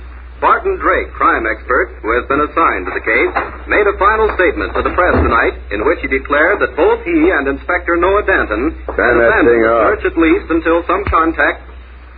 Barton Drake, that two-timing copper stooge. Thinks he can put one over on Tobe Morelli. Did you see anything outside, Tobe? Plenty. Lucky thing we'll be getting out of here tomorrow. Bottle's almost empty. Toby, are they out there? Who? Well, Drake and Inspector Noah Danton. Not yet. Nobody out there, baby. But about 24 state troopers. Tobe! Yeah, 24 state troopers. Get that, honey? 24. That's what Tobe Morelli rates. Tobe, what are we going to do? Do? Why, honey, ain't you got it figured out yet? Toby, you're not going knock to... off Hames? No, baby, I ain't going to knock off Hames. Not unless it comes to a showdown. What do you mean, showdown? I mean this, baby. Hames is laying there in the next room, see? He's alive. Outside, the snow stopped and it's nice and quiet. So quiet that if a man stood in the open doorway and yelled, he'd be heard a mile or so away, maybe. Stood in the doorway and yelled. Well, who are you going to yell to? I ain't, baby. Drake is. Them Rosses are going to bring him up here, see? They're going to introduce him as Cousin Ruth. It's a laugh. Barton Drake playing a country Ruth. Tobe, tell me. Look, what is Drake... Just this, baby. I'm holding a gun on Hames, see? Right smack at his head. Then I tell Mr. Barton Drake to call off his dogs or else. Get it, baby? You'd shoot a helpless man just to save your own skin? That's it, baby. I'd shoot a helpless man to save my own skin, and Drake knows I would. Why? Because I'm Tobe Morelli. That's why I got a reputation. Tobe Morelli, you're rotten. Baby, you're getting out of line. You know that? You're getting out of line, and I don't like it, see? I don't care what you like. No dame talks like that to Tobe Morelli. Nobody, see? It's just a sample, baby. Just a... What's that? It's them. The Rosses and Cousin Lou. Okay, baby, this is it. And listen, be smart. Life's sweet, baby. Remember that. Life's sweet. Okay, Tobe. I'm standing here where I can see through to the next room where Hames is. Go let him in. Mrs. Morelli? He's here. Ruth's here. And we brought him right over. Yeah, that's fine, Mrs. Ross. Won't you come in? Hello, Mr. Ross. Oh, hello there, Miss Morelli. Where's that sick husband of yours? What? How you doing, old-timer? How are you? How are you mean? Taking all that cure-all medicine yet, huh? This is Ruth, Mrs. Morelli. Say howdy, Ruth. Howdy, ma'am. Howdy. How do you do? And that there sick-looking critter over there is Mr. Morelli. So that's Cousin Ruth, eh? Howdy, Mr. Morelli. Ruth just couldn't wait to meet you folks. That's so. Yeah, made us bring him right over. Howdy, folks. Hey, can't he say anything beside howdy? Not much, I reckon. Well, Ruth never was one to talk much. Makes his words count, though, don't you, Ruth? Yep. See what I mean? Yeah, I see, all right. Well, where do we go from here? Why, Mr. Morelli, what you mean? So now Ruth's had a gander at me and my old lady. What do we do? Well, I thought we might just sit and visit a while. So that's the gimmick, huh? Gimmick? Please sit down, Mrs. Ross, and you gentlemen, too. Oh, thank you, dearie. Hey, come on over here, Morelli, where we can be sociable together. Huh? I'm staying here. Well, if you don't want to be polite. Tell us about yourself, Ruth. Been a farmer very long? Yep, all my life. That's so. Never done nothing else? Huh? No. Never thought you'd like to be, a detective, maybe. The idea. Ruth, a detective. Yeah, Morelli, you sure think up some funny ones. Yeah, I'm a very funny guy. How about it, Ruth? Detective's out of your line, huh? Well, I declare, Mr. Morelli, you're embarrassing Cousin Ruth with those silly questions. Yeah, I can see I am. Seems like you can't talk no more. Lost your tongue, Ruth? Don't stop it. Shut up, baby.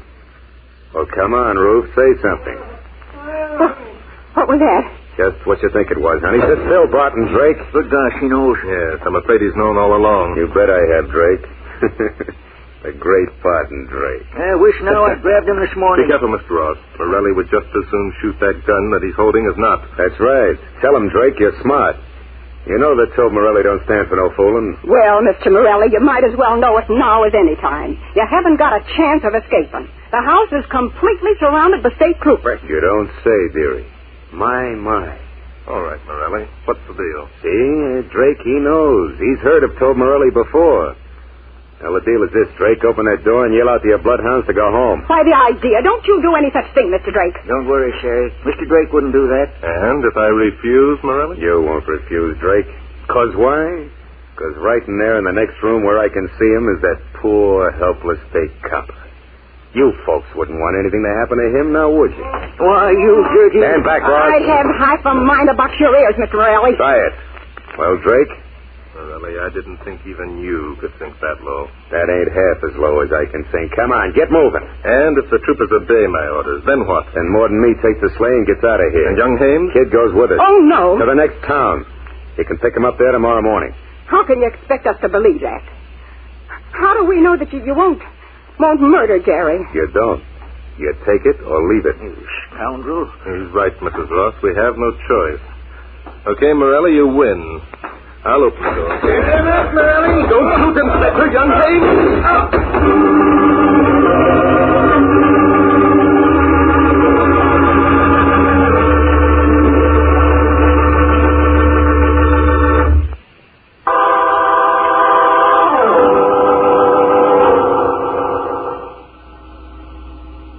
Are you hurt, Inspector? No, I guess not. Just grazed me. Cop, by that time you got a break. Next time you ain't going to be so lucky. You brute. I only wish I'd brought along my double-barrel shotgun. All right, Drake, time's getting short. Get to that door. What's the deal, Bart? Morelli wants me to order the state troopers out of the place. If I refuse, he's going to shoot young Hames. Why, that dirty... Are you going to do it? No, Inspector, I don't think I am. Listen, cut out the kidding, Drake. I'm not kidding, Morelli. But, Mr. Drake, if you don't do as he said... There's no other way, Drake. I think there is. What the devil are you talking about? You try any funny stuff and I'll... Morelli, there's one thing you overlooked. There's one weak point in your whole plan. You're crazy. It's the best gag I ever dreamed up. Is it? Does Maud think so, too? Maud? What are you talking about? She's a woman, Morelli. Murdering in cold blood is out of her line.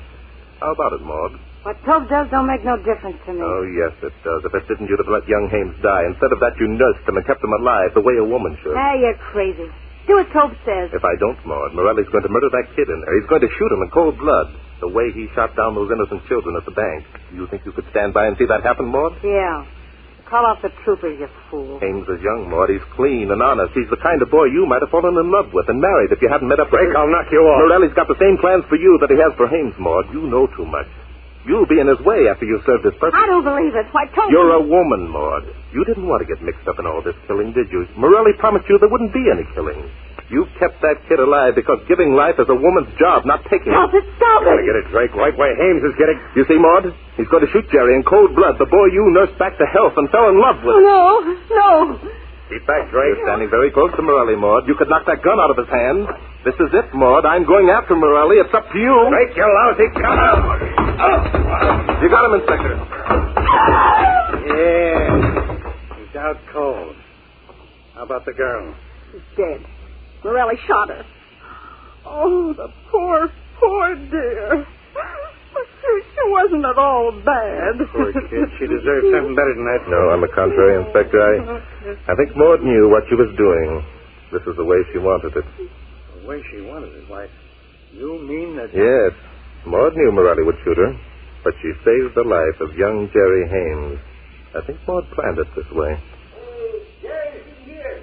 He's going to be all right. Oh, thank heaven. Thank heaven. Well, Inspector, you'd better go out and tell Captain Melvin that everything has turned out satisfactorily.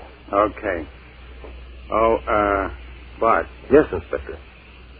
Bart, well, sometimes I might have kidded you some. I mean, well, I never saw anything much braver than the way you walked toward Morelli. Oh, come, Inspector. You know there was only one reason for that. Yeah, I know. Murder. That's it, Inspector.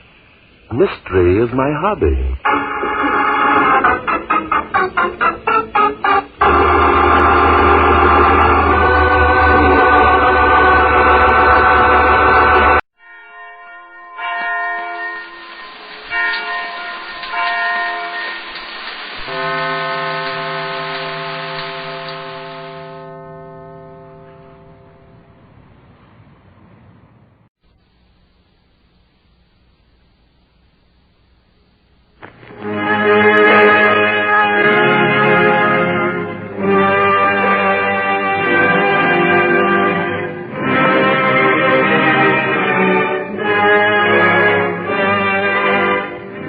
Ladies and gentlemen, we now present George Edward in Dr. Jekyll and Mr. Hyde.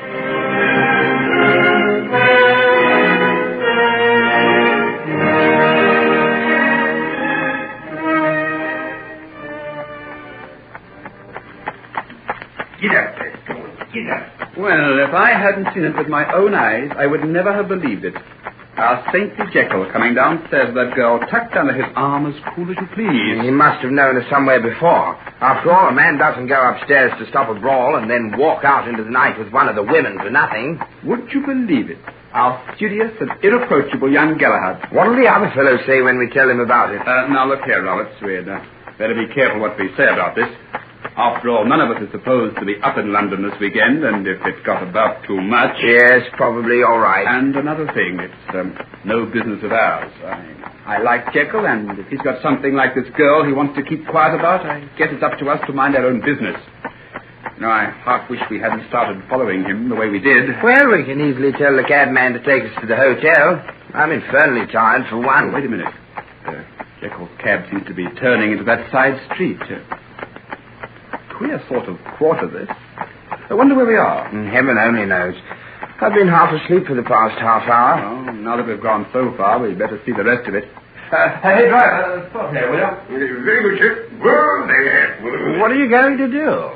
Jekyll's cab's pulled up. We'd better stay here and see what happens. Doesn't seem to be a single soul about but ourselves. Look at all those wretched little shops and the puddles in the street. I never saw a more desolate-looking spot. Oh, I say, look. There he is now. He's going over to the door in that house. He's unlocking it. House? Doesn't look like a house to me. It hasn't any windows, just a door. Looks like some kind of warehouse. Looks to me as though it might be anything. See, there, he's opened it. And now he's going back to get the girl. There she is. Doesn't seem to be very anxious to go in. Don't blame her. Looks decidedly uninviting to me. Ideal place for a murder. There she goes. No, he shut the door. The cab's starting to drive away.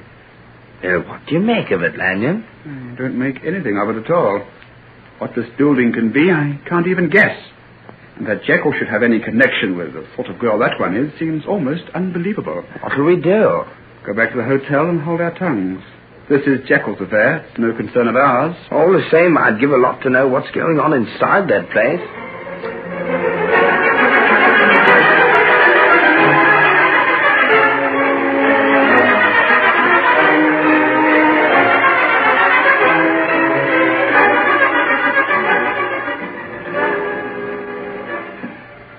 Give me your arm, Hetty.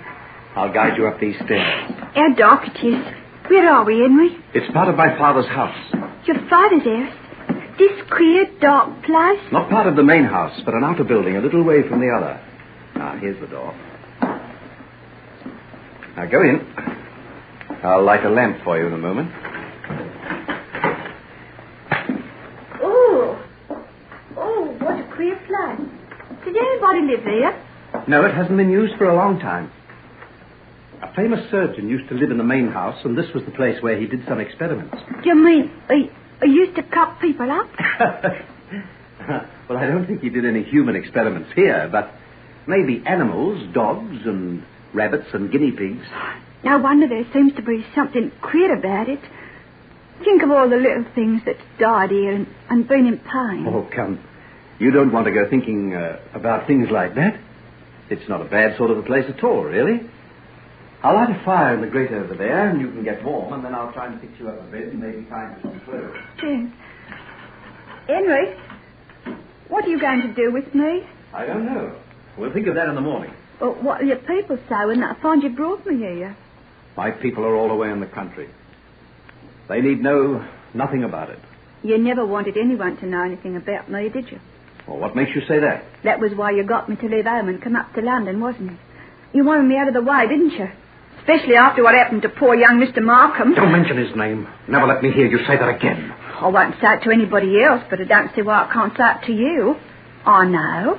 So what's the use of pretending I don't? You've changed a lot, haven't you? Do you wonder?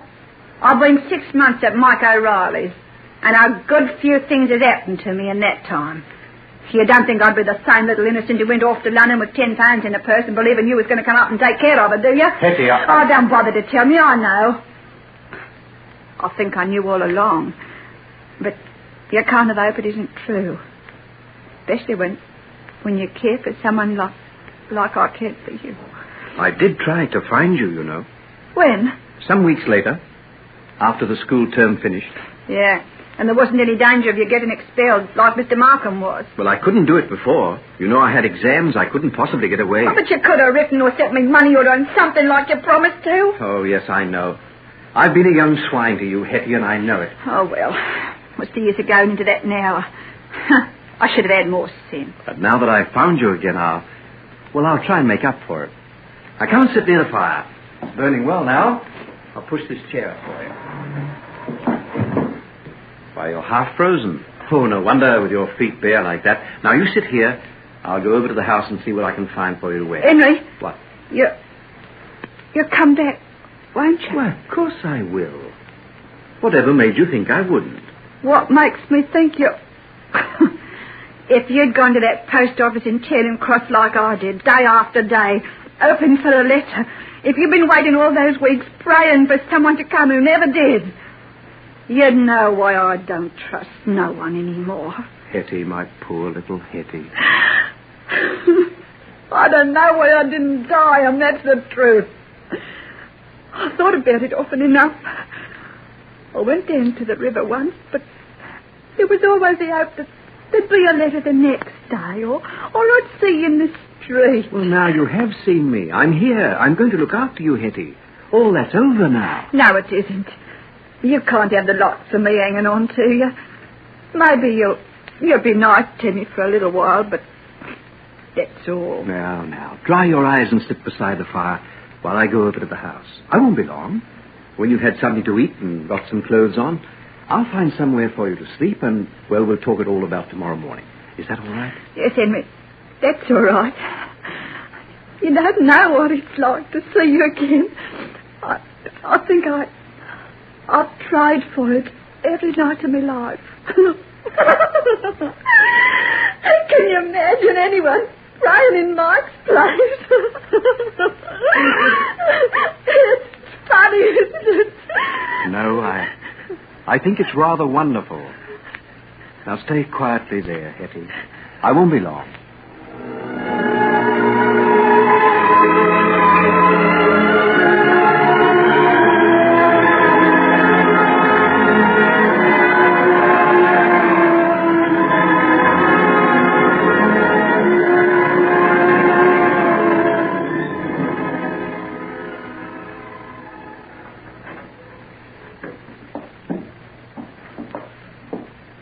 Who's there? Put up your hands. Father! You here? Henry, what are you doing here? I took you for a burglar. Wait a minute till I light a lamp. Why are you up in London? Shouldn't you be at Oxford? Oh, I came up for the weekend with two other chaps. We just came up for a bit of a break. I see. Well, you'd best be getting into bed, hadn't you? It's nearly 4 o'clock. Yes, I suppose I had. You know, I had no idea it was so late. Did you have a good night? Yes, very good. Went to a show, on the Ciro's, and one or two other places afterwards. See anyone you know? What's that? Oh, yes. Oh, yes, one or two. You know how it is. One always bumps into people you know in those places. Pity you didn't happen to drop into the Regency. Margaret was having a small party there. She'll be very disappointed when I tell her you were in town. Oh, Father, you mustn't do that. You mustn't say a word to Margaret about my being in town this weekend, or to anybody else. Very well, my boy. Just as you please, of course. Well, I don't suppose there's any point in standing here. I'll see you at breakfast. Good night, son. Good night, Father.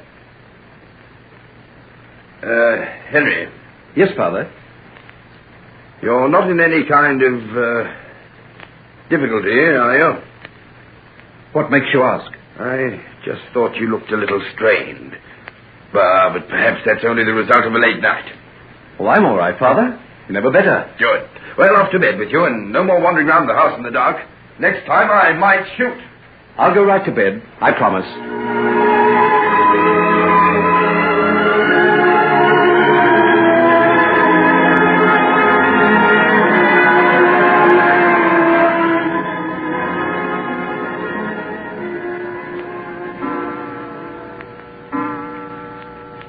That's 5 o'clock. I've been here over an hour now. She'll be thinking I'm not coming back. Father will be asleep now. Get out of bed and go back to that girl before it's too late. Don't be a fool. It was fate, your father being there. He forced you to remain in the house. You'd have given yourself away if you hadn't gone to bed. That's enough, isn't it? Let the girl go. She'd be an infernal nuisance to you. What are you going to do with her? You're sure to be found out. Stay where you are and let her think what she pleases. I failed her once, and see what happened to her. Am I going to send her away again? What's it got to do with you? Anyhow, it's too late now. She's lost. Once she's been like that, well, you know the rest. This was none of your doing. If your father hadn't been up in London. Oh, what am I going to do? I'll get up out of bed and go out to that girl. I'll go back to Hetty and take the consequences. You fool. You fool.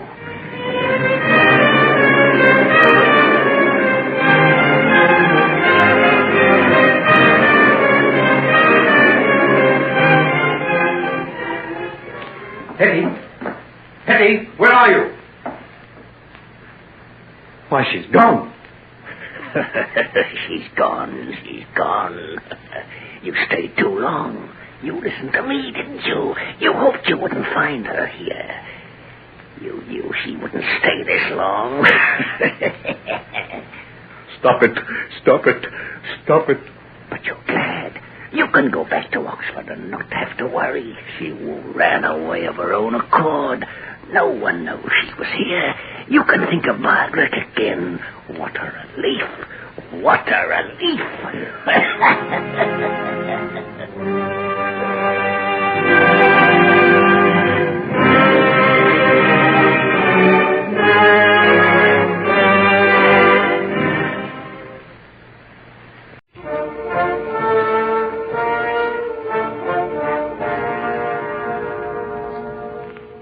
Unsolved Mysteries.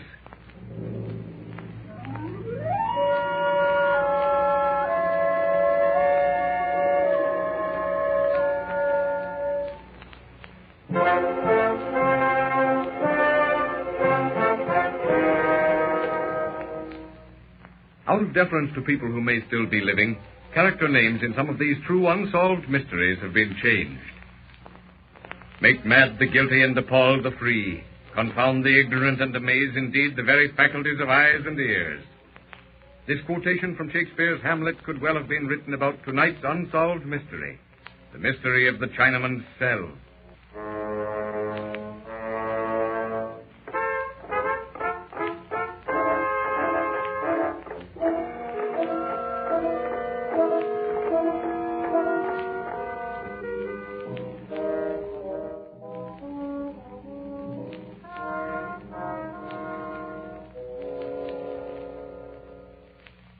The scene is a wide-flung plantation bungalow high up on the slopes of Mauna Kea in Hawaii. Far below the rolling slopes, the blue Pacific sparkles through the green of the palm trees. Above, the volcano tints the cloudless sky in the reflected red from the crater, Hale Maumau, Pele's house of everlasting fire. On the lanai of the bungalow facing the tennis courts, the guests are sitting watching the play. Their host, Jim Ferguson, turns to face them as their laughter dies down. So you fellows don't believe in haunted houses? Well, I don't, Jim. I believe that there's an explanation for everything. Well, isn't a ghost an explanation for a haunted house? So you have a champion, Jim. Are you really serious, Betty? Yes, I'm serious. You see, both Jim and I have reason to believe in ghosts and haunted houses, haven't we, Jim? Not only reason to believe in them, but reason to thank them, or him, or it, depending upon how one feels inclined to refer to a ghost. Well, why have we never heard of this before, Betty? Been keeping secrets from your school-day chums, have you? Well, I never mention it in company because I don't like to remind Jim of it. And I avoid the subject because I don't like to have Betty thinking too much about it. You see, some of our Japanese help, and the Hawaiians, too, are really quite superstitious, and, well, it doesn't do for them to realize that their boss is a believer in the same sort of thing.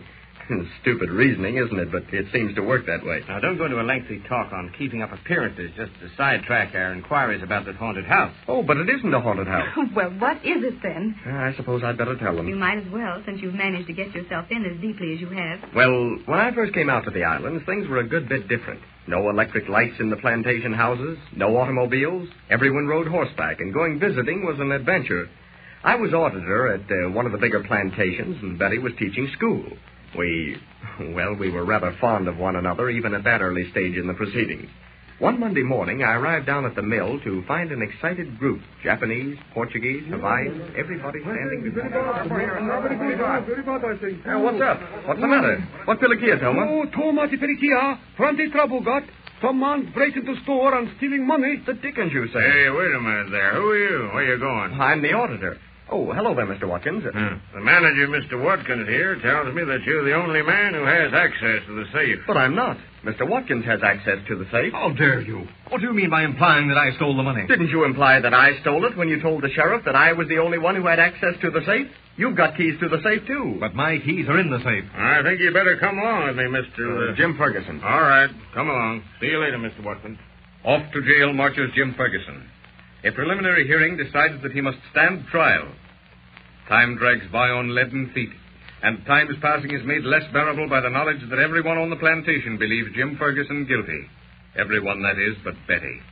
And one night, quite late, Jim hears the clanging of the outer gate and hollow ring of footsteps approaching down the long, stone-flagged corridor leading to his cell.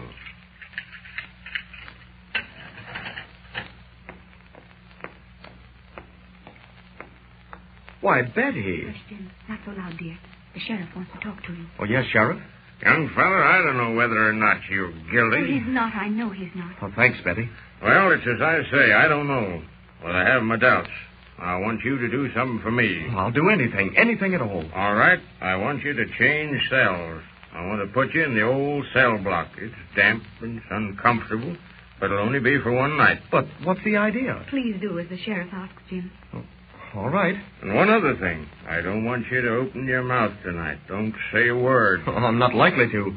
There isn't anyone to talk to. But I'm having some guests visiting the prison in a few moments. Friends of yours. And that's why I'm warning you. No matter what happens, don't you say one word. I won't. Come on, then. We gotta hurry.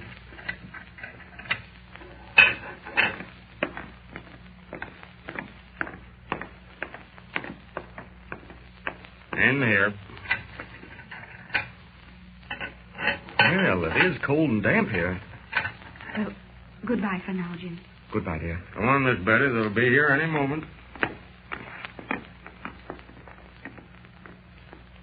Puzzled as to what the sheriff has in mind, Jim Ferguson stands in his cell, gripping the bars and staring out into the moon-flooded jail yard. Beyond the high jail wall, a group of Hawaiians strum their ukuleles, while the sheriff and Betty stand on the jail steps awaiting the arrival of their guests.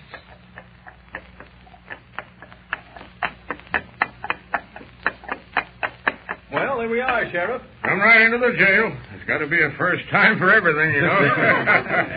How many prisoners, Sheriff? 11. Is that all? Hey, we don't have much crime here. We only built this new block because the old one is uncomfortable. Not because we needed more room. How old is the old block? About 70 years. It's built of blocks of lava.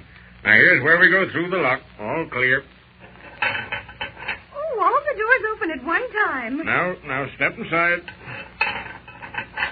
I thought you were coming with me. With us, Betty. The sheriff asked me. I hated to refuse. You'll go back with me? Let's wait and see. You see, it's really quite a comfortable jail. Jails go. Now we go through this way, the old cell block. Anyone in there now? Yep, Jim Ferguson. Oh, let's go in and see him. There he is in that cell next to the Chinaman cell. Chinaman cell? Yep, it's haunted. Whoever heard of a cell being haunted? Well, this one is. What fun, a haunted cell. What rubbish. I'm surprised at you, Sheriff, believing in that stuff. Perhaps. But no one yet's been able to stay a night in it. Imagination. Pure imagination. Dare you to go in? Who, me? Yes, dare you to. Unless you take me to the dance Saturday, if you do. That's a bargain. All right, Sheriff. Open her up. I'm not afraid of your ghosts. I'm warning you. Rot. Open up. Watkins steps into the Chinaman's cell. The guests turn and leave. The moon sinks until only a slender beam of ghostly light shines over the empty jail yard. In a moment, that too is gone. Blackness. Walls, cell bars, passageway all merge into one black, yawning void. What was that? Watkins starts and peers into the darkness. A light. A bluish, phosphorescent light, moving slowly across the front of the cell. A lantern? Yes, a lantern, carried by a yellowed, wrinkled hand. But there's nothing else. No arm, no body, only a hand. A hand that lays the lantern down. Twisted, gnarled, crooked fingers, yellow fingers, ghostly fingers reaching out. Out. Let me out. Let me out. They've gone. Let me alone. Help. Let me out. It's coming closer. Twisting, groping. Let me out. Let me out. I'll confess. I did it. I took the money. I'll admit anything. Only let me out. Let me out. Let me out. In just a moment, you will hear a solution to the mystery of the Chinaman's cell.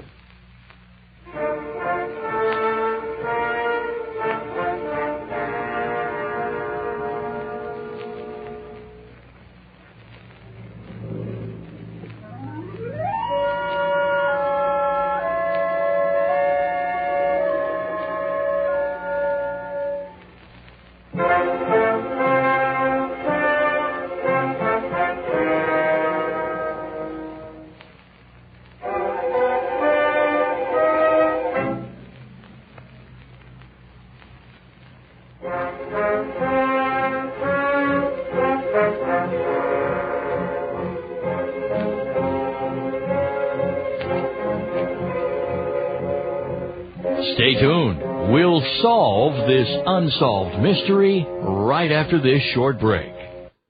And now, back to Unsolved Mysteries on When Radio Was.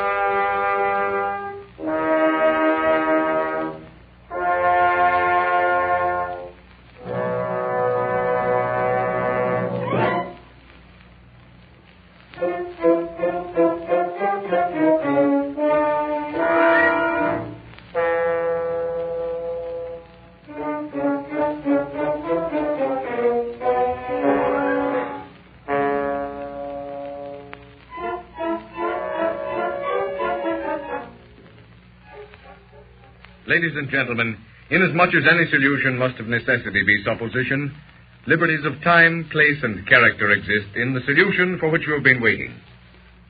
We return to the Lanai before Jim Ferguson's house, where the guests await an explanation. That certainly was an experience. You see, the sheriff didn't really believe Jim guilty. Not after I told him that Watkins had been paying attention to me. And Betty was certain that Watkins took the money to get me sent to jail and out of the way. But the Chinaman's cell, I don't understand it. The sheriff told us that a Chinaman guilty of murder and waiting execution hanged himself in that cell. What of it? Well, any time the sheriff wanted to get a confession, he placed his suspect in that cell, and before long they were shrieking to get out. Oh, so yours wasn't the only experience? Oh, by no means. All in all, the sheriff has obtained over 70 confessions that way. Even if the person put into the cell doesn't know about the Chinaman's suicide? It makes no difference, apparently. Oh, but there must be a logical explanation. Let me read you extracts from the papers of the Society for Psychical Research, Volume 15, page 64. While inquirers believe that the appearances are due to the agency of spirits of the dead, they usually suppose the method to be a telepathic impact on the mind of the living by some automatic projection from a consciousness which has its center elsewhere. I end the quotation. But here's an interesting remark in the Encyclopedia Britannica. The cases abundantly offered in the proceedings of the Society for Psychical Research suggest that certain localities, more than others, are centers of permanent possibilities of being hallucinated in a manner more or less uniform. So, by Jove, even science admits the so-called ghost. Yes, and even if science didn't, I do. I saw it working on Watkins, and that's all the proof I need.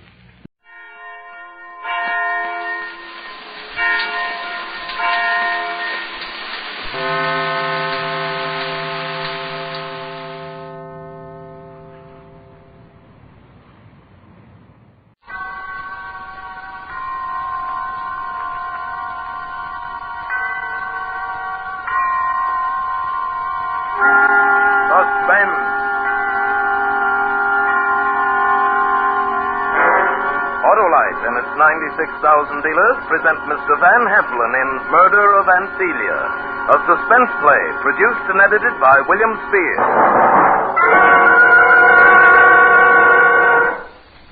Oh, Mr. Wilcox. Mr. Wilcox. Well, Hap's sister-in-law. What brings you here? Well, I just stopped by to tell you Hap has a nasty cold and he can't get started. Cold? Started? Say, he should switch to Autolite resistor spark plugs. These white gap wonders get your car going faster in cold temperatures. Saves gas, too, because they make your engine run smoother on leaner gas mixtures. Oh, well, Hap says he's not long for this world. Long? Autolite resistor spark plugs give him up to 200% longer electrode life. And Autolite's exclusive built-in 10,000-ohm resistor cuts down spark plug interference with radio and television, too. So tell him to see his neighborhood Autolite spark plug dealer and have him install a set of wide-gap Autolite resistor spark plugs. He'll feel better because his car will run better.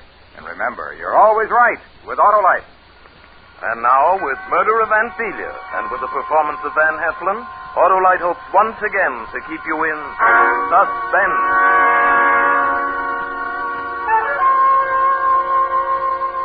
Ever stick out your thumb and pull out a $1 million plum? Well, I'm the little Jack Horner that did that. Only my name isn't Horner, it's Dort Sharples. I was hitchhiking along Highway 70 across the Arizona desert heading for L.A. It was August, and it was hot. The lizards were fanning themselves. There wasn't much traffic, and nobody had stopped. I'd walked about 8 miles outside some little burg, and I was tired and sore. Finally, a black sedan came along. I was all set to holler cuss words at him for not stopping when suddenly he slowed down. He was a young guy about my age. He was alone. Hop in. Oh, thanks. I sure appreciate this. All right. I could use some company. For a second there, I didn't think you were going to stop. I wasn't, frankly. Well, a guy has to be kind of careful, I guess, huh? You know what changed my mind? Maybe you won't like this, but it suddenly struck me that you look like me. Yeah? Yeah, I guess maybe I do at that, now that you mention it. I thought to myself, what if that was me walking along? Besides, if you've got a face like mine, it must be an honest face. Yeah, maybe you got something there. You going to Blythe? Where's that? The next town, across the Colorado. No, I'm going clear into L.A. Well, I happen to be going through there on my way to Santa Barbara. If you want to stow me at the wheel, we can make Los Angeles by a little after midnight. Brother, you got yourself a co-pilot.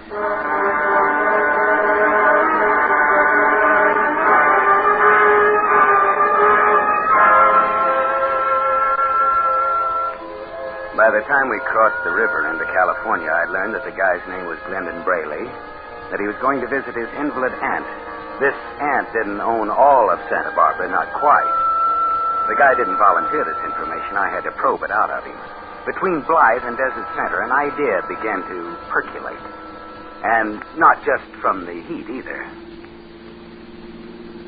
I'll bet your aunt will be glad to see you, Braley. How long did you say it's been? Well, I was 10 when I left. That'd make it 17 years. You see, my mother died when I was 3, and Aunt Delia took me in. Oh, did she know you're coming? I sent her a wire. You think she'll recognize you? I doubt it. The reason I'm going back, her husband died about a month ago. He and I never got along. That's why I left Aunt Delia's place. You mean you ran off? No, another aunt in Delaware took me. Then, what with school and then the Army and getting a job afterwards, well, I just lost track of Aunt Delia. You got a lot of relatives in the East? No. My other aunt died when I was 21. Delia is the only relative I've got left. Well, I guess that means you're coming to something pretty good someday. Yeah, I suppose so. It's funny, but the idea sort of scares me. Oh, boy, I wish somebody scared me like that.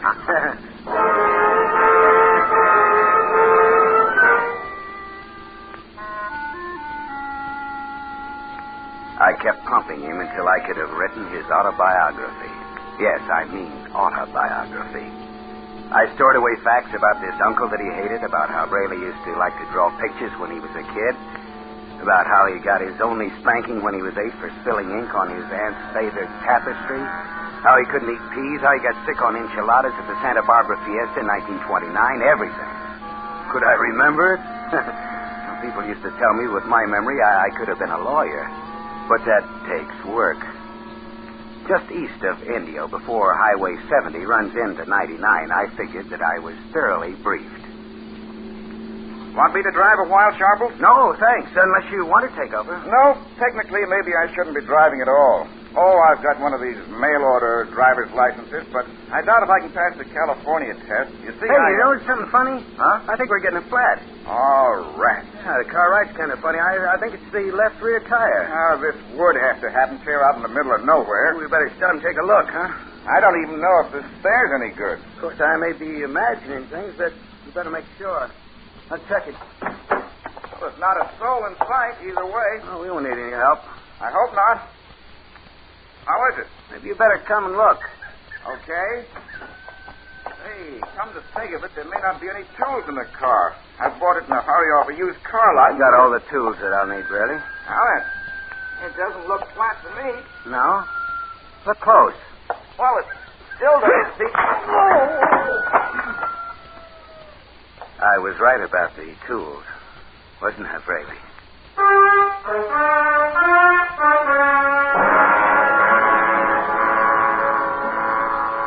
I put the blackjack back in my pocket and I dragged Braley off the highway into a ditch. I made sure he was dead. Then I changed clothes with him and covered his body with sand and brush. I was back in the sedan and on my way, and still no other car was in sight. I adjusted the rearview mirror so that I could see my reflection. I watched the lips move as my voice said, "George Sharples? Never heard of him. My name's Glendon Braley."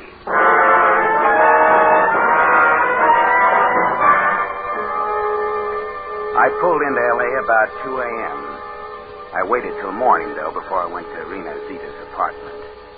I wanted her to be wide awake when I told her my idea.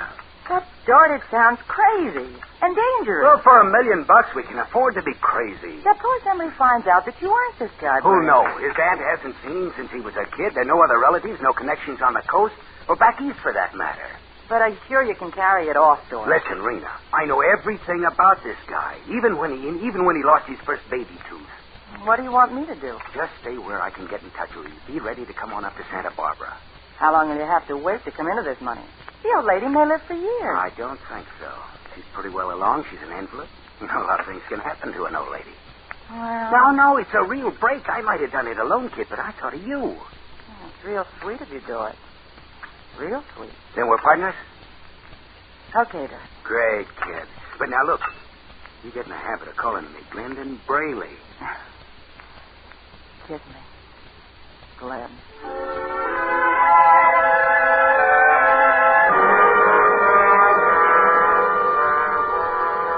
It didn't take me long to cover the 100 miles to Santa Barbara. The reunion with Aunt Delia was quite touching. I sat on a low stool right by her wheelchair, drinking tea that her housekeeper, Mrs. Parker, kept pouring. And we talked over old times. Oh, Glenny, it's so good to have you home again. Glenny. Nobody but you ever called me that.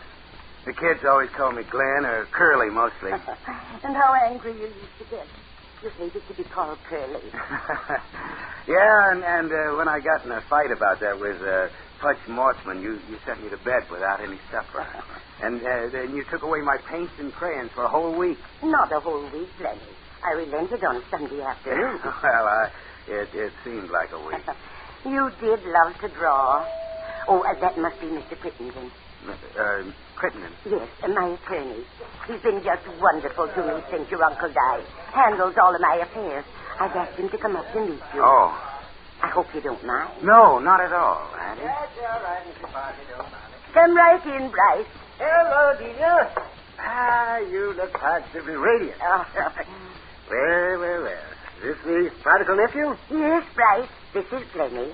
Or should I say, Mr. Crittenden, my nephew, Glendon Brayley. How do you do? How do you do? So, this is Glenny. Well, my boy, let me warn you that I know every infamous detail of your crime-ridden career. That is, up until the time you were 10 years old. No, I'm afraid, Annie, that Mr. Crittenden has a ipso facto case against me. No, I offer this tapestry on the wall as Exhibit A. Look. Yeah? What do you mean? Well, now, if you'll examine it closely, you'll see traces of a stain. Annie, isn't that where I spilled the ink in, well, let's see, it's about 1929, right? Why, Glenny, do you remember that? Well, I certainly do. You spanked me with a hairbrush. Yeah, the accused has paid his debts to society. Case dismissed. Oh, Glenny, that stain is worth more to me than the tapestry itself. Oh, now, Annie. I think she means it, Glendon. Your rival's already made her look 10 years younger. Oh, how absolutely absurd. In fact, Delia, I think you could get up out of that chair this minute and trounce me soundly at a game of tennis.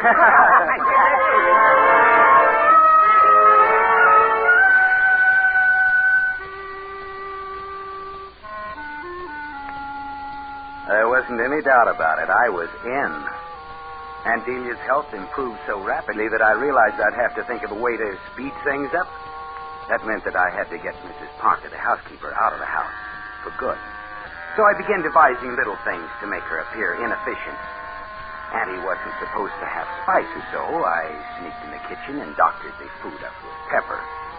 After Mrs. Parker set the heating unit for the night, I got up and turned it off. Auntie woke up freezing. And Mrs. Parker became so confused and upset that she began helping me out by forgetting things and making mistakes all her own. Then one afternoon... Glenny, I know Mrs. Parker means well, but as Dr. Davis says, I've got to have someone I can depend on at all times. Well, I haven't liked to say anything. After all, she's been with you for so long, but, well, the poor old soul needs a rest. It's going to be difficult to tell her. Well, now, I'll attend to that, Auntie. And I'll see about getting another housekeeper, an intelligent, capable, younger woman.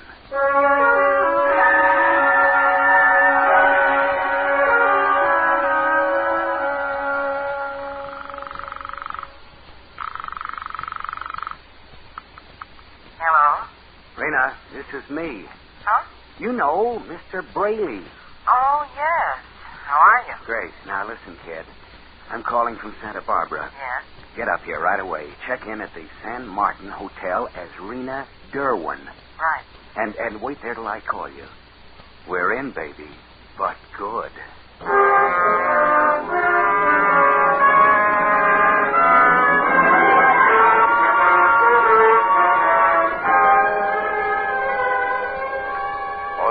is bringing you Mr. Van Heflin in Murder of Delia. Tonight's production in radio's outstanding theater of thrills, Suspense.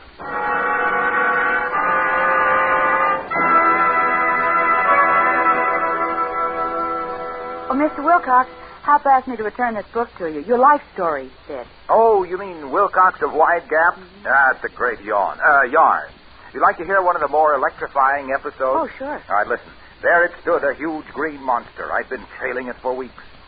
Taking a Wide Gap Autolite resistor spark plug from my pocket, I sprang forward. Yeah, great. Look, I cried out, you obstinate, obdurate Otto, it's time you switch to these Autolite resistor spark plugs. You'll idle smoother, run better on leaner gas mixtures, save gas.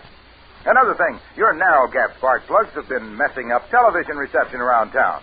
But with Wide Gap Autolite resistor spark plugs, you'll reduce to an acceptable level spark plug interference with radio and television. And what's more, Autolite resistor spark plugs with that exclusive built-in 10,000 ohm Autolite resistor give you 200% longer electrode life. So get Wide Gap Autolite resistor spark plugs. Get them right now. Remember, you're always right with Autolite. And now, Autolite brings back to our Hollywood soundstage our star, Van Heflin, in Murder of Delia, a tale well calculated to keep you in suspense.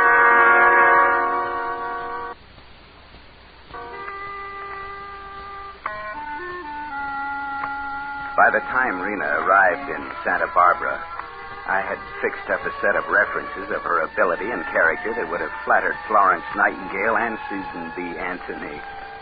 Rena came out for an interview, pretending she was sent by an employment agency I was supposed to have called. She made a terrific impression on the old lady.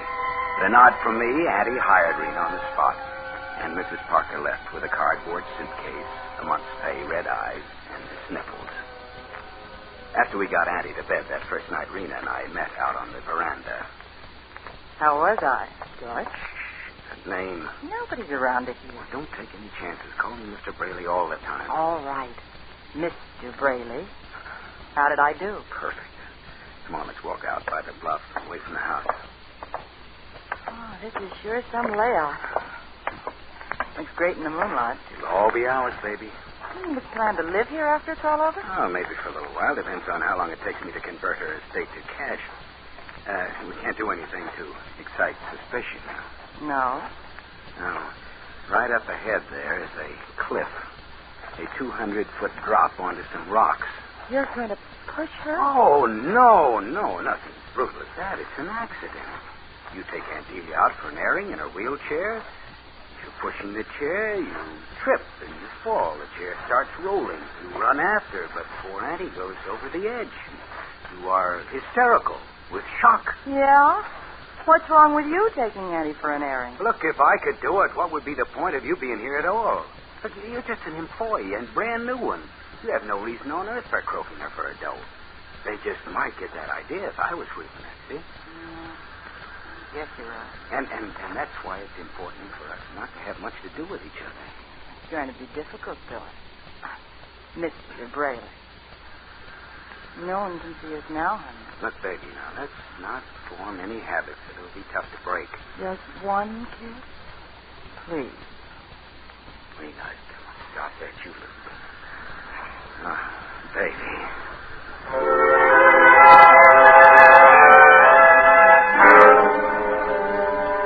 The next afternoon, Addie and I were in the library. I was trying to look interested in the scrapbook she was pouring through.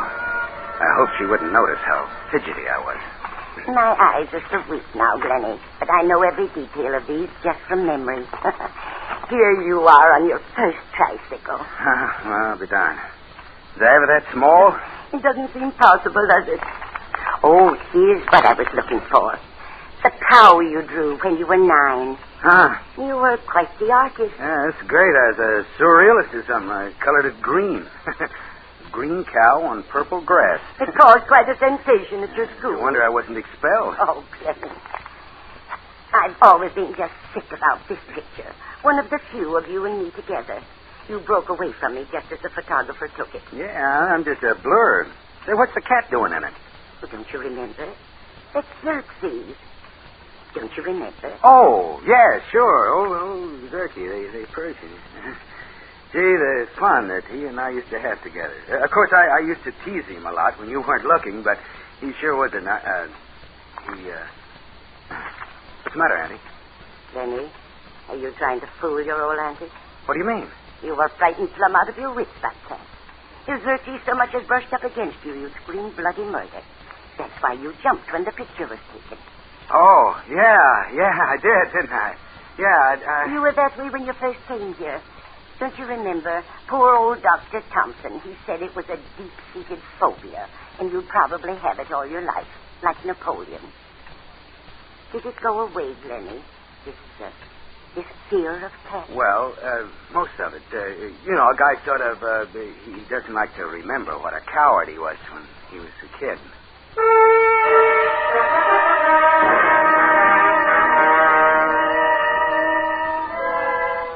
Maybe she was satisfied with that explanation, but I thought she watched me a lot closer after that with her dim old eyes. Rena and I couldn't put it off much longer.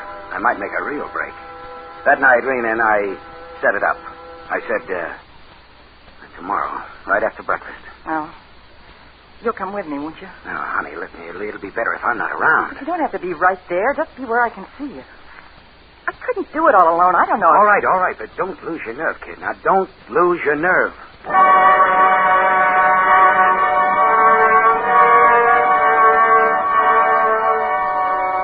I didn't sleep much that night. The next morning, Rena and I got the old lady in her wheelchair. There you are, Auntie. Now, sir. Thank you, Lenny. My, but isn't it a lovely day? It certainly is, Mrs. Farnham.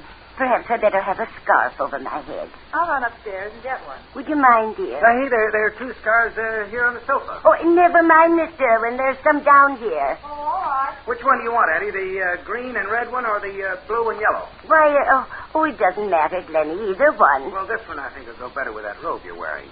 Yes, so it will. Well, come on, let's go. Wait. I've changed my mind. What?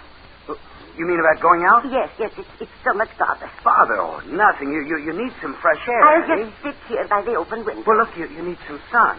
Come along, Miss Irwin. Please, Glennie. I don't want to go. I just want to stay here and rest. Please. Well, yeah, sure. Andy, okay, if you don't want to go.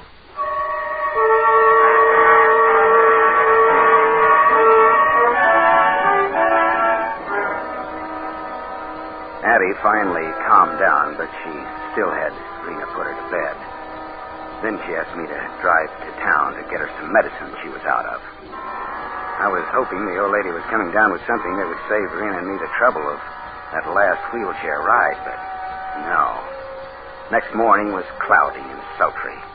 When I got downstairs, Rena already had the old girl out on the lawn in her wheelchair. She came over to me and whispered, "She just wants to stay there, Doris. No ride." Well, that's tough. She's going anyway. Come on, Rena. Suppose she makes a fuss. I think two of us can handle an old lady in a wheelchair. What if she screams? So what? This estate's as isolated as Alcatraz. Come on now, let's get it over with. All right.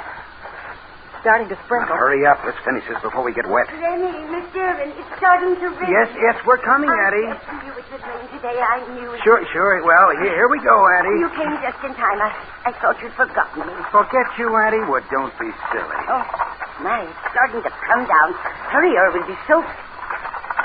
Lenny, the house is back that way. Just relax, Addie. Rena, help me push her, will you? Sure. Come on, let's make this quick. Come on, faster. Lenny, what are you doing? Stop it. Not so fast. Lenny, do you hear? I'm frightened. Headed for the cliff. You're not my Lenny, are you? You're not my Lenny. Okay, Rena. Stop me. Let her go. Please.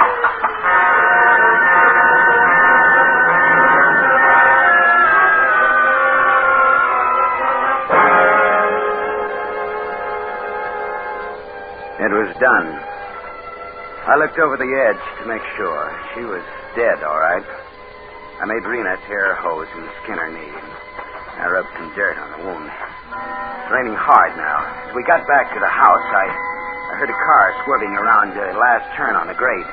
It pulled up the driveway by the porch, and a man got out. It was Crittenden. Rena. Yes? Get hysterical, Rena. And limp. Mr. Crittenden! Mr. Crittenden! What are you doing? Please, your Auntie. Oh, something awful has happened. I was just going to phone for you. I tried to catch her. What's wrong? Well, my aunt is dead. Yes, she... No, Mrs. Irwin, stop that. It's not your fault. What's happened? And Delia, ask Mrs. Irwin to wheel her over there so she can admire the view. In this rain? Well, no, it wasn't raining then. Miss Irwin tripped and the wheelchair coasted downhill. She tried to catch up, but it plunged over the cliff with Addie. And good Lord! And I just stepped out to tell Miss Irwin she'd better bring Addie into the house. And Miss Irwin tripped just as... Call an ambulance. Maybe there's still a chance.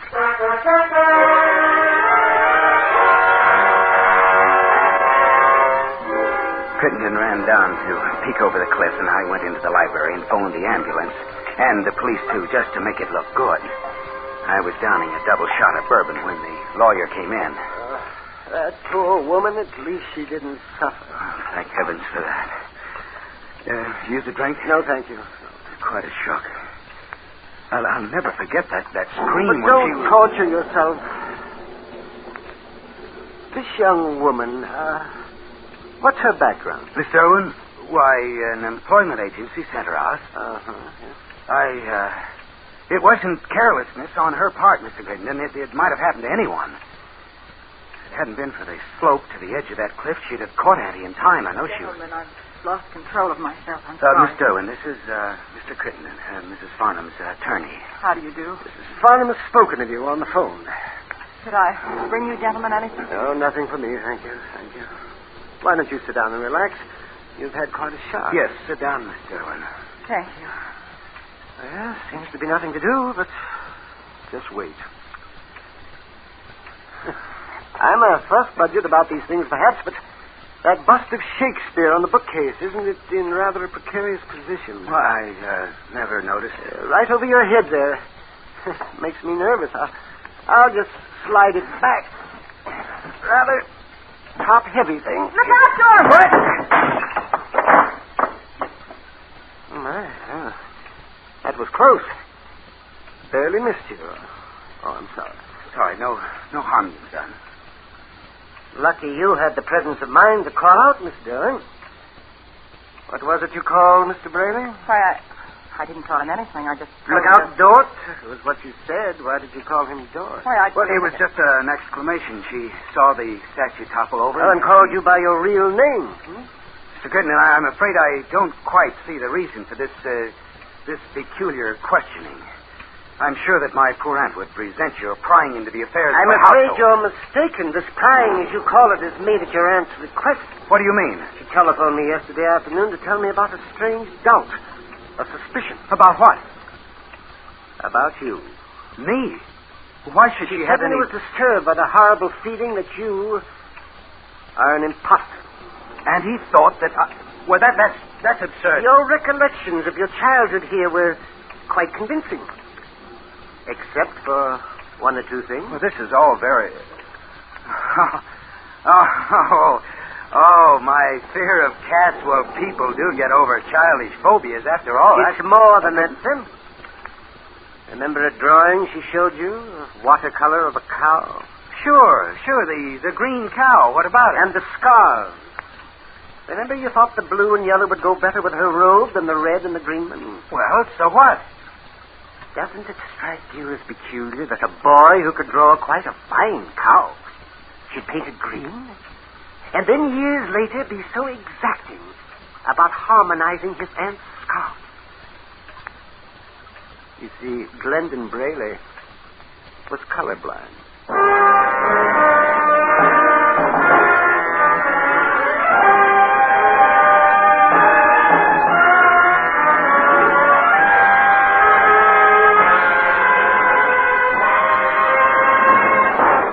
Suspense, presented by Autolite. Tonight's star, Van Heflin. Mr. Wilcox, before I go, do you suppose I could get Van Heflin's autograph? Why, I don't think he'd mind, would you, Van? Well, not at all. How would you like me to sign it, Miss? Well, would you just write yours for ALRSP? ALRSP. Autolite resistor spark plugs. How do I get mixed up with these commercial characters? Well, she can't help it, Van. No one can help admiring those irreproachable, irrepressible, irrefragibly superior spark plugs that mean smoother engine idle, smoother performance on leaner gas mixtures, actually save gas. Autolite resistor spark plugs are just one of the more than 400 products for cars, trucks, planes, and boats made by Autolite in its 28 plants coast to coast.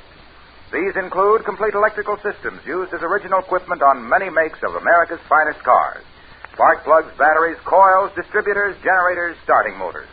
All engineered to fit together perfectly, work together perfectly, because they're a perfect team.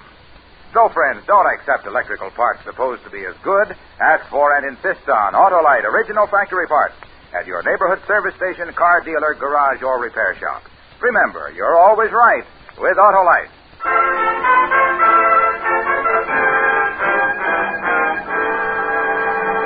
Next Thursday for Suspense, Lucille Ball and Desi Arnaz will be our stars. The play is called Red-Headed Woman. And it is, as we say, a tale well calculated to keep you in suspense. Tonight's Suspense play was produced and edited by William Spear and directed by Norman MacDonald. Music for Suspense is composed by Lucien Morawek and conducted by Lud Gluskin. Murder of Aunt Delia is an original play by Lou Houston. Van Heflin appeared by arrangement with Metro-Goldwyn-Mayer. Producers of Battleground, starring Van Johnson, John Hodiak, Ricardo Montalban, and George Murphy. In the coming weeks, you will hear such stars as Burt Lancaster, Mickey Rooney, and Ida Lupino. Don't forget, next Thursday, same time, Autolite will present Suspense, starring Lucille Ball and Desi Arnaz.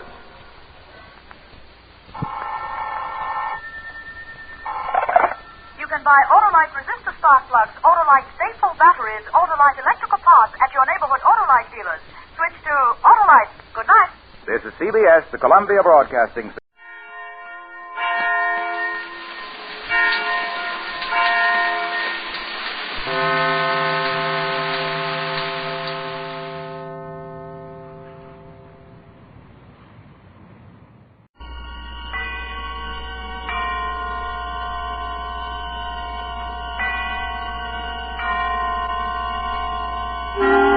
Suspense.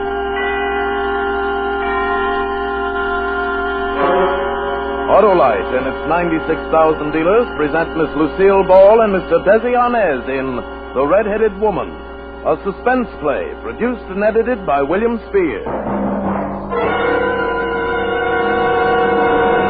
Well, Hap, are you over your cold? Oh, no, Harlow. I still feel run down. Hey, watch your words. We're on for Autolite Stay Full batteries, remember? And Autolite has done everything to keep these brawny bundles of endless energy from running down. Why, Autolite Stay Full batteries have extra water reserve above the plates to foil failure from lack of liquid. Need water only 3 times a year in normal car use. They've even got fiberglass retaining mats at every positive plate for longer battery life. Why, in recent tests based on SAE life cycle standards, Autolite Stay Full batteries gave 70% longer average life than batteries without Stay Full features. So, friends, see your Autolite battery dealer and get an Autolite Stay Full battery for your car. You're always right with Autolite. And now, with The Red-Headed Woman, and with the performance of Desi Arnaz and Lucille Ball, Autolite hopes once again to keep you in suspense.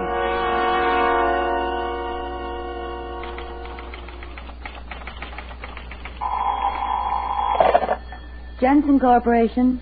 Hello? Hello, Linda? Yes. Oh, hello, Frank. Well, look, darling, I thought I told you not to call I know. me. I shouldn't call you at the office. I'm sorry, Redhead, but I had to talk to you. You see, Well, darling, you sound so grim. Is there anything wrong? Oh, this is going to be tough, Linda, but you see, it's kind of hard to explain, but... Well, go on, dear. You can tell me anything. You know that. Oh, you're sure swell, Linda. That's why it's so hard to tell you. Frank, you haven't committed a murder or anything, have you? Oh, no, of course not. Well, what is it then? Linda, please, I tried to tell you last night. I know it's hard to justify, but... But what? Frank, you've met someone else, is that it? Yes, Linda. I'm sorry. Oh, it's quite all right. Is she blonde or brunette? Oh, honestly, honey, Linda, I couldn't help it. It was one of these things. It just happens. Sometimes things do. Well, you don't have to explain, Frank. I'll send your ring back this afternoon. I hope it fits her. Good luck.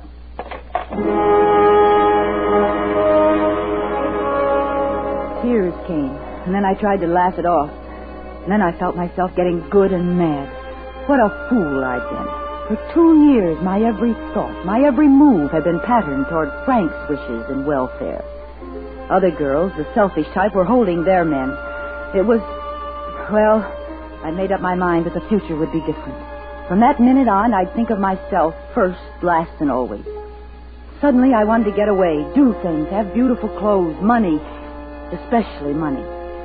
I suppose it's the kind of independence any woman wants to grab for in a moment like that, when she's found out you can't depend on a man. Good morning, Glinda. Oh, good morning, Mr. Jensen. Feeling all right? Of course. Why shouldn't I? Well, I don't know. You seemed a little despondent. No, I'm fine. Good. Oh, will you put this away for me? What? Payroll money? Well, it's only the 5th, isn't it? I'm going to Florida for a couple of weeks, Linda. Oh. I drew the payroll money today because I'm leaving tomorrow. Oh, that sounds wonderful. Yes, doesn't it? I've been thinking about it for years. Say, why don't you take a few days off while I'm gone, Linda?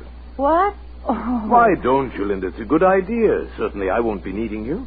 Well, I could come in on the 14th and handle the payroll. Oh, you needn't bother. I can get Walters. Well, he's pretty busy, Mr. Jensen. I'll come back and handle it.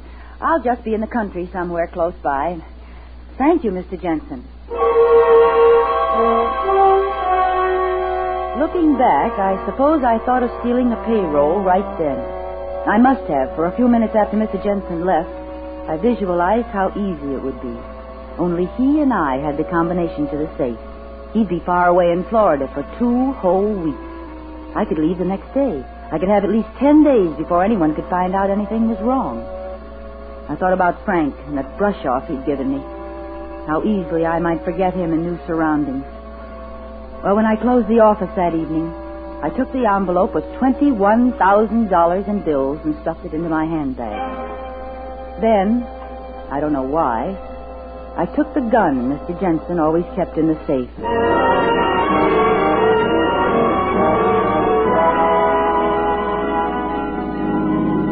Next morning, I left Kansas City and began driving west.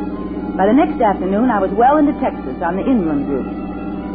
I knew vaguely that I had to get across the border, but the actual fact that I was a criminal hadn't quite percolated yet. A few miles out of Big Spring, the weather changed, and dark gray clouds replaced the blue skies. Then I came to a roadblock, and I had to detour. It was a winding, makeshift road of dirt that stretched on and on for miles. I hated going so slow, but there wasn't anything I could do about it, so I switched on the radio and tried to feel comfortable and forget what I had done. Then a few drops of rain splashed against the windshield, and I hoped that I'd make the main highway before it really let loose. It was then that I heard the announcement. This afternoon, in one of the most daring daylight holdups in Texas history, the 7th Bank of Abilene was robbed of $40,000. As far as is known, only 2 persons participated. A tall, dark-complexioned young man wearing a light gray suit and hat, and an attractive red-haired woman dressed in a green suit. In effecting their successful getaway, one of them shot and critically wounded an elderly bank guard, a veteran of World War I. The couple left in a green panel truck and are believed headed in the general direction of El Paso. More news after our next music. Well, these were worse criminals than I was by far, and they'd made a getaway. I shut off the radio. To my right, black letters loomed suddenly against the yellow background of a sign. Midland, Odessa, Pecos. I slowed down to 30, rounding a series of blind curves. Coming around the last one, I saw a man standing in the middle of the road. I jammed down my brakes to keep from hitting him. He started walking toward me. I'm very sorry to bother you this way, but my car is out of gas, and I was wondering, could you perhaps let me siphon a little from your tank? Well, sorry, but I'm low myself. Oh, please, don't be like that. I've been waiting here for hours. You're the first car I've seen. I would just take a little. Well, I can't. Honestly, I... All right. Then perhaps you would be so kind as to give me a little lift to the next gas station? Well... Oh, come on now. Don't you believe in the good neighbor policy? Well, all right. Get in. Thanks a lot. We'll find a gas station right on here someplace. I won't even take you out of your way. Oh, that's all right. I'm going in the general direction of El Paso? El Paso. It all came together suddenly. The radio announcement and this man who was just sitting down beside me.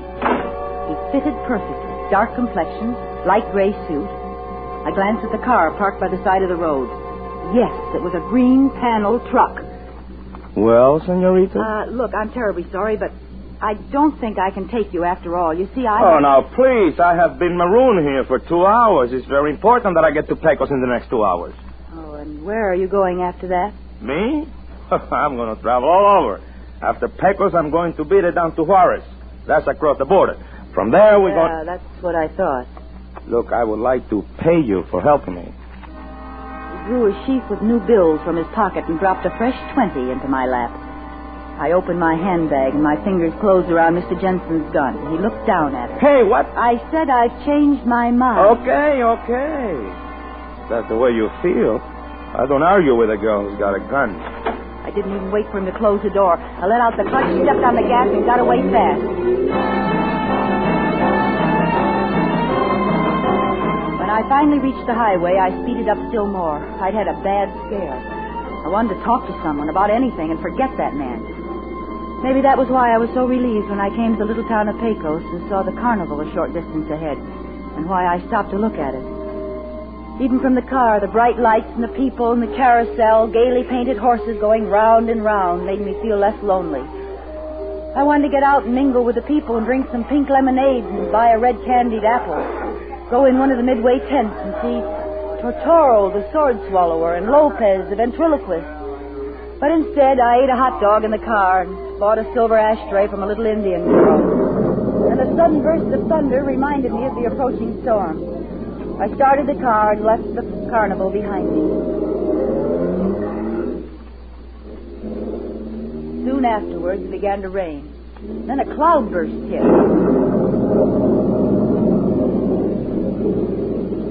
15 minutes later, I spotted an auto court. As I came to a stop, a gray mustached man in a rubber hat and raincoat came out to meet me. Hello there. Hello, how far to El Paso, please? Not planning to go there tonight, are you? Well, you never make it. A lot of bad spots in the road. I know because in rainy nights I always pick up a lot of money pulling stalled cars out of the mud. Well, maybe I'd better spend the night here then, if you have a vacancy. I got more vacancies than anything else. I'll fix you up with the best cabin on the place. I used to live in it myself. Come on, I'll show you. It's number 3. Oh, it sounds fine. Do you mind if I use your phone first? No, go ahead. There's a booth over there right next to the office. Thank you. I'll open your cabin door and leave the key on the dresser. You can put your car in the shed there.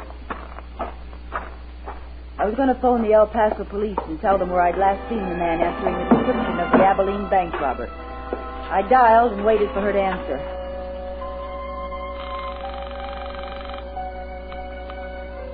Operator? And then I remembered something. There should have been a woman, too. A woman with red hair, but the man had been alone. Operator? After all, there was more than one green truck in the world. More than one dark young man. Operator? And besides, I thought with a shock, I'm in no position to risk their maybe tracing the call and finding out my name and investigating me. I hung up the receiver. I went out and wheedled a cup of coffee and a donut out of my host. And then I went up to my cabin and went to bed.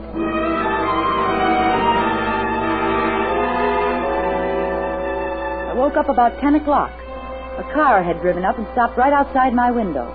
The headlights were shining in. When I got up to pull down the shade, I saw the car. It was the green panel truck I'd seen on the road, and this time a woman was in the front seat. Then the proprietor and the other man came out of the cabin next to mine. All right. I lowered my shade and then listened to I'll wait till the storm is over, and then I'll go on to El Paso. Is it all right if I leave my truck out here? Sure. There's a garage in back if you want to use it. No, thanks. I'll just park it here near to the door. I heard him enter his cabin. I locked my door and sat down on the bed. It was very quiet next door. Finally, I guess I must have dozed off. But then, all of a sudden, I was awake again. Voices, a man's and a woman's, were coming from the cabin next door. I got up, opened my window very quietly, and listened. Saturday morning, it's mine, Jose. I don't think you had better forget that. If you do, you will be sorry. Very sorry. You are wrong, Carmencita. It will not be me who is sorry. What do you mean? It shouldn't be difficult for you to figure that out. You mean? Oh, but that is so funny. You couldn't get along without me. No. Not even for 1 week. Not 1 week. I would not laugh if I were you, Carmen. Wait, Jose. Don't do it. You're just trying to be funny. No. You don't do it. Jose. After that, everything was quiet. I was stunned, frozen. Then I heard his door open. I hurried to my window and carefully raised the shade a few inches. It was quite dark, and at first I could only hear his footsteps.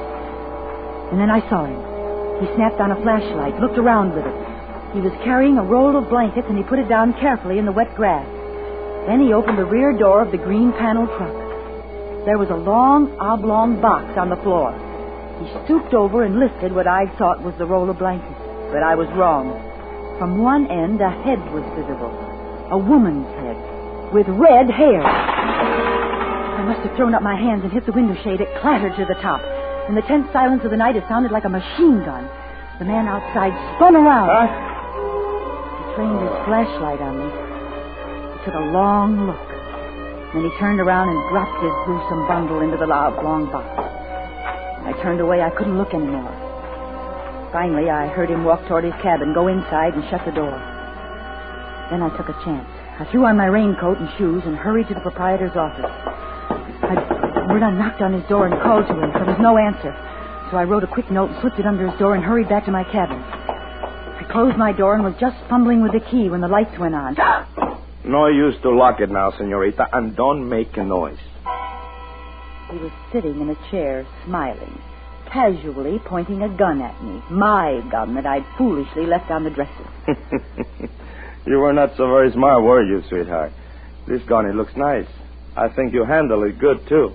I almost found out this afternoon on the road, didn't I? Now, look, I wasn't going to use it, honestly, but, well, you know, you read a lot in the papers about the trouble people get into picking up strangers, and Yes, sure.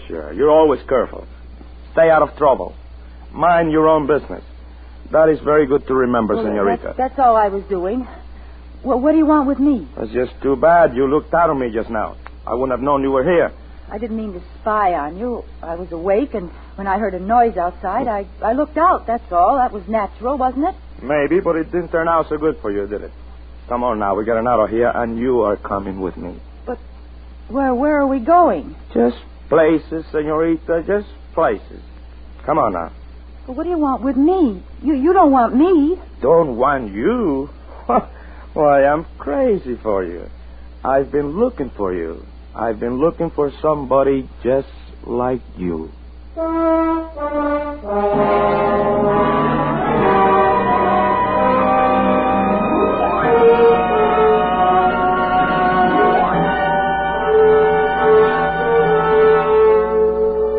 Autolite is bringing you Miss Lucille Ball and Mr. Desi Arnaz in The Red-Headed Woman, tonight's production in radio's outstanding theater of thrills, Suspense.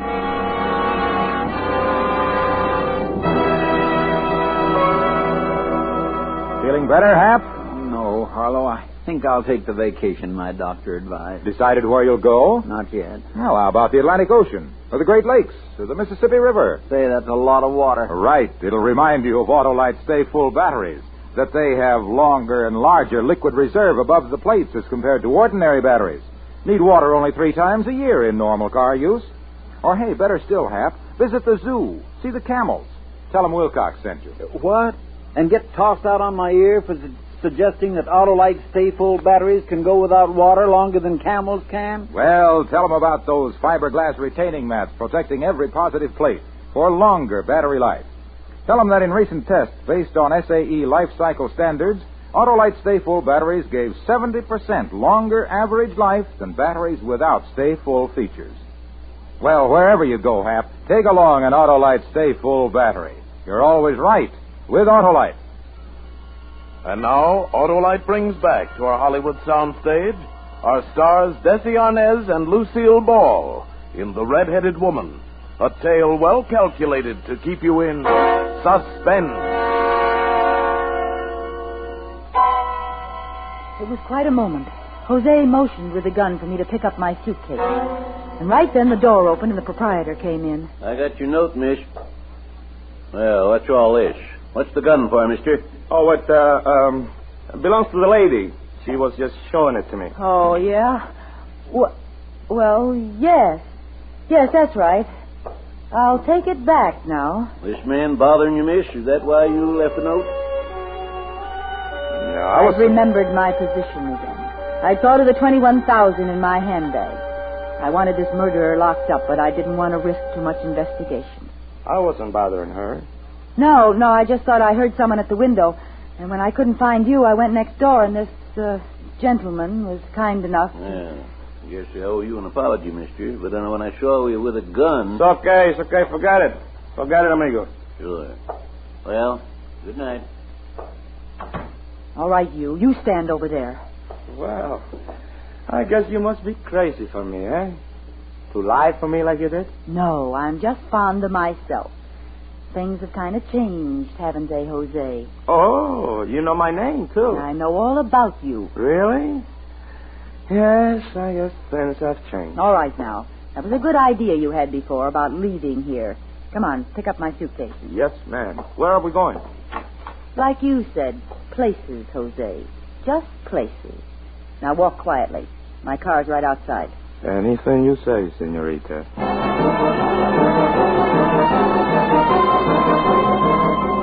He drove while I held the gun.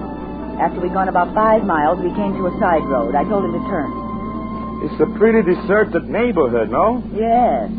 Please tell me, where are we going? Oh, you're not going very far. You know, I wish you didn't make me leave my truck back there. Oh, you're worried about what's in that pile of blankets, huh? Yes, that's right.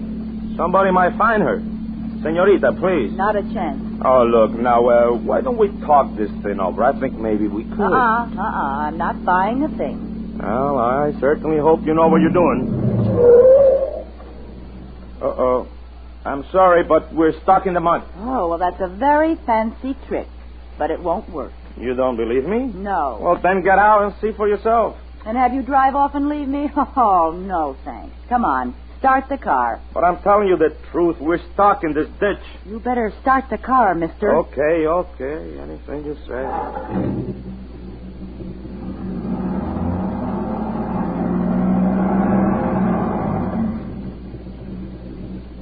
See? Try it again. All right, but it'll only get us in deeper.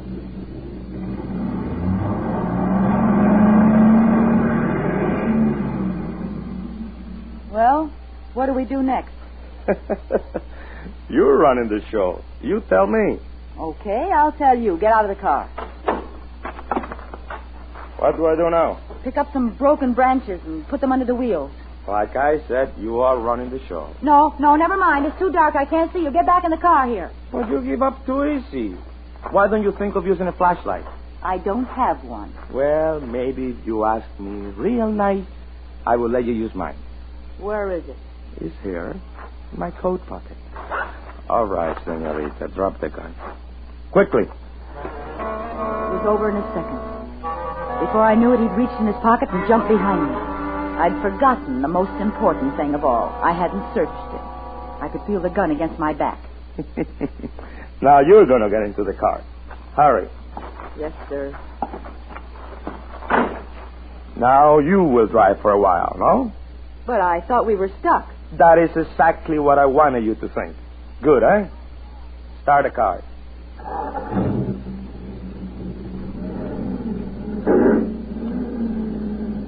You know, senorita, you should have searched me before we started. Yes, I've already figured that out. Yeah. But this whole thing is kind of new to me. Oh, come on. Let's quit the kidding. You know, I think you would have been very surprised if you would have searched me. You know why? Nothing would surprise me. Oh, I think so. Because you wouldn't have found any gun. Only this. A flashlight. It feels very much like a gun against your back, doesn't it? Especially when you're very frightened. Look, let me go. I swear I'll never bother you again. You won't bother me. Not where you're going. You won't bother anyone. Drive a little faster, please. I drove for several miles without saying a word. Then I took a chance. I speeded up to 60, then jammed the brake to the floor. Jose's head banged against the windshield. He dropped the gun. I grabbed it almost before it hit the floorboard. Now, out again, Mr. Finnegan. We're going to change seats. Oh, my head. That was very smart, baby. Very smart. And almost as good as your flashlight gun trick, hmm? It's better. Your trick wins. Oh, well. What goes now? We're heading straight into El Paso Police Department. But, baby, you can't do that. Why can't I? Because it's too foolish. And the senorita is not a fool. No, the senorita isn't. That's why you're driving straight to El Paso and the police. Yes, ma'am. Whatever you say. I certainly hope you know what you're doing. Yeah, the senorita has learned a lot in the last few hours. Drive carefully. He shrugged his shoulders and settled back behind the wheel. I decided I'd been needlessly concerned about the police. After all, no one knew I had the $21,000 in my handbag. No one even knew it was missing. When I handed the police the man they were looking for, they wouldn't bother about me. They would accept my statement that I was just a secretary on my way to Mexico for a vacation. As we entered the outskirts of El Paso, I switched on the radio and settled back to enjoy it. And now our Texas roundup of the latest Texas news. Texans who expect quick and speedy action when it comes to lawbreakers in our state won't be disappointed when they hear the outcome of the bank holdup and killing of a guard in Abilene 2 days ago. What? What's that? Be quiet, listen. Manuel Milani, a non-Texan, and Betty Murphy, a red-haired Californian, were apprehended today in Big Spring, only 61 hours after their spectacular holdup of the 7th Bank of Abilene. Both freely confessed to the crime. The bravery of our Texas... Hey, wait a minute. You wait a minute. Stop the car. Now, I don't believe it. Neither do I. You don't? All right, then. Who was it you killed? Me?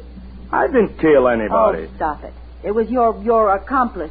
I heard the argument, and then you killed her, and then you... Oh, you're crazy. What do you mean I'm crazy? Right this minute, there's a red-haired woman dead in the back of your truck. What the... Oh.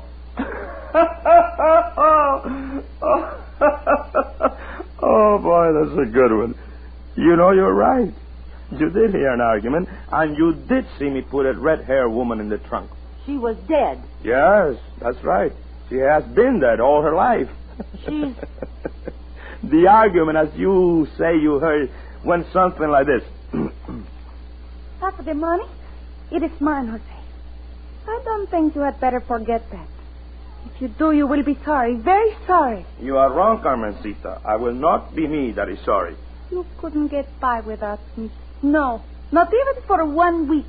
Not 1 week. For heaven's sake. A ventriloquist. What do you mean, a ventriloquist? I am the best.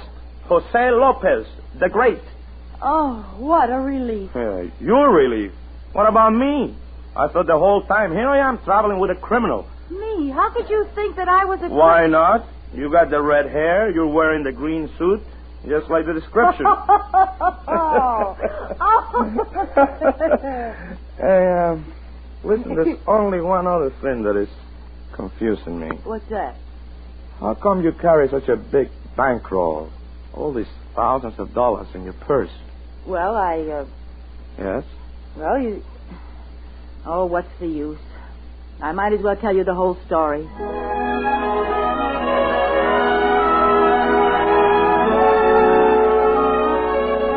And you know, I found myself doing it. And Jose explained to me how silly I'd been to ever try such a thing. And then it struck us that it was still only the 13th of the month. So we drove back to Kansas City together. I put the money back, and the payroll went off just like it always does. And oh, that Jose. He's so cute and so wonderful. Hey, baby, come on. Hurry up with that dinner, will Yes, you? Jose, dear. Hey, what are we going to eat tonight, baby? And it better be something good, you know. A husband can testify against his wife. Same as usual, amigo, baby. Enchiladas with tacos and hot sauce. Yummy, yummy, chili yummy. with tamales.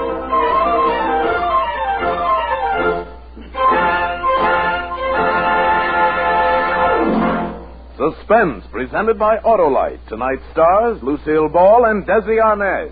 Lucille, I heard your radio show last Friday night. Like it? Sure, swell show. Mind if I get in? Of course not, Desi. I warn you, Desi. Harlow will try to sell you an Autolite Stay Full battery. Oh, me, I'm sold already. That's just what I was going to tell Harlow. His product is terrific. Why, thanks, Desi and Lucille. Autolite Stay Full batteries are, as Desi says, terrific.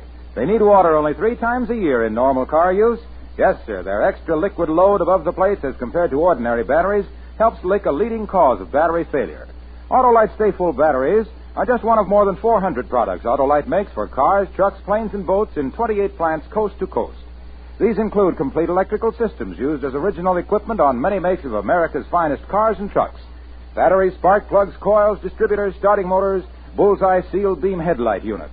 All engineered to fit together perfectly, work together perfectly, because they're a perfect team. So, folks, don't accept electrical parts supposed to be as good. Ask for and insist on Autolite original factory parts at your neighborhood service station, car dealer, garage, or repair shop. Remember, you're always right with Autolite.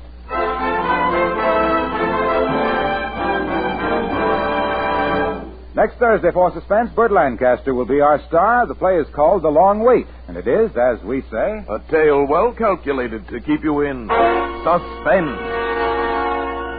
Tonight's Suspense play was produced and edited by William Spear and directed by Norman MacDonald. Music for Suspense is composed by Lucien Morawek and conducted by Lud Gluskin. The Red-Headed Woman is an original play by Nancy J. Cleveland. Lucille Ball will soon be seen, co-starred with Bob Hope in the Paramount picture Fancy Pants, and may be heard in her own Jell-O show, My Favorite Husband, every Friday night over most of these same CBS stations. In the coming weeks, you will hear such stars as Burt Lancaster, Mickey Rooney, and Lana Turner. And don't forget, next Thursday, same time, Autolite will present Suspense, starring Burt Lancaster. You can buy Autolite Sta-Full batteries, Autolite resistor spark plugs, Autolite electrical parts at your neighborhood Autolite dealers. Switch to Autolite. Good night. This is CBS, the Columbia Broadcasting System.